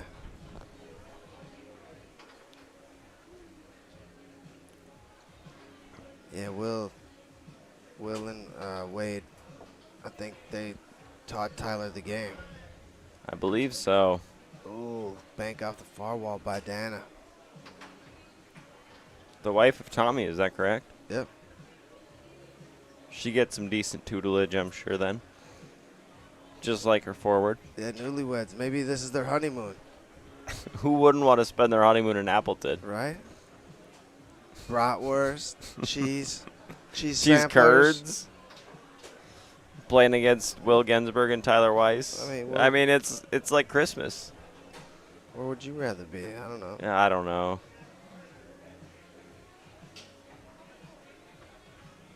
She's blocking Will well, which is a tall task. Ooh, nice dish Great there. pass, too, yeah.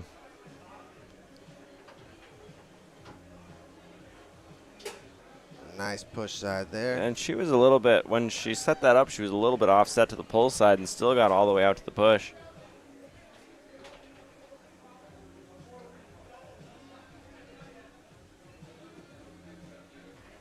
Seda on the back here. We got a switch on the right side of your screen. Diana switching up to front and Seda in the back. I wouldn't be shocked if Diana calls a timeout here to let Seda shoot, but she still strokes home the middle. Yeah, she's got a real good pull shot, Diana.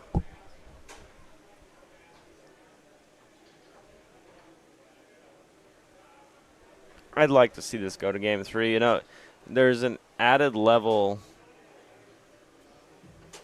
of, I want to call it spectatorship. I don't know if that's the right word for it, but with there being overtime in just about everything flight format related, it makes it more interesting to watch, that's for sure. And I know you have a vested interest in this, so you definitely want to see it 3 games. I want to see it go 3 games just as a spectator.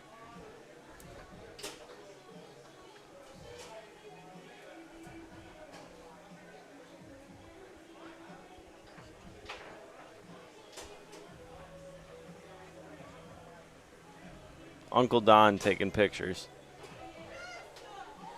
Oh, that'll do it for game 2.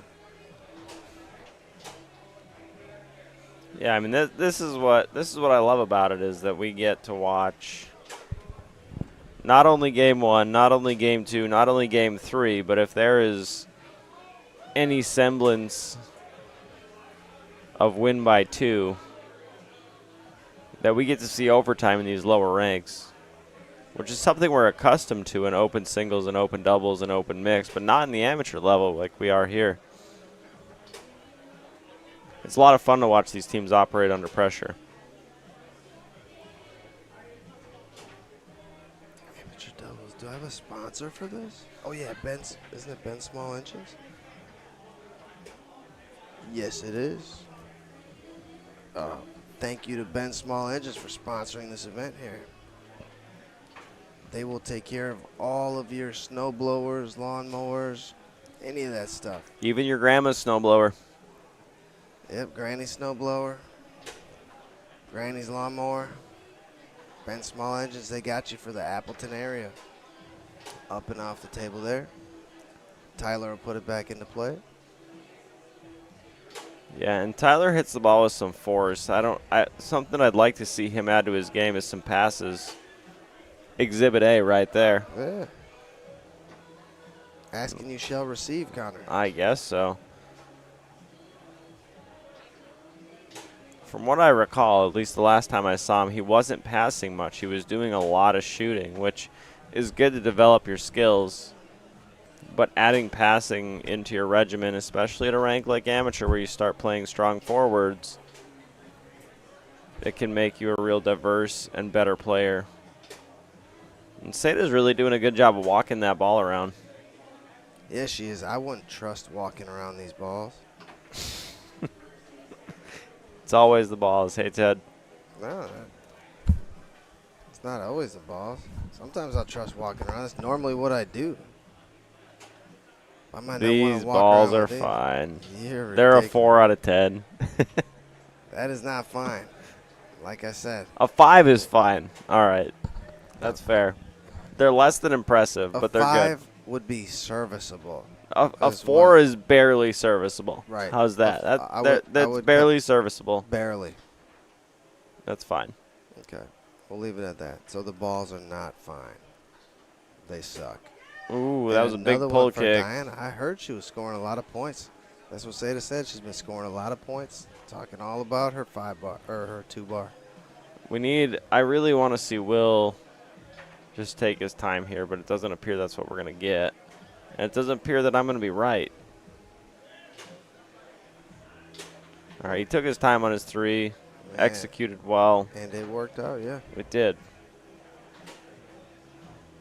Tyler retains that ball in his zone.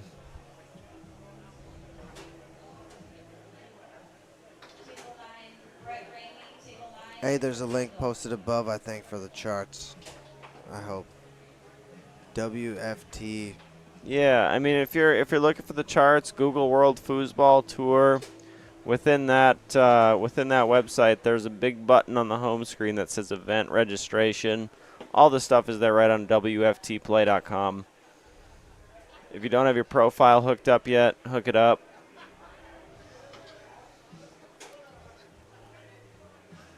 All right, Seda in the goal.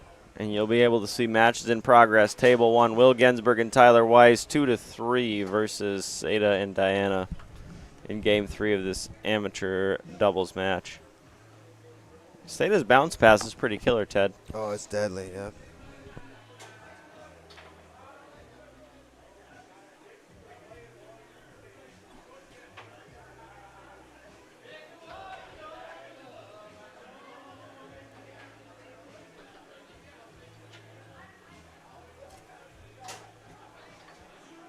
Nice. That was a perfect lane pass. Perfect. Yeah, I mean, her 5-bar is pretty crisp. Nice job by Tyler getting out there on the 3. Chance to tie it up here for Will. Yeah, and really, if this ball falls, we're into win by 2 territory. I know it's not exactly how you normally characterize it, but No, it you're right. is win by 2 territory. Technically, in that one. And Will with a gets big in. steal and swat back. I really wanted to see Seda call a timeout there, but she shot a 5-bar just like her dad would. I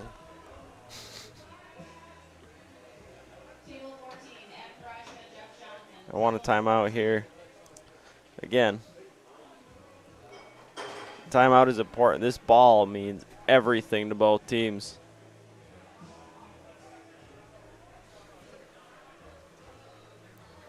Both of them, I think, are capable of. You mentioned this is the first match in Flight B of amateur doubles, but I think both of these teams are very more than capable of coming out of this flight. Right. But there can only be one. There can only be one with a Oh, chance. what a Nice. shot that was. She's got a cannon. Yeah, she does. She sure does. She's been clearing the ball at a very high percentage.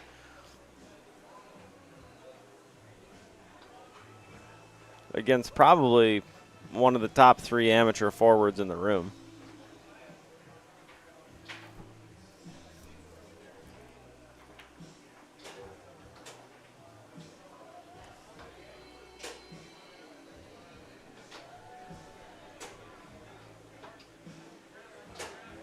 Here we go. Chance to close out the match here for Will.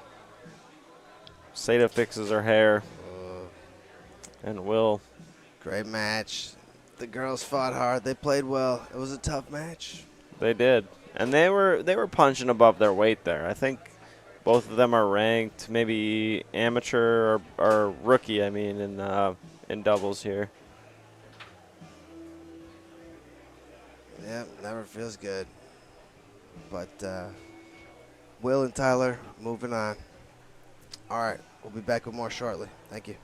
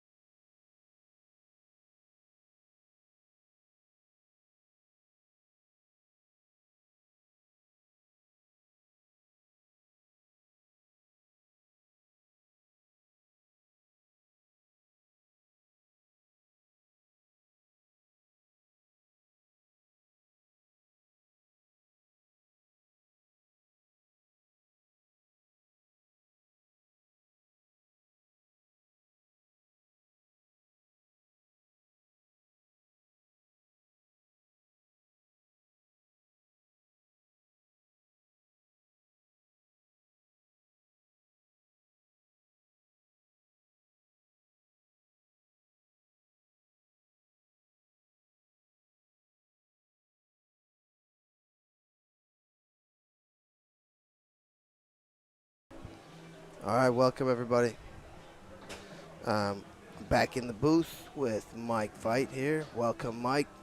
Hey, good to be here. It's good to be back at Mad Apple in Wisconsin State. And great to have you back here.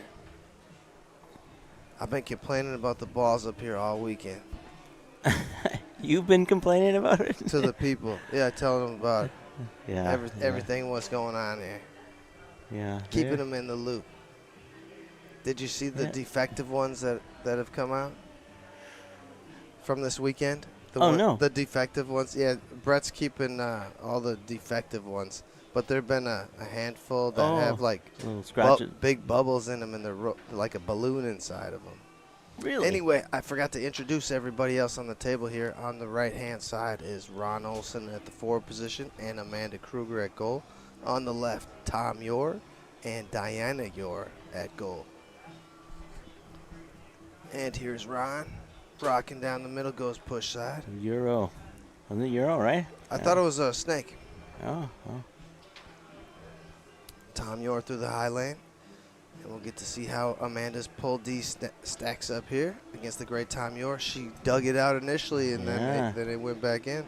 Got the second effort of that somehow, yeah. This event presented by Ben Small Engines. We thank you for your sponsorship.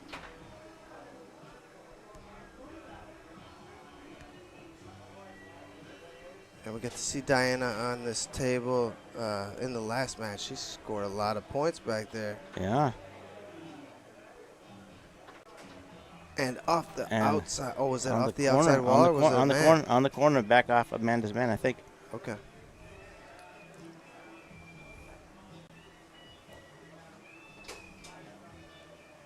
So you got any insider info on the new balls you and Ryan are supposed to be developing?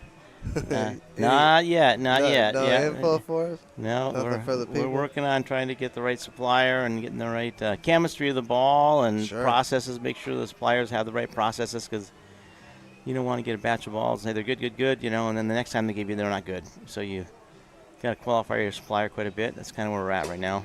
So All right. yeah, it'll be a little while still. Timeout, Ron Olson. 2-3. Game 1. Call a timeout. 3 points. Call a timeout, right? Yeah. Ron usually uses all of his timeouts. Yeah. You don't get to bring them to the bank. You might as well spend them, huh? Sure. That's the way he's looking at it, too. All right, back underway here. The Tom Yor stick up. And I got this last one. Kind of bounce back in, see what he's going to do. Split. Good middle there. Pretty good defense. Switch. Just got to keep him Tom a little goes- tighter. Tom goes to the nets. Oh, quick arrow. That's what Ron does that. And Tom's dangerous back here.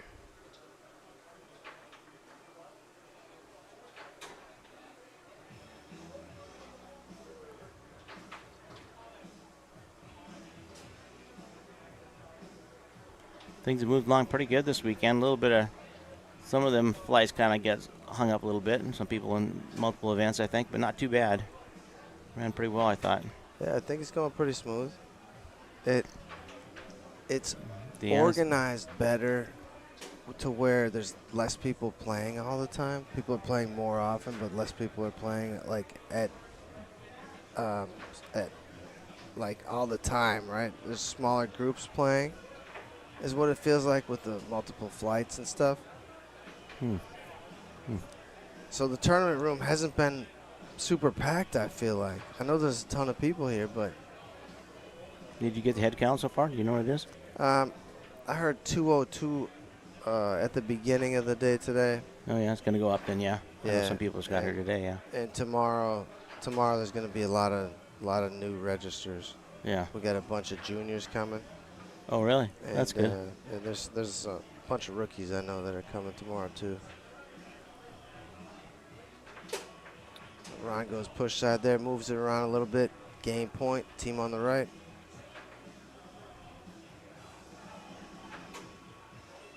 Tom Yor to the wall. Goes so quick. Yeah, Ooh. try to go with the roller.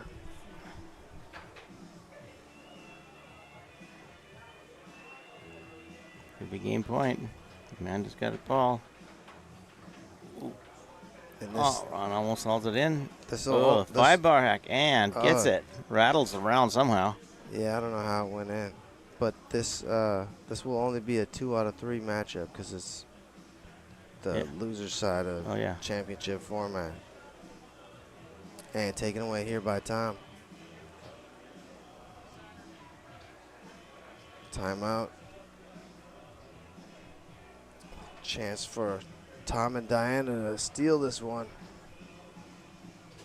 We'll see if Ron's going to go in the back. That's a pretty nice switch there for Tom. He's like switched with his goalie, and goalie leaves it for them on the 3-rod for him. Pretty nice.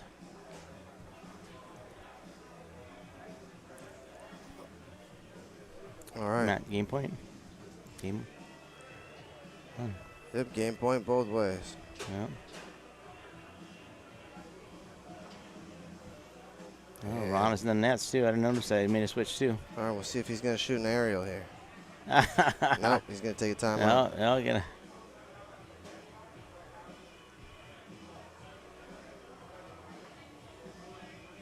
He was asking if you can call timeout on a dead ball. I didn't hear the answer though. Well, it's in your area probably. Yeah, I think so. Just have to control it. You can call a time when it's moving, but you have to control it after. It's best to stop it and then call a timeout. But if it's moving, you have to stop it and maintain control. And the timer doesn't start until the ball stops. I learned that the hard way 2 years ago at the World Championships.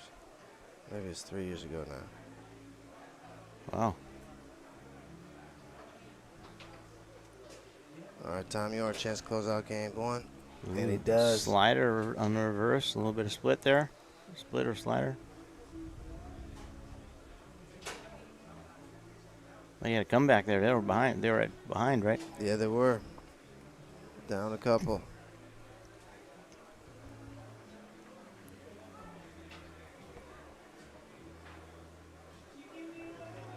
Tom Diana coming back from the 4-3 or something like that, I think. I always think they're coming back a little bit stronger now. Game two underway here. Ron would be at least. Yep, and Amanda.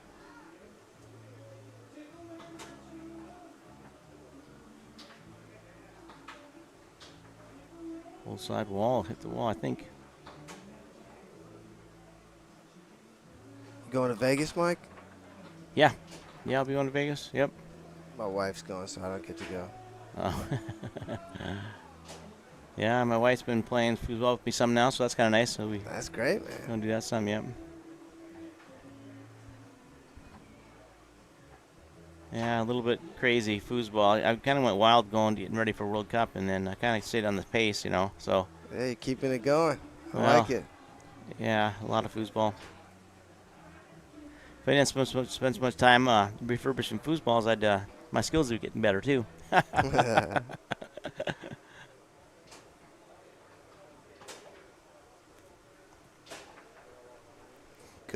Good hard long there by That was Tom. solid long, yeah. Defense looked pretty good by Amanda. Ron had a couple shots, didn't put one in, but Ron did. Oh, there you go. Scoops a little dink in there. Ron's tricky. He'll do stuff like that, right? Yeah, Yep. he's funny. Oh, that was a good one. Long. I heard her split. I couldn't tell. I think it was long. Yep. Didn't wait much time, did he? No, he took it right away. Tom through the lane. Important point. Important point. After getting that game stolen from That was you. an important block. You would want to be behind 3-1 in game two like this. Man made a great block there. Tom was probably feeling it. Made two in a row, so. Digging on that 5-bar. Yeah. that Ends was up on top. that Oh, was a scuffle wow. there. Push kick. Woofda. Huge lead for the team on the left now. After that letdown in game one, getting that game stolen from you, it's Yeah. hard to get up for game two, isn't it? Yeah. And Tom is like he's playing faster than I normally see him play. I don't watch him play that much, but he's playing faster. Do those push kick quick and on the go, huh? He smells blood in the water. Yeah, I yeah. think. He's like, yeah, strike when the iron's hot. Yeah. See if Ron and Amanda come back though here and even this up. We'll see. Yeah, another sponsor this weekend for our tables is American National Bank. We want to thank Amanda for her work sponsor. That's great.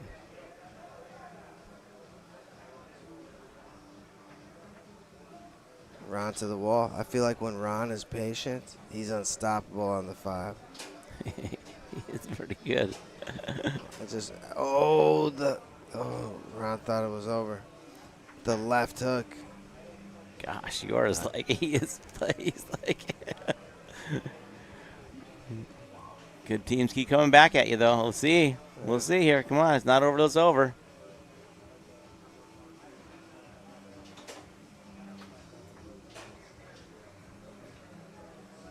Spread back on him a little bit, I think. Yeah, cut back on him.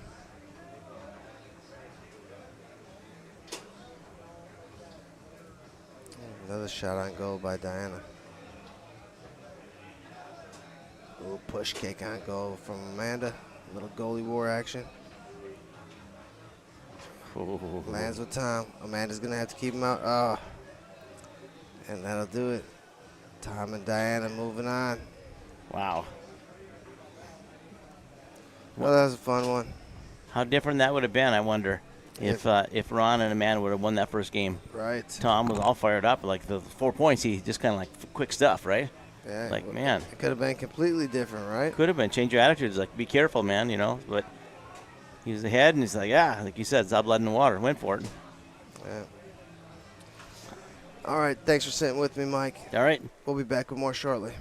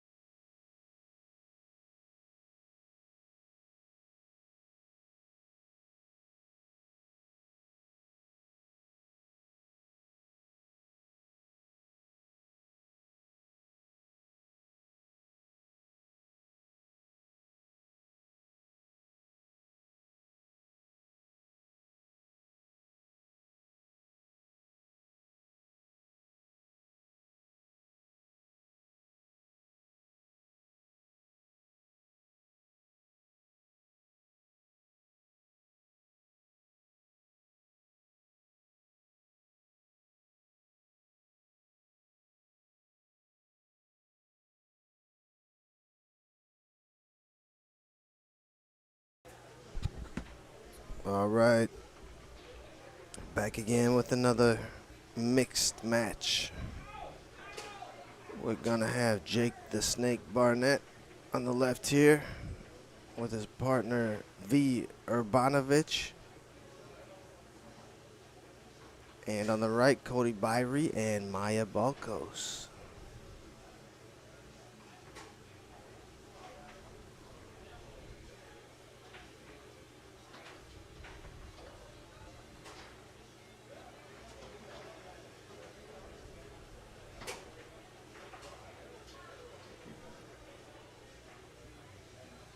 Hopefully the last match of the night for me. I think it'll definitely be last night. It was really late.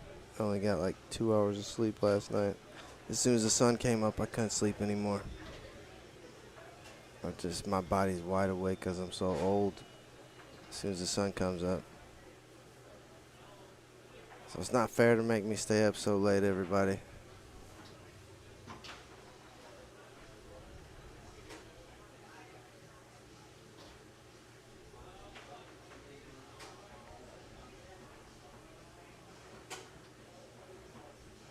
This is winner side, so 3 out of 5 is what we're looking at here. Hope you guys have been enjoying the coverage so far.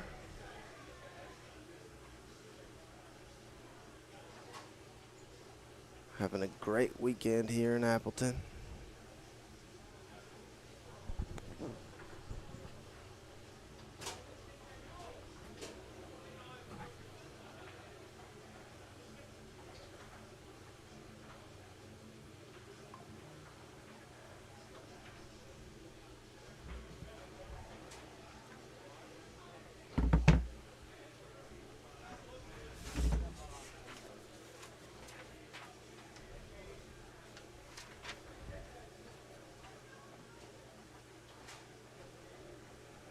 Tomorrow our Hall of Fame ceremony is at 4 p.m. If you want to see Bud Spreedeman and Garrett Schirkenbach get inducted. I'm sure we'll have a link for you. I think we do that Facebook Live. And we don't do that on our YouTube channel, is what we've done the last handful of years. But I'll have more instructions tomorrow. Our match is ready. Jake starts first. Through the high lane.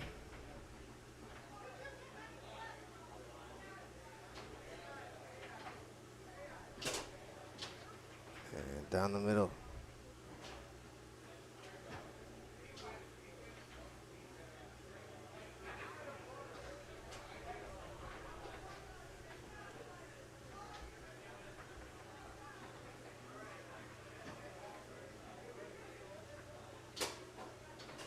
Cody goes pole side.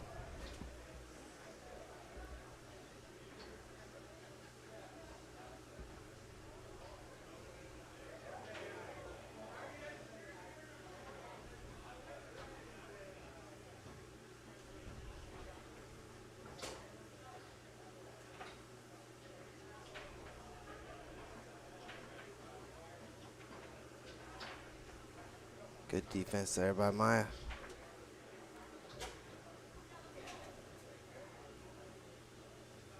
Yeah, glad Maya could make it to the tournament. Everyone was scared that she was in the hospital. Leon was crying. Glad she's doing okay. She had a birthday the other day too. Happy birthday to Maya. Glad you're doing all right. Glad you can make it to our tournament. Jake down the middle again. 2-2 here in this first game.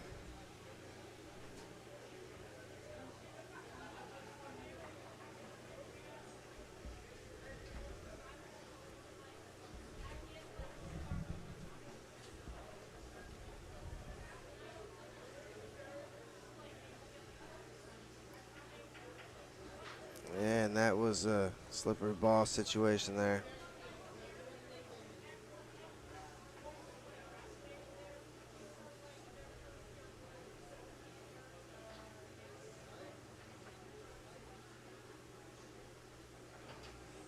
Oh, good shot on goal there.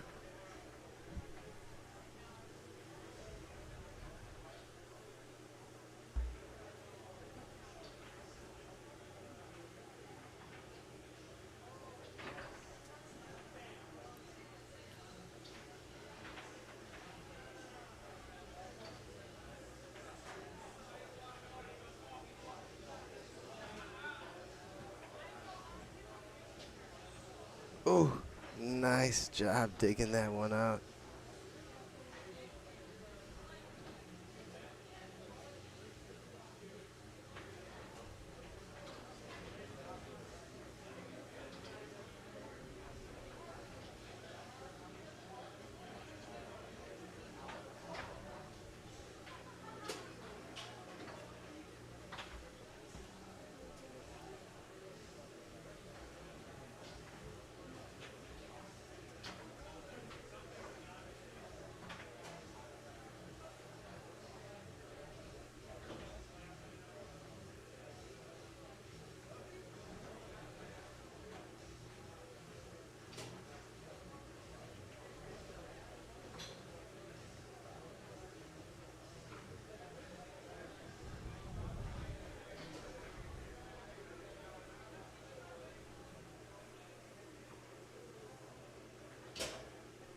And Jake just abusing the middle lately.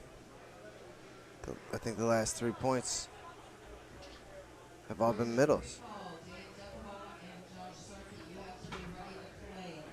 We have a match waiting for you in just a couple of minutes.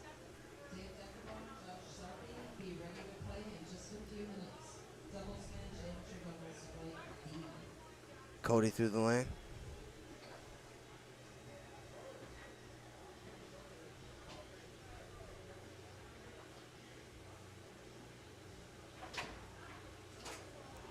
And just wide of the goal. Might have hit the post. And back in the goal, ties it up at 3. Defensive switch on the right.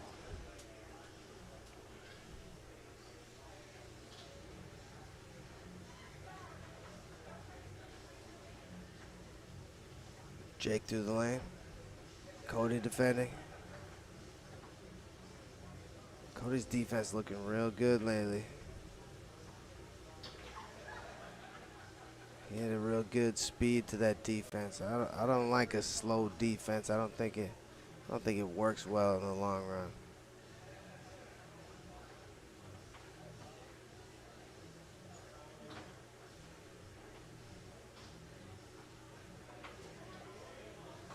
Maya takes a timeout.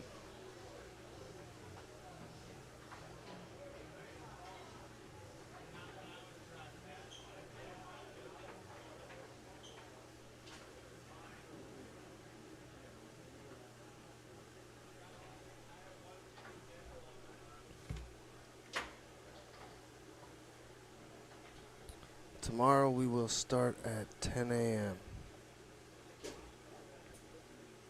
So that's beginner doubles tomorrow at 10 a.m. And I will be here for that. So that's when our coverage will start. Things will continue. I don't know what time other matches will continue. I just know that beginner will start then. So I don't know what we'll have for you on table 1 is what I'm saying. All right, game point, team on the right. Jake and V, they play a lot together. This is going to be a tough team for Maya and Cody to defeat just because they play together so much.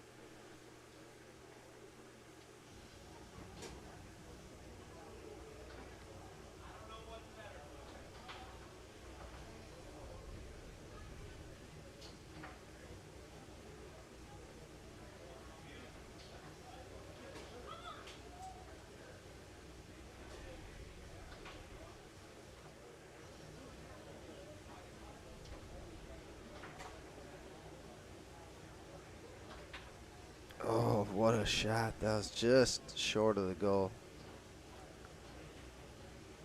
Cody, the bank master for sure. Everyone knows it.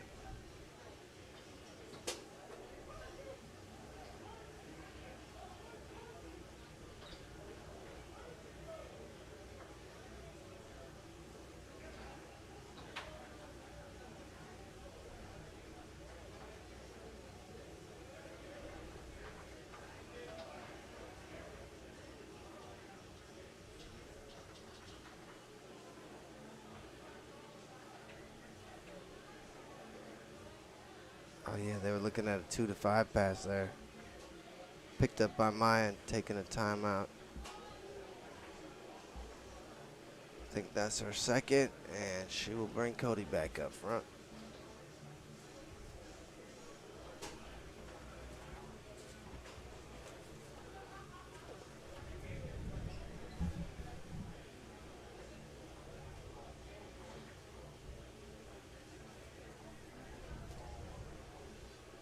Players, thank you for hanging with us. I know we had a few bumps today and things got a little bit behind. Software is holding, That's all I can say. Software is holding. We'll see you in the morning. Check the It's TV, still working. flyer. Those flags are gonna go Nicely done, Reed. tomorrow morning. Beginner doubles is gonna go at 10 o'clock tomorrow morning.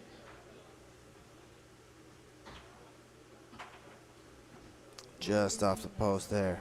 That pull shot by Cody. That's Jake in the back now.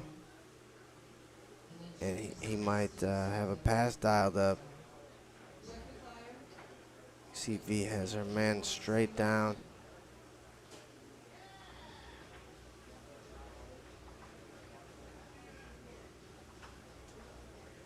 Ooh. Nice pass by Maya. Chance for Cody to close out game one.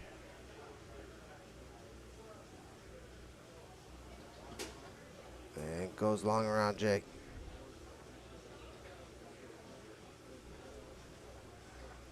Gonna switch sides here.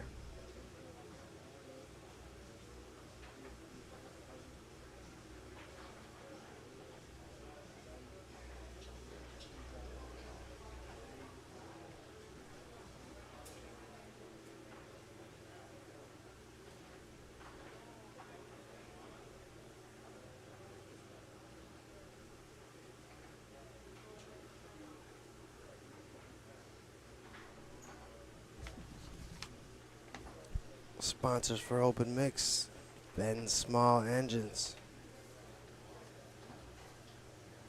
Ben takes great care of all of my small engines. Lawnmower, snowblower. Takes care of my family, stuff like that. And it's a great place in the Appleton area. So they sponsor our event for the last 8 years. Thank you to Ben Small Engines.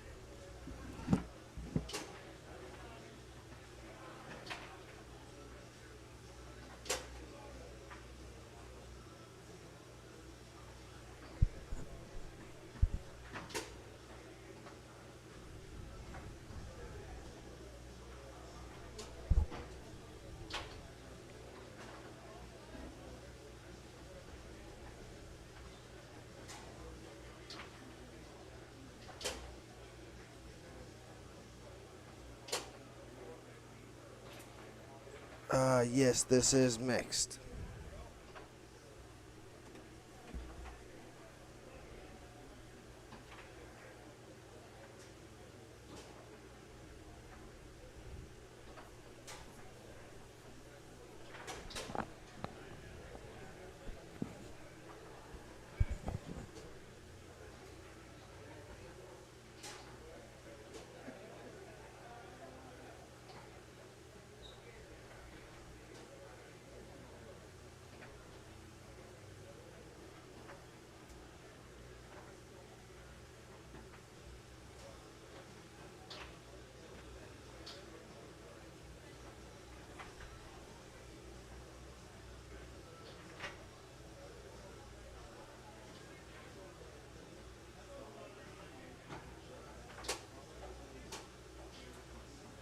All right, Cody starting with his snake shot in game 2 here.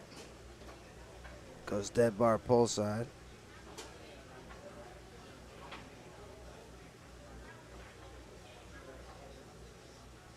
Well, nice save there by Jake.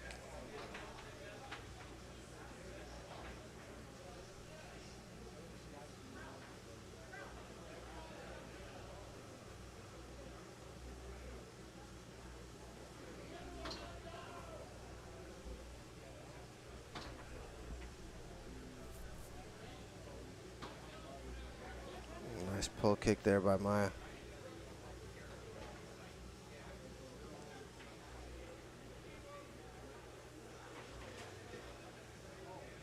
And off a couple of guys and in. 2-point lead for the team on the left.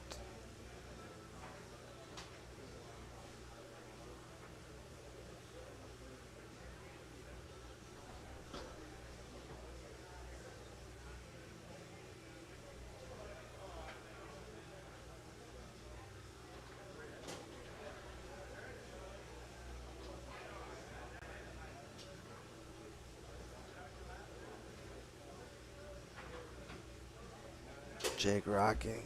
Maya defending in a reverse. Her D's looked really good, but Jake goes pull side there.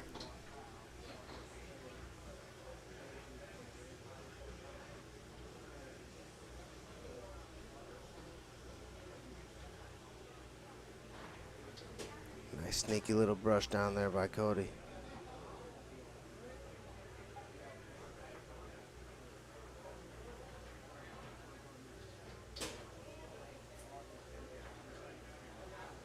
Three-one.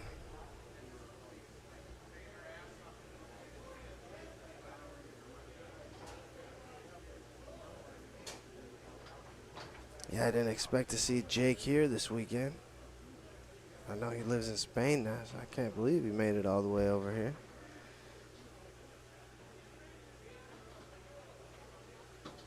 Playing everything is Jake Barnett these days.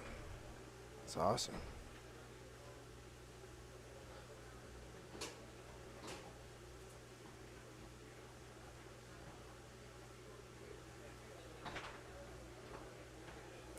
Terrible ball situation. I'm calling tornado. I'm going to complain and leave him a poor review on Google reviews. Oh, that was a good shot.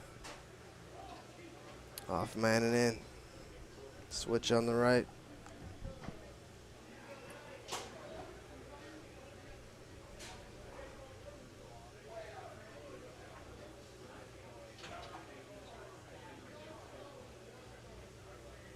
All right, Cody shooting a pull shot. Jake defending.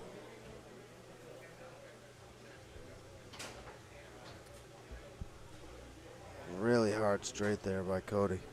Gives his team a game point.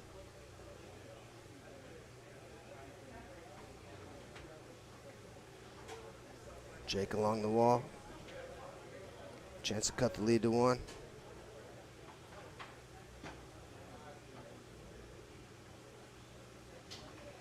Great defense. Oh, that was Cody back there. Looking at the banks. There's the bank master.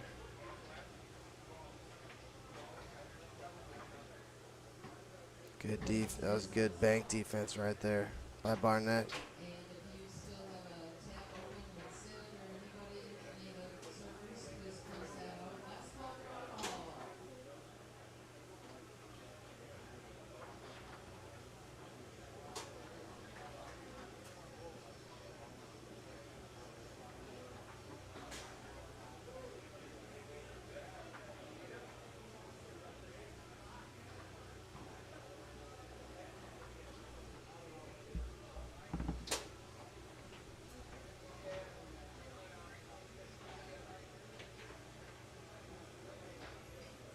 No, this is not a final here.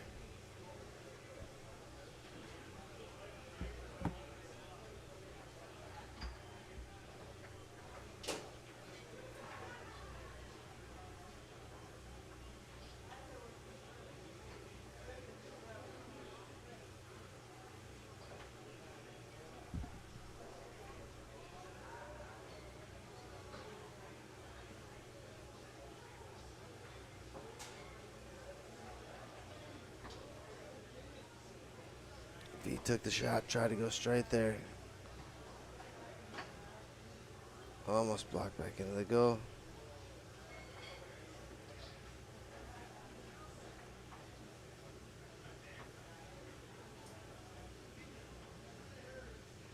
And Chance to take 2-0 lead. Cody goes long. Dug out by Jake. He's got a good pull shot back here too, I think. Oh, right to Vera.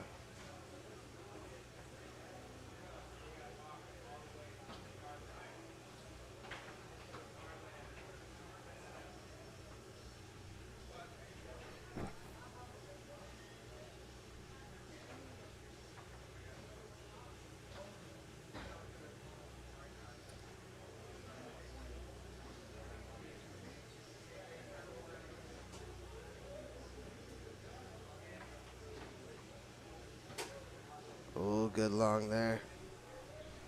1 point game. Jake standing back.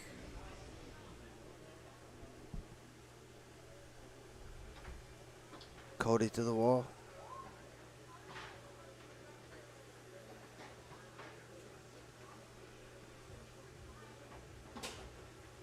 And best shot of the match for Cody there. 2-0.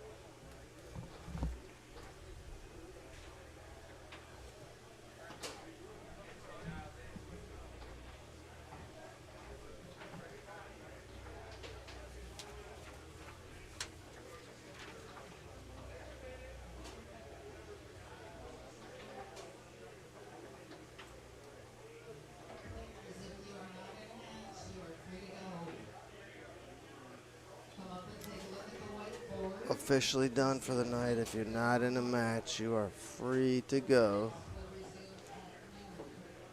Events resume at noon. As I said before, beginner doubles is at 10.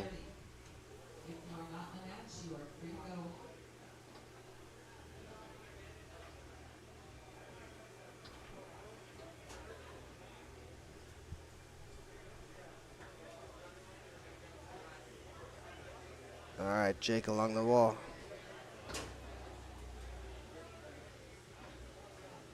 Setting up down the middle.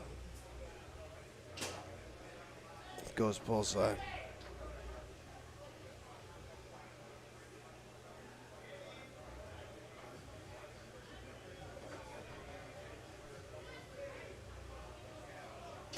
Cody asking if he got bumped. Jake saying no.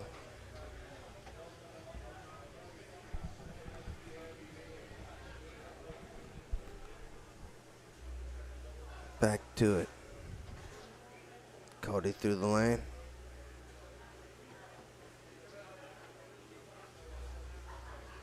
It's a snake for V and pull for Jake.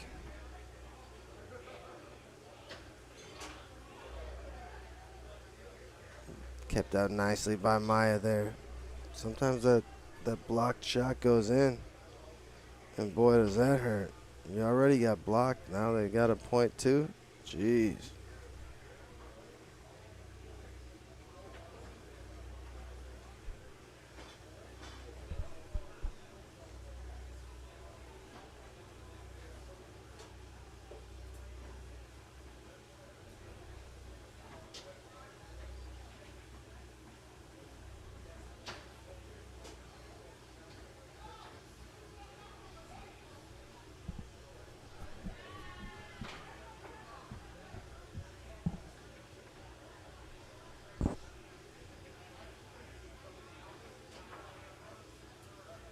Oh, I didn't even see that one. Must have been a rolling pull shot. Hopefully we get that fully loaded instant replay cooking tomorrow. I don't have really high hopes because Kendall, he's the owner here, and he's the one who knows how to do that, and he's not here this weekend. So the manager has to call him tomorrow, but that was supposed to happen today. Jake and V with a 3-point lead. Cody to the wall.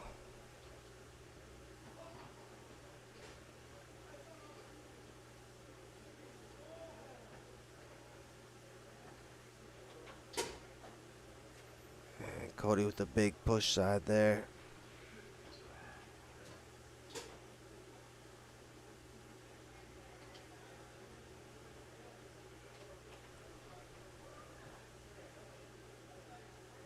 Oh, wall pass stolen by Maya. And she's going to bring Cody up front.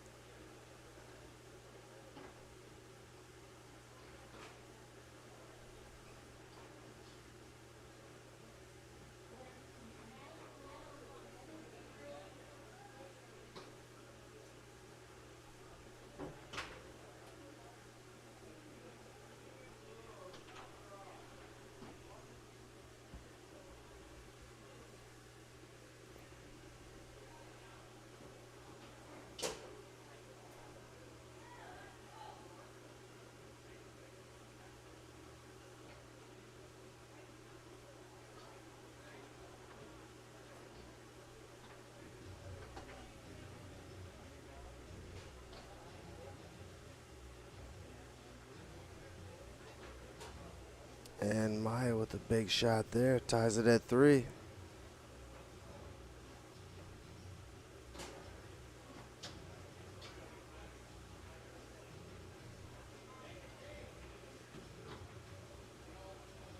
And that's their second time out. Maya used to bring Cody back up front.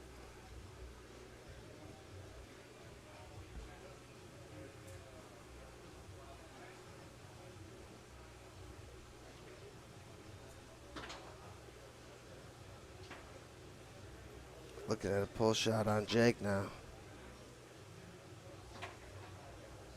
Went for the straight, hit the post.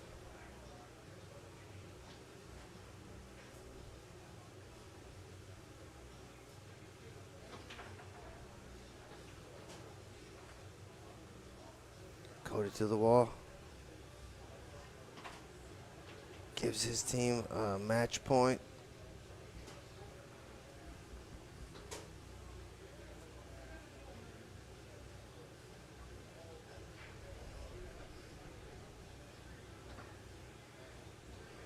Jake couldn't hold on to the high lane.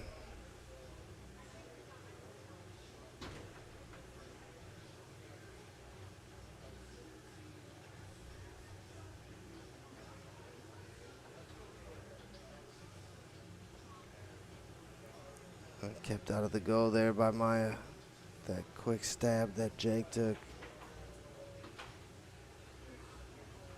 Oh.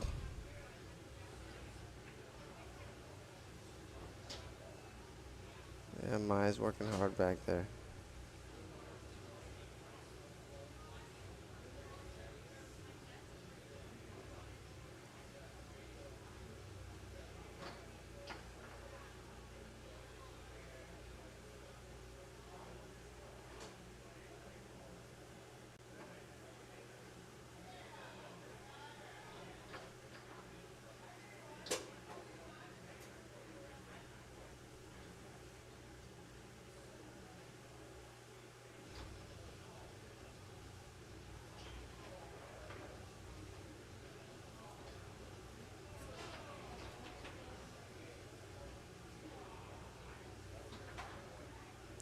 Oh, another close one there.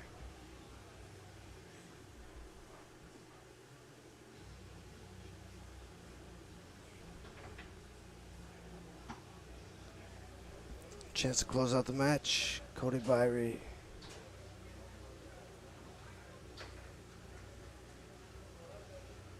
Lands on the 3 of Jake. And a chance for him to tie it up.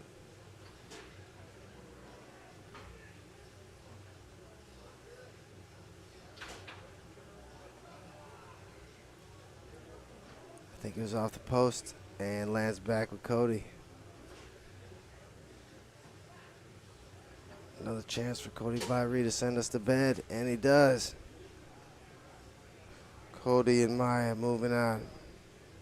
Jake and Vera, at least we all get to go to bed, right? All right, good night, everybody. We'll be back with more tomorrow. And